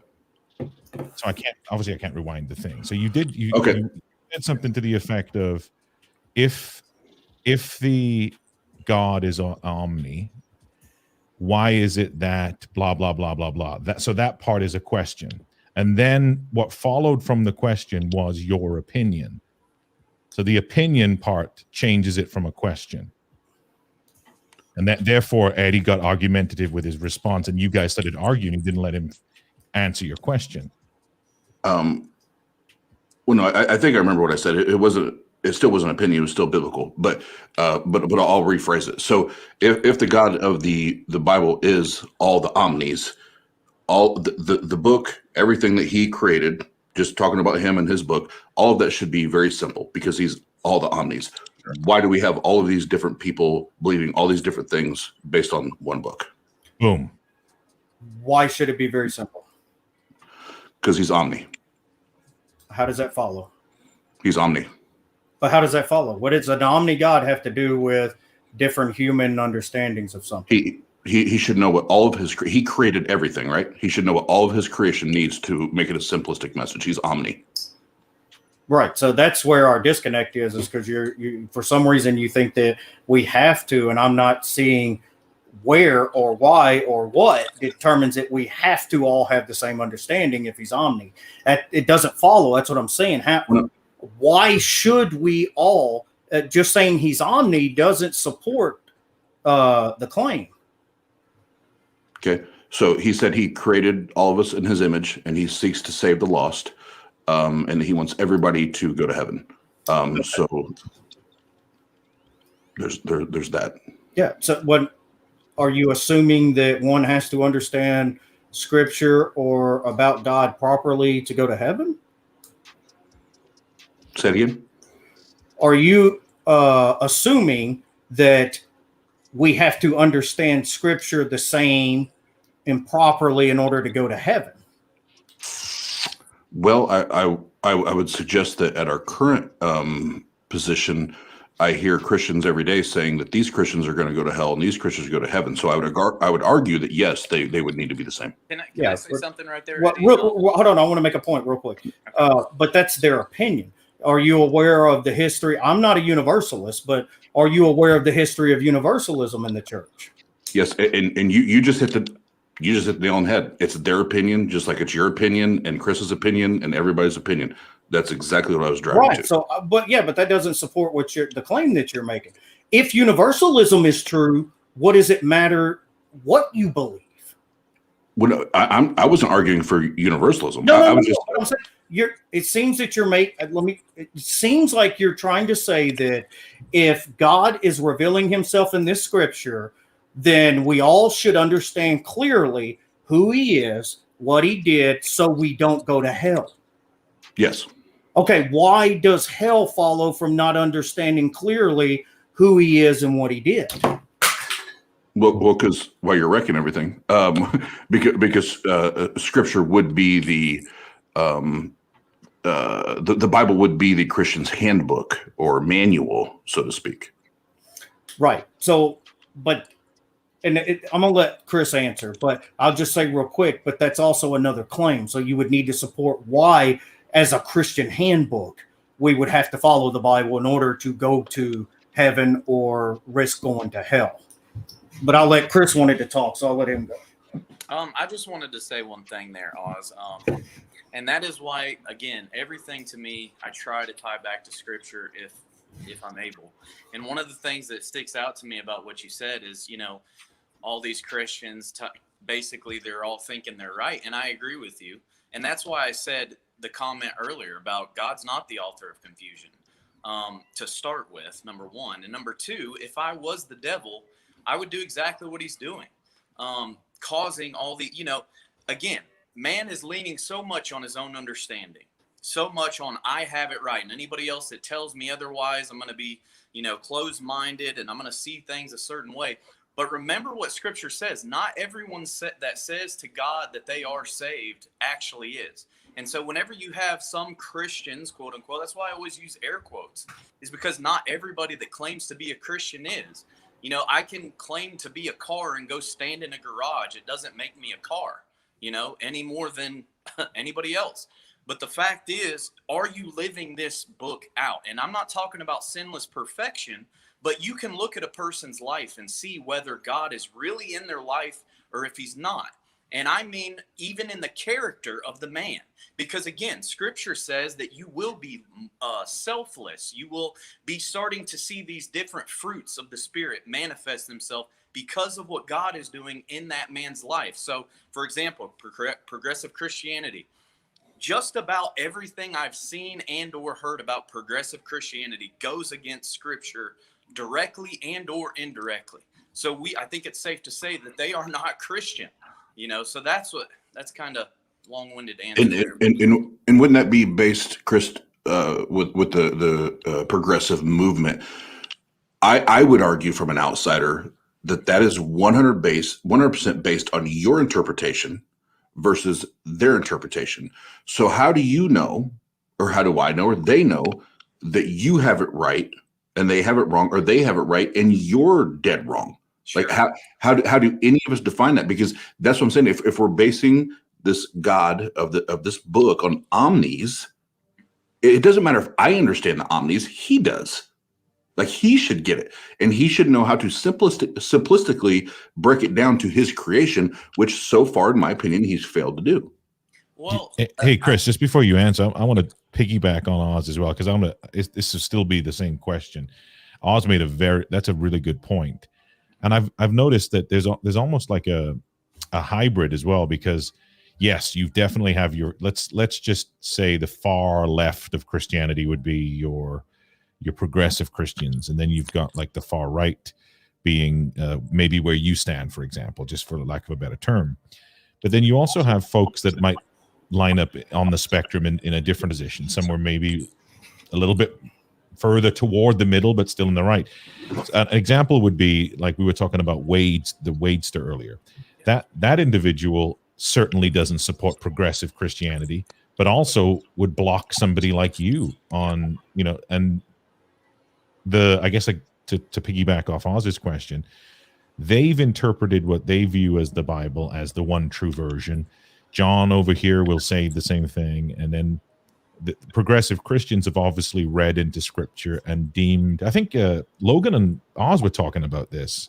They talked about a part on the video on Atheist Pizza where you can read into a book and interpret it how you want to see it. So it doesn't have to be the Bible. It can be another, like you can take if you work in a corporate building and you open up your HR manual, you can, and you read it briefly, you can probably try and interpret it the best way and find something that looks good to you and say, yeah, I'm going to try and tweak that to make it sound right for me. And I think people do that with the Bible a lot.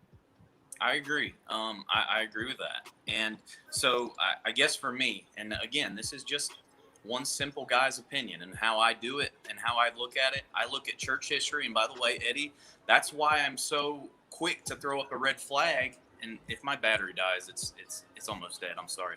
No problem. That's why I'm so quick to throw up a red flag whenever I hear anything new age Reformation, for example, all these new movements. And to me, it almost seems more about a person starting something new to show how spiritual they are instead of actually being something seeking truth. It may be in the name of seeking truth. It may be in the name of a noble movement. But is it really? because that's why I go back to church history. I love, and again, I'm not a historian by any stretch. I'm not a Bible scholar by any stretch, but I hold fast to the men throughout Scripture, much like you in a way, I guess, Eddie. You know, you hold fast to the Orthodox, right? The men that it was basically to at the time, and you follow that lineage and see where it leads. And so I don't know if that's really making sense, but I hope it is. And the fact of I don't like to alleviate any misdirection from that, because you can go anywhere. And again, if I was the devil, that's exactly what I would do. You know, there's literally thousands of different beliefs, even in amongst fellow believers. And like you said, Eddie, I agree. Just because there's misunderstandings of Scripture, that's not what's going to get us to heaven. And this is my favorite answer to give to this, Oz. I'm not going to go to heaven based on what I have done or how many good works I've done. It's not about me. And to me, this is what sets Christianity apart. I'm not going based on what I've done, but what Christ has done for me. I can literally rest in that. Now, that doesn't mean nothing that I do in my life matters. It does. But you'll see by that change whether it was true or whether I'm just mouthing it like so many people do. Go ahead, Ozzy. So then, Chris, in that regard, when it says that Christ died on the cross for all sins, there was no caveats. There's no caveats in that moment. The caveats didn't come till later. So it said that Christ died for all sins. So why is it that just because you have bought into this book and this belief, and I haven't, but yet Christ died for all sins, that I'm damned to an eternal hell and suffering and burning, and you're not? That's a great question. Again, all of these are fair and logical thinking questions. And I respect you for that. I really do. And anybody that asks them, I really do. And again, I don't have all the understanding, but here's what I see. And I think I said this on our episode, actually. Not everyone is going to be a child of God. He will have enemies, and he will have people that is set aside. And this is going to, I don't make friends a lot of times when I go on things. You don't candy coat stuff. I know that, Chris. I know. Yeah. You don't. You don't do it. And I want to say it gently, because I'm not like, sure, you know, I'm not trying to start anything, but here's what I see. Even people that go to hell are going to be glorifying to God in the fact of his justice. And why I say that is because this is the thing, Oz, and it seems to be maybe something that you can't wrap your mind around. And I understand that and I respect that, but it's not about us. We are, if anything, we're blessed just to be here, just to have a breath of fresh air, or laugh with friends. All of it is a blessing to God. Everything in life points to him. You know, Oz was talking about something cool earlier, and this is a interesting perspective for me. So you got two atheists, two Christians. Now, where I differ from Oz is I don't have any religious upbringing or anything like that. So earlier, Chris, in the chat, there was somebody talking about skepticism and atheism. From a skeptical standpoint, from somebody that's untouched with like a religious upbringing and things like that, sometimes I'll have, that emoji, the emoji with the little hand on the chin, the one that's going, Yeah. Right. Yeah. I sometimes have these moments where I look at things because I can't tie a memory of childhood or something to anything religious. So I do look at it from a different view sometimes. I know Oz can't have that because he was raised in the church, probably more so than yourself. I mean, he comes from a family of preachers and church music directors and all kinds of stuff. Yep. But for me, I look at this sometimes and I think to myself, if like I don't believe in any of that stuff. So if somebody was to be like, hey, look at this ideology here.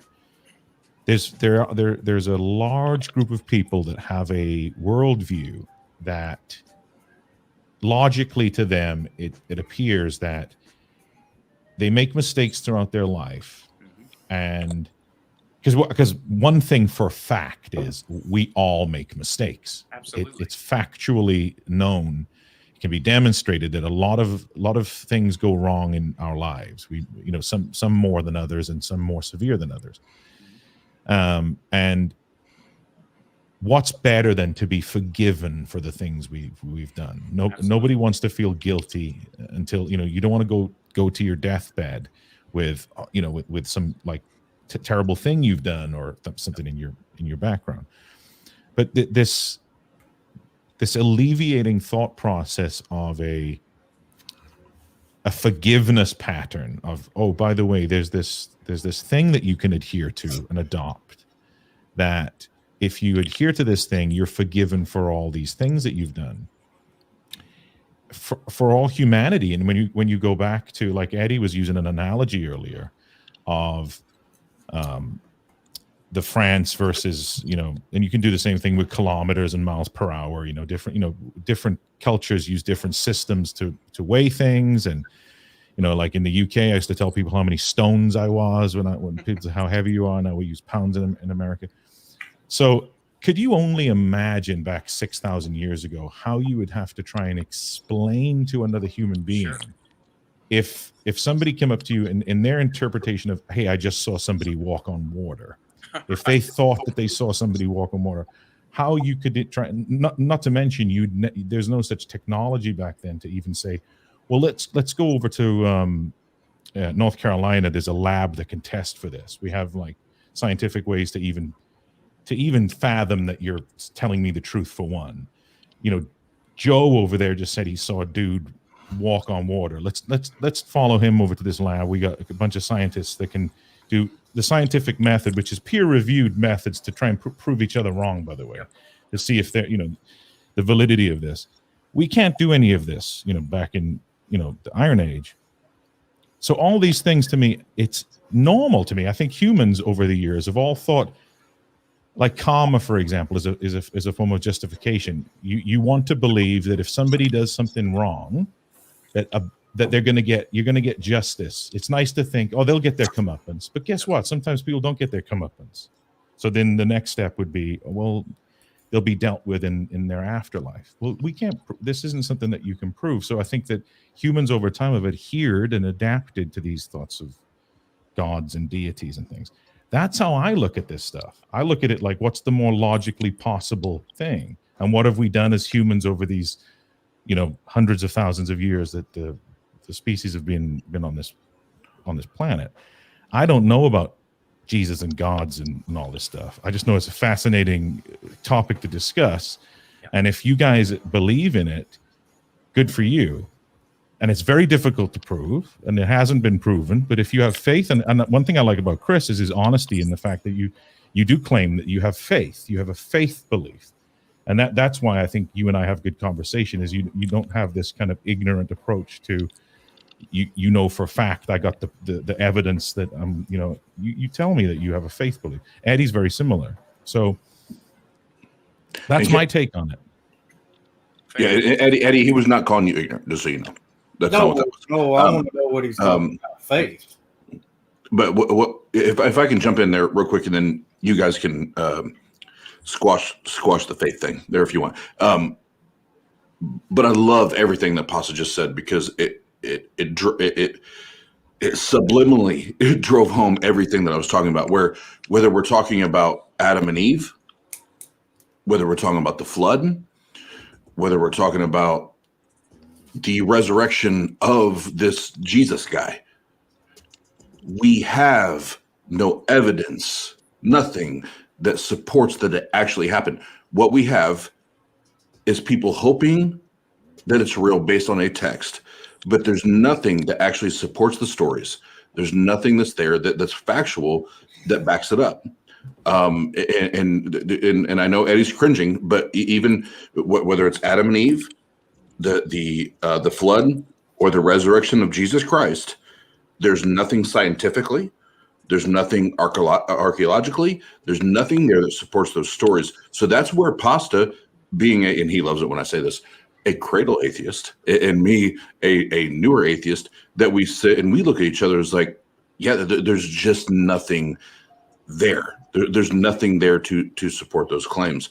So I love that he walked through that. And again, we respect Chris, Eddie. Obviously, we love you guys. We respect you guys. But this is where the difference is generated, and that's why we have great conversations, and it not be a shit show. And then we can all talk about it. And maybe at one point we find agreement on some things, and maybe we don't. But we need to be able to poke holes in all this shit, and have these great conversations. So. So a couple things. Hey, real quick, Eddie. Like I said, guys, my battery, if it dies, I'm not hanging up. It's just my. No, you go ahead, Chris. You go ahead, Chris. No. I'm gonna say in, but if I leave, that's why I left. Just to let you know. Sure. Go ahead, Eddie. So historical consensus is evidence. It's just not the kind of evidence you want. So when you say there's no evidence, that's the only reason I cringe, because you say there's no evidence, but when there's a consensus amongst historians, that's evidence. Or I agree with you, Eddie. There's different levels of evidence. You don't have to you don't have to accept it as convincing to you. Right. No, you're right. You're correct. Absolutely. So if yes, and thank you, Pasta. So let me rephrase that. I don't find good evidence. There's evidence. I don't find good evidence that would make me appreciate or buy into any of those stories. And that's the term evidence is quite a broad thing. There's lots of different types. Yeah. Yep. And I'll take that. That's my bad. I should have said. And that's why I find good evidence. So my bad. Yeah, you're a good guy, and that's why I like you. And there he goes. Oh no, he's back. So to the faith thing. I thought it was. To the faith thing, when you say that I take it on faith, well, first of all, let me give you a chance to clarify it, Pasta Mike. When you said that I accept it by faith, what do you mean by that? Well, now you may be able to correct me if I'm wrong, because the conversations I've had with you as well, you've not been really clear, but I believe you've had a moment where you've told me you have faith that there's a God, not that you've had some personal experience where you've shaken his hand or anything like that. Yeah, well, okay. So I want to make a distinction in faith, but yes, I have had personal relationships, personal experiences. I believe were personal experiences. I haven't had anything, massively crazy, but I have had moments that I felt, were religious experiences. Well, we didn't have that conversation. No, we didn't. No, we didn't. We had a conversation once, I think, where you explained to me that we didn't go into the Socratic method of defining. We didn't lay things out on the table and get definitions out, but you did tell me that you had faith in God, and you were probably using your terminology, and I didn't ask for it. Yeah. So I usually avoid that term, so that's why I was asking what you meant by it. So historically, there's two kinds of faith. There's pistis, fideism and non-fideism. With fideism, it's belief opposed to reasoning. Well, non-fideism is faith is just a trust. And when you look at the word pistis that was used in the Greek, it comes from the Greek god pistis, which was the god of trustworthiness and faithfulness. So when I say that if I use the word faith, I'm talking strictly trust. I'm not talking about the fideist type of faith where we just accept it because we trust the word of God. So my faith is just trust built on reason. And that's the historical position within the church and most churches. Well, it's good to throw your definitions out, because for most people that are religious or have a belief in a God, or a Christian for lack of a better term, when they use the term faith, they're using it probably in a religious term. Myself, for example, unless I'm talking about religion in a sense, my version of faith that I use is trust. Like, I have faith that it's not going to rain tomorrow. I have faith that the barista is going to give me my same coffee that I always order, which is a just black iced coffee, with no sugar. I hate that he cut off, because I would like for him to give his response. But this actually ties into the anti-intellectualism that I was talking about. Did you hear what he said as he was leaving though? No. He's like, "Fuck you, Eddie." And I was like, "Oh, real quick, I love that segment when y'all were all in Atlanta and Dog went by everybody while they were doing their TikToks. Oh, Nate Dogg? Yeah, that was Nate Dogg is good at that shit, man. That was all him improv, man. Yeah, that was fantastic.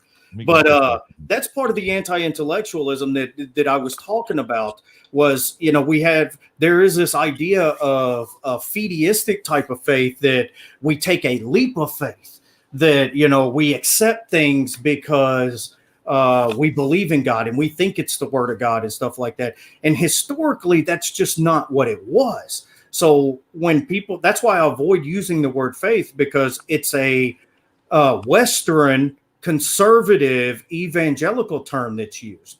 Because like I said, when you look at the Greek word and you look at why they use that Greek word and where it came from, it means trustworthiness, faithfulness, that's it. And it's also used in conjunction with God. It says that God is faithful, and it actually says in the Greek that he is pistis. So it's the same. Oz is feeling the word right now. Yeah, go for it, Ozzy. I was trying to get that on camera. Yeah.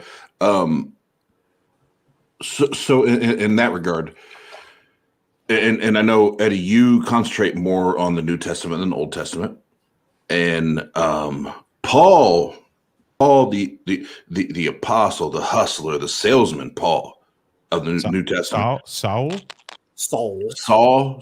Paul, like he was out there being a killer. All of a sudden, he's like, "Oh, love everybody." He drove home the whole faith message, right? You were saved by grace through faith, and it was faith. Yeah, he used pistis, the same word. Okay, so you're gonna let me talk? Or you want to talk?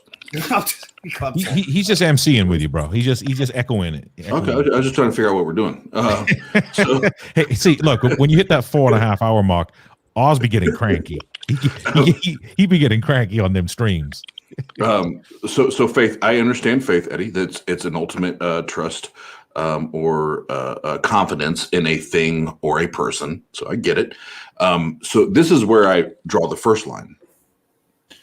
If we're going to have ultimate trust and confidence in a thing or a person, would we not need that thing or that person to demonstrate itself to be relevant, present, and real? Sure. That's it. Well, I mean, we're not going to agree on whether it's relevant, present, and real. So, I mean, without going back as human beings, we can't agree that we want to put our ultimate trust and confidence in something that is real. Yeah, but we're not going to agree whether he's real or not. That's what I'm saying. We'll be going back to the beginning of where we started. Right, because of the evidence. Exactly. Thank you.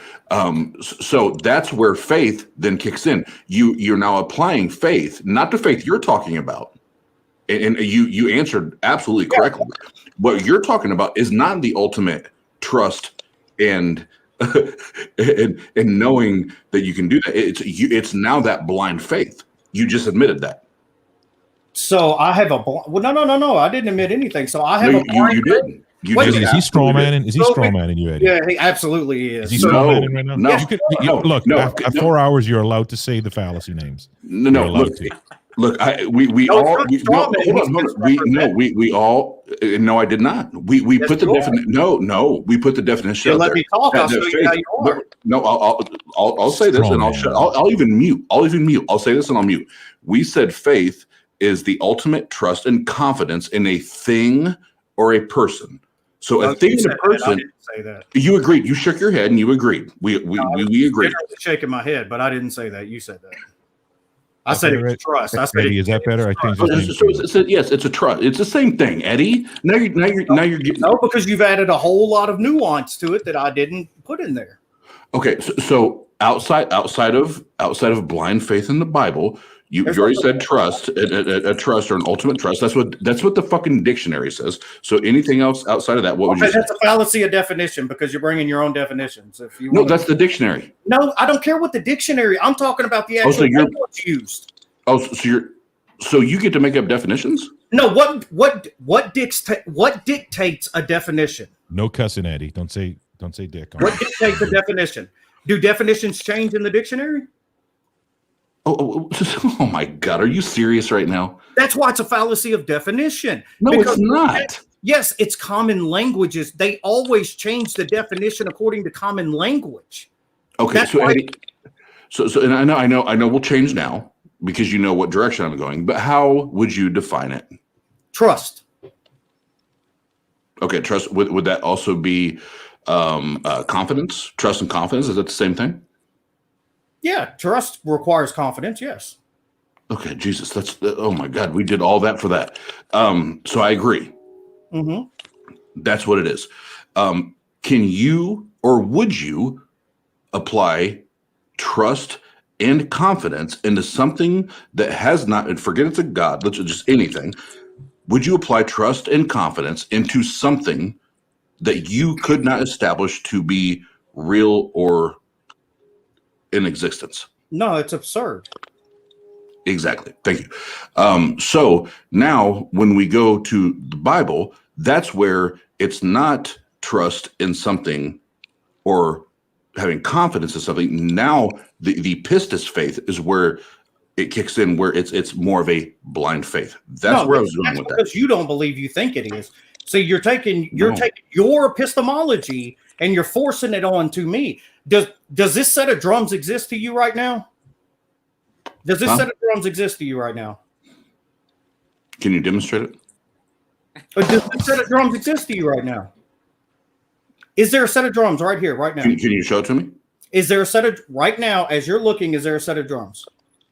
If you show me a set of drums, I'm going to answer no. There's not. Not Right. where I'm looking. Well, there is a set of drums here. Okay, So, see are you saying that- see what he did? Exactly. That's what I'm saying. It's just because you don't. I asked for evidence. Eddie. Exactly. According Exactly. to your epistemology, your evidence.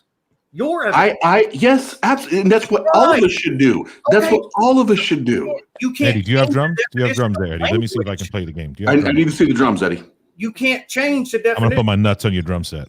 Let me see. Oh, That okay. ain't a drum set. That ain't a drum set. That's terrible. That's a whole drum. So anyway, you can't, because God you is real have in that an analogy. epistemology that won't let you accept that. I'm not No. saying you refuse it. No. I'm not saying you're refusing it. But your epistemology does not allow you to believe there's a God. It doesn't mean I have blind faith. That doesn't follow logically.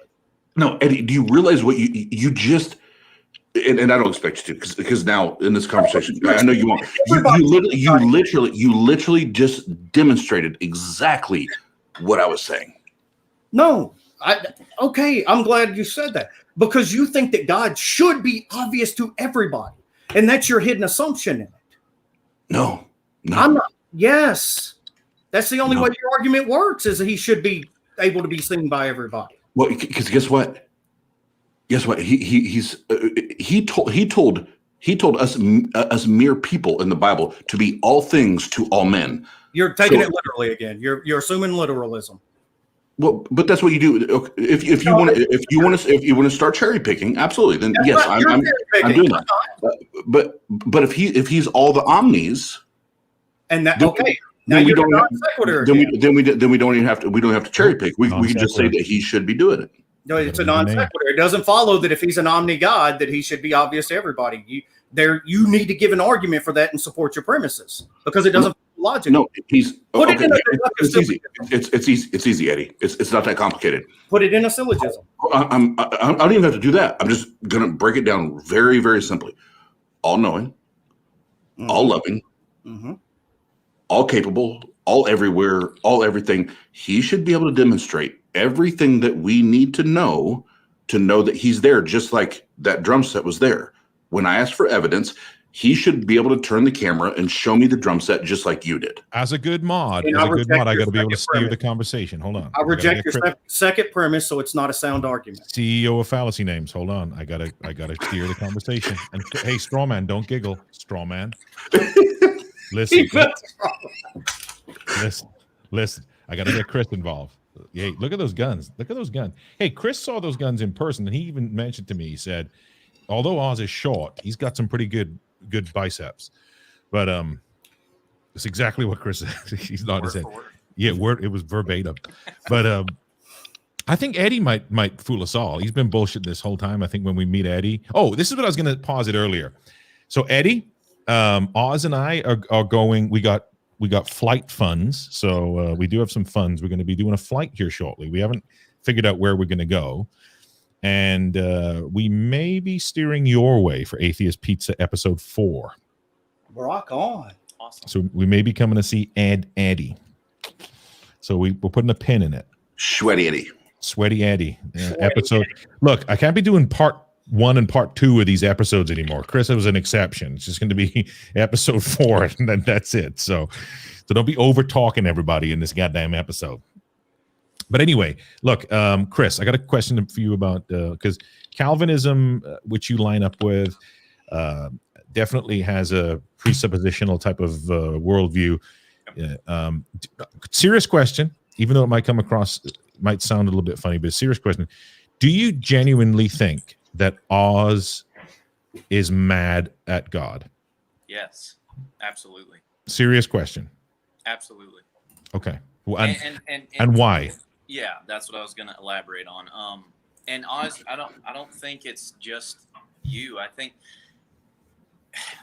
here's how I look at things, man. I tend to put atheists in different categories while you're spinning your head around. Oz.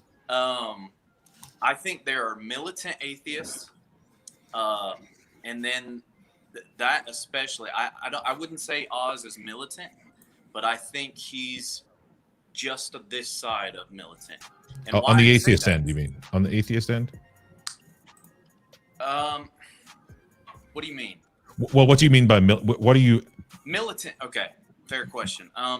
By militant, I mean seems very, very angry at God and unwilling to have reasonable discussions or really listen to anything anybody says.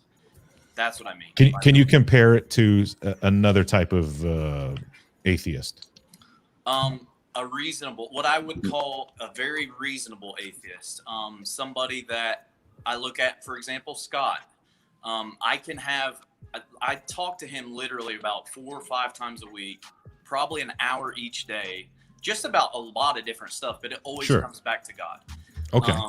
And he's knowledgeable too because of the background he had, right? So he's got Bible knowledge and whatnot. Yes, and he lined up, I think, a lot with how I am now, and so I think he has that understanding of where a lot of Christians are coming from.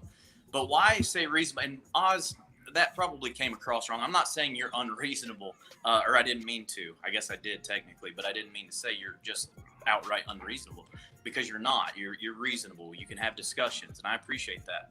But what I mean when I say a reasonable atheist, what I see him doing, for example, he picks and chooses the battles. I say a lot of things that I know he disagrees with, and he says vice versa. He says a lot of things he knows I disagree with. But we kind of pick and choose where we kind of push back and where we don't, if that makes sense. And don't get me wrong, when I say let Oz can talk freely, but I'm gonna finish up this, and I want to do 2 things. I want to rewind because people do take things the wrong way. So why I asked the question the way I did from Chris's worldview is the way I asked the question. So you have to appreciate when people talk to Calvinists or people that have similar worldviews as from an atheist perspective, we don't believe in a God claim. Calvinists think everybody believes in God, and we just deny the claim of God. So I'm doing a thought experiment in adhering to Chris's worldview and asking him the question: does he assume that Oz just simply? Because that's the way when I look at Chris, that's how I assume Chris thinks. I think that Chris looks at Oz and thinks that Oz is mad at God, especially more so knowing that Oz at one point did believe in God. That's did I kind of psychoanalyze you correctly there, Chris? 100%. Yeah. Okay. You're right on. Now that I've said that, I hope people understand why I asked the question the way I did. Now, one thing that you might not understand, Chris, and I've known Oz now for over a year, and I also know Scott. I've fallen off with Scott. It's just because he's gone off of TikTok, and he is a lovely guy, by the way. And if anyone does know, I'm talking about the Libertarian Joker. He such a cool dude, and if he is listening, I don't know if he is, get back in touch, man, because he's such a cool guy. But one thing I do know is what Oz has come up through. So I don't think Scott was raised the same way Oz was. So a lot of Oz's bitterness and sour outlook toward Christianity comes from the way he was raised and the parents that raised him. So Oz basically was abused, and it's unfair to talk and go into great detail about it because it's not my place to do so. But I know that what I'm currently saying, I've been authorized and greenlit to say. So Oz basically was abused, and I'm pretty sure that somebody in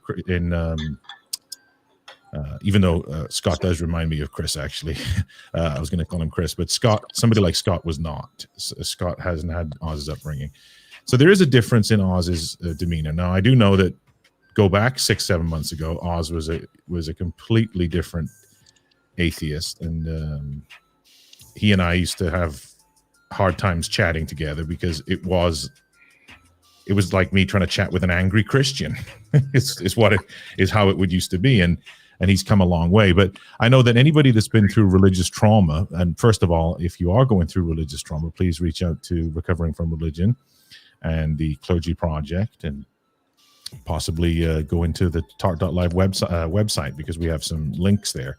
But if you have had trauma from religion, it's not anything that, Chris, you and I can think of, because I know you haven't experienced it. I have never experienced it. I don't think Eddie has.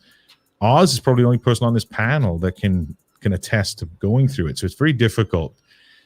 And I know you don't mean those things that you've said because you probably don't understand. But Oz isn't really mad. He doesn't know where to place his anger. And when he talks to people, sometimes I think it's him seeing himself or his old self in people, and he doesn't know how to put that frustration anywhere. But we're working on it, right, Oz? Yeah, and thank you, Pastor. And about 99% of what Pastor just said is accurate.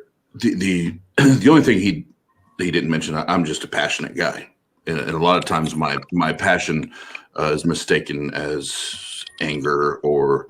Well, I didn't want to talk about our personal life. Actually, hold on a second. It's bothering me. I'd like to talk to Chris when you're done, Oz. And I'll try to keep this because we're late now. I'll try to keep this as short, as sweet as I can on that. There's Chris. There's only, when I'm speaking to Christians, there's only like one or two things at this point that still kind of unnerve me, and get under my skin. And one of them, there's two of them that really just send me to the roof. And even tonight I demonstrated, like I'm good about gathering myself and my composure is the angry at God, because it's not an anger with God. Where my anger lies is within the religion and the politics and the bullshit that are correlated and associated with your God. That's where my anger lies. I don't have anger towards an actual God. I don't have a good reason to believe that God exists. I'm not really worried about anger with God or what God does in your life or anybody else's life as you see it. My anger is more associated with all the other shit that I've seen, and what the damage it's caused in people's lives, and it bothers me when people say, "Well, you're mad at God." No, I'm not. I'm not mad at the God. I'm mad at the bigger picture, the things that have impacted the people around me. So there's that, and then the other part is when people tell me, well, Oz, that just means you were never really a Christian. You were never you never really loved God. You never knew what it was like to love God, or you would have experienced God. And I know my Aunt Kathy's been commenting here just a minute ago. I saw another comment from her, and she would say it. If I wasn't a real Christian back in the day, If I wasn't, that means none of you guys were. That means none of you guys are, because I was doing it just like you guys are doing it right now. Like I was doing exactly what you guys are doing right now and fighting for it and putting my life on the line for it, you know, as much as you can as American, you know, like putting everything to the test. So if I'm not now, you're not now, period. And I'll say that with confidence. You know, so hopefully for not just, you know, Chris, but Eddie and any other Christian that listens to this, like you can't make those assumptions. You can't, because you don't know, like some of the things like Pasta shared about me tonight. He does have the green light on that. You don't know the background. You don't. It's not always the God thing. It's all the other things that played into it that have a part of it.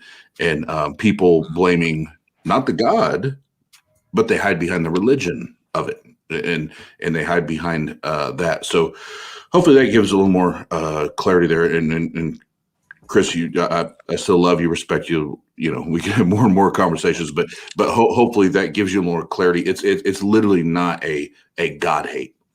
And please don't mistake. Just like there was a couple times when we met one-on-one at the pizza place in person where you got passionate. I was like, "Ooh, I love that." Like I actually love that. I love to see people get passionate about what they care about and and I saw that in you, and I have no problem with that. And a lot of times people see, you know, me and the beard and the tattoos, and as soon as that passionate part of Oz comes out, they're like, "Oh, he's just pissed at God. He hates God." No, I'm just a passionate individual. Like, even if like I love to freestyle, I love hip hop, and I'll get passionate about that. And you would think I was pissed off. I'm actually not. Like, I'm just passionate, and I love it. Both Eddie and Chris here can be like fun. Like Chris is hilarious when he's joking around, and Eddie's a nut job, an absolute nut job. But when you talk about your God beliefs, it's like you guys dial in and you become really, really serious. And Chris genuinely gets tears in his eyes sometimes when he's talking about God. So that to me is genuine. You guys obviously have genuine beliefs in your God claims, and I don't have any problem with that. I just like to chat about it personally. Very fair.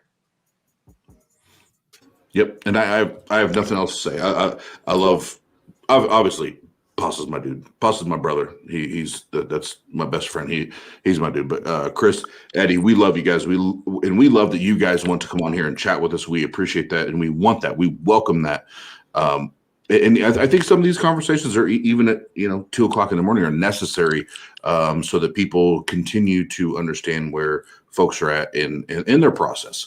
But no, nothing but love, and we'll keep chopping up.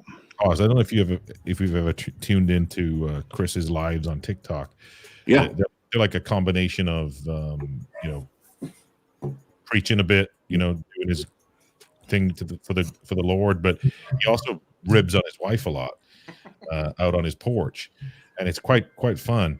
And I keep trying to talk him into doing like some kind of YouTube channel or something. We need to get behind him and hook him up, dude. Get him on YouTube.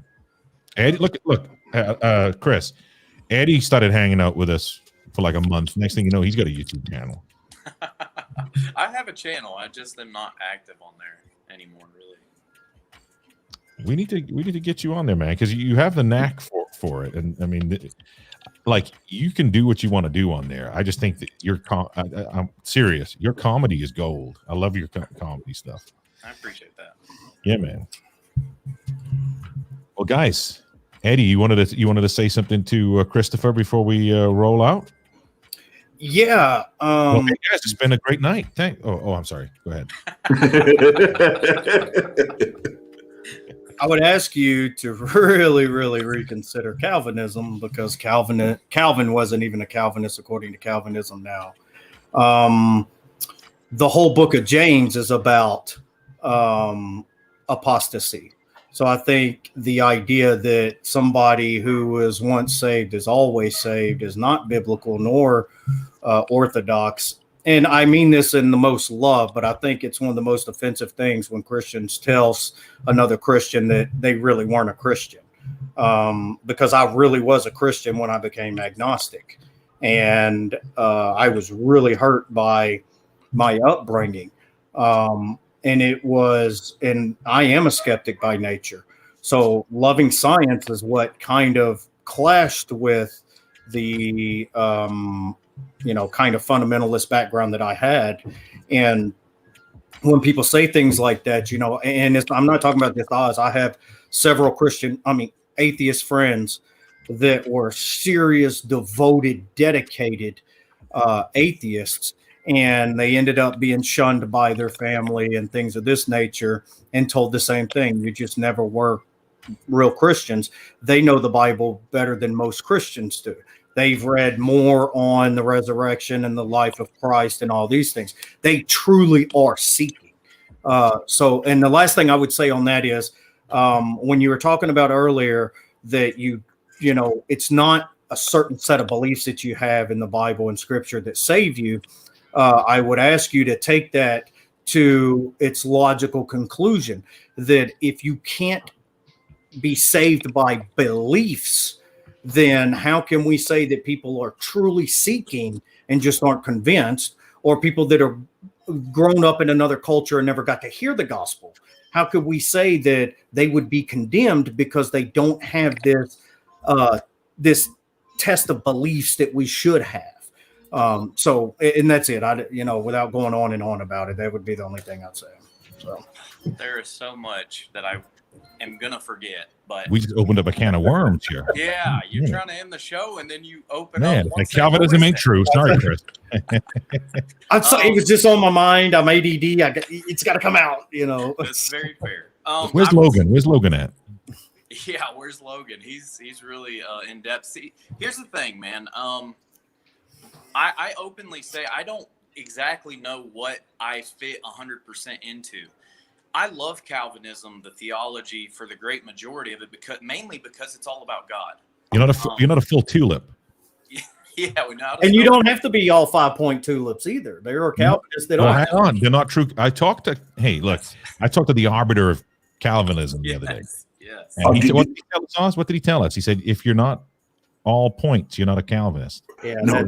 What Logan Poster, remember, Logan told us and this was the closest I've been to deconverting back to Christianity, when he said there's a form of Calvinism that is spelled out with bacon. Bacon, that's right. There's a bacon Calvinist. You can be a bacon Calvinist. And I was like, God damn, all the Muslims want to kill that group of Calvinists.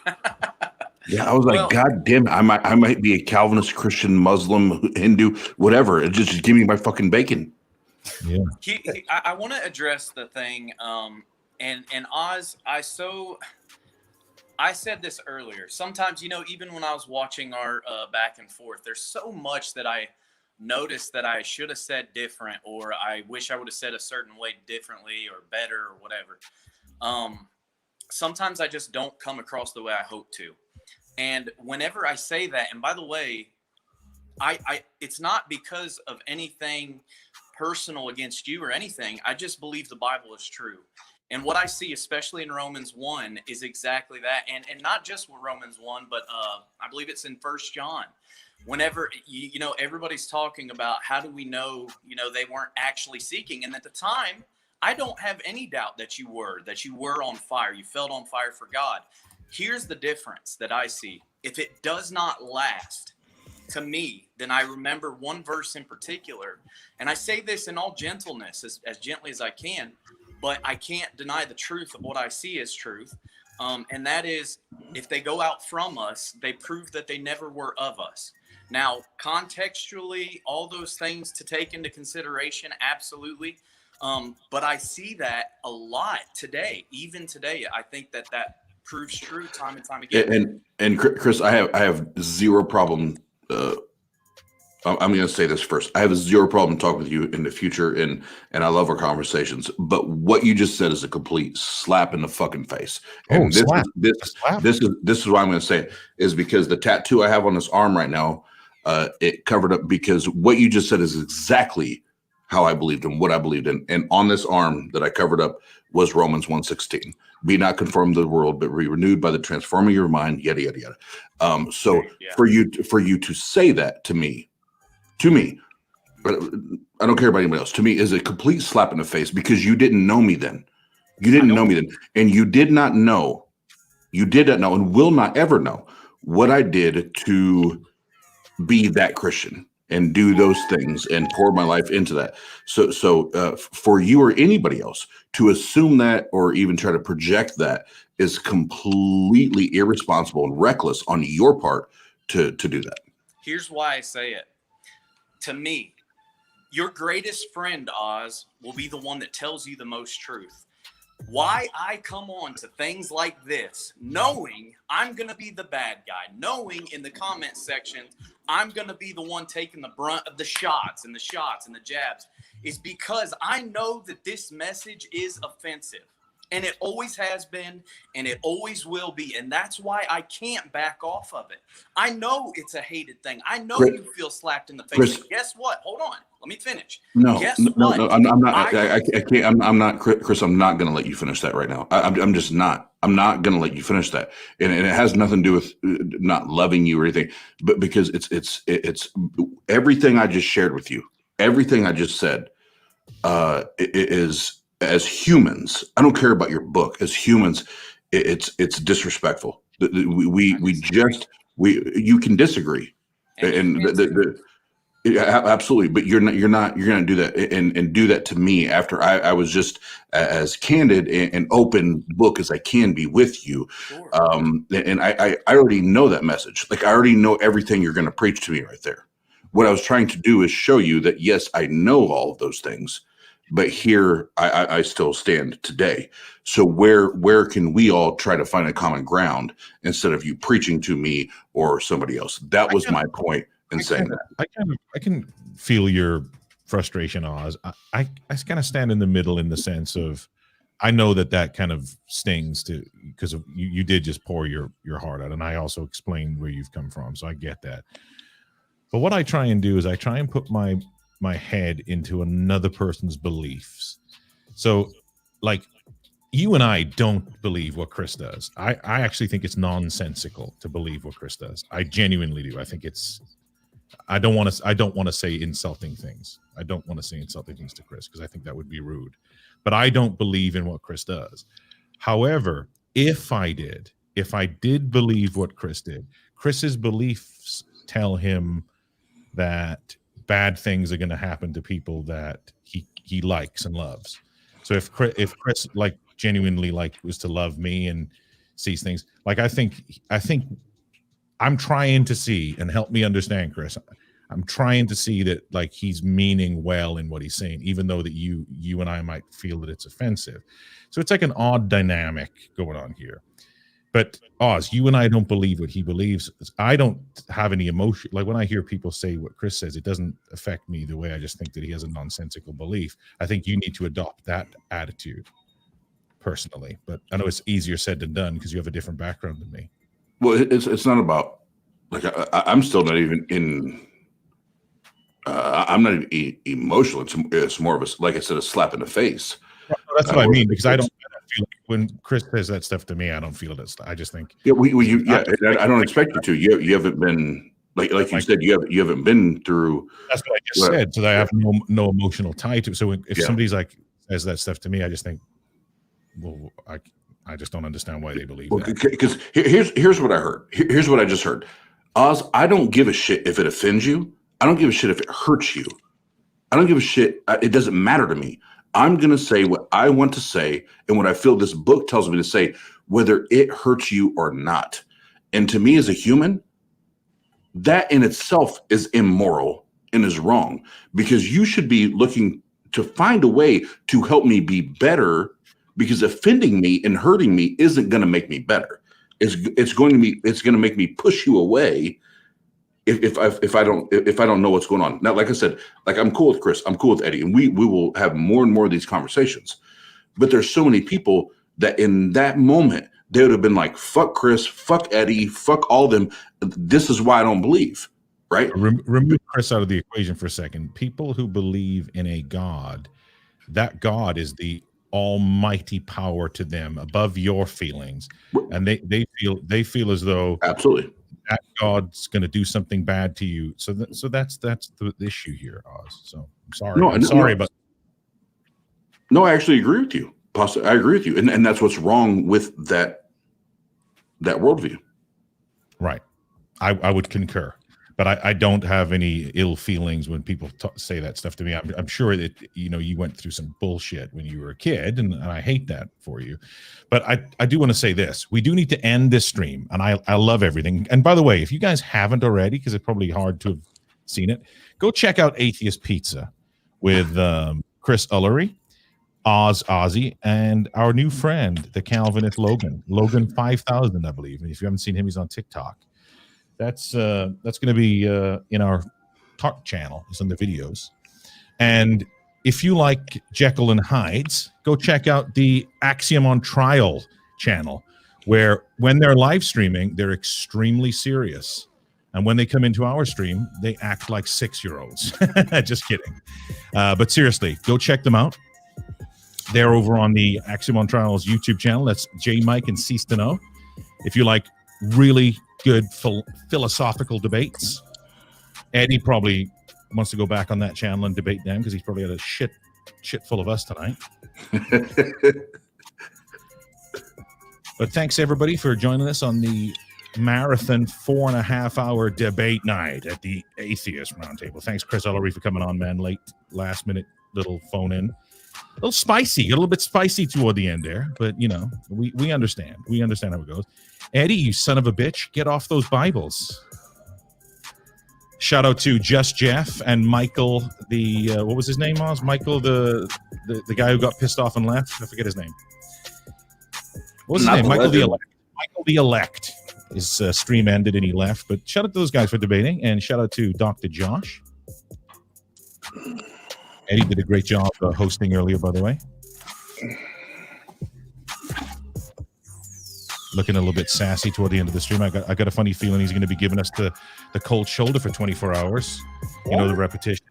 No, I love you guys. He's like, fuck you guys. And Eddie will be like, hey, I'm just kidding. I love you guys. I love getting Oz fired up.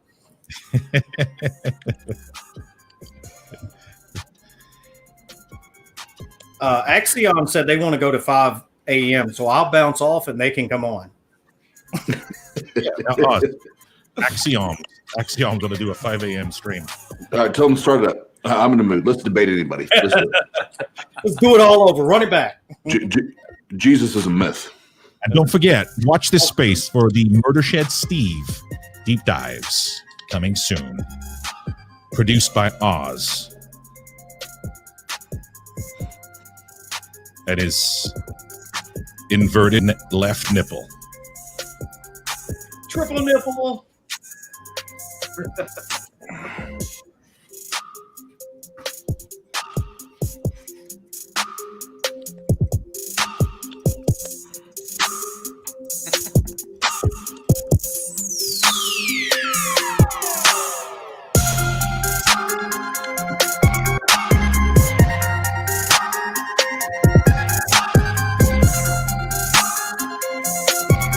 If you haven't already, don't forget to like and subscribe. We much appreciate it.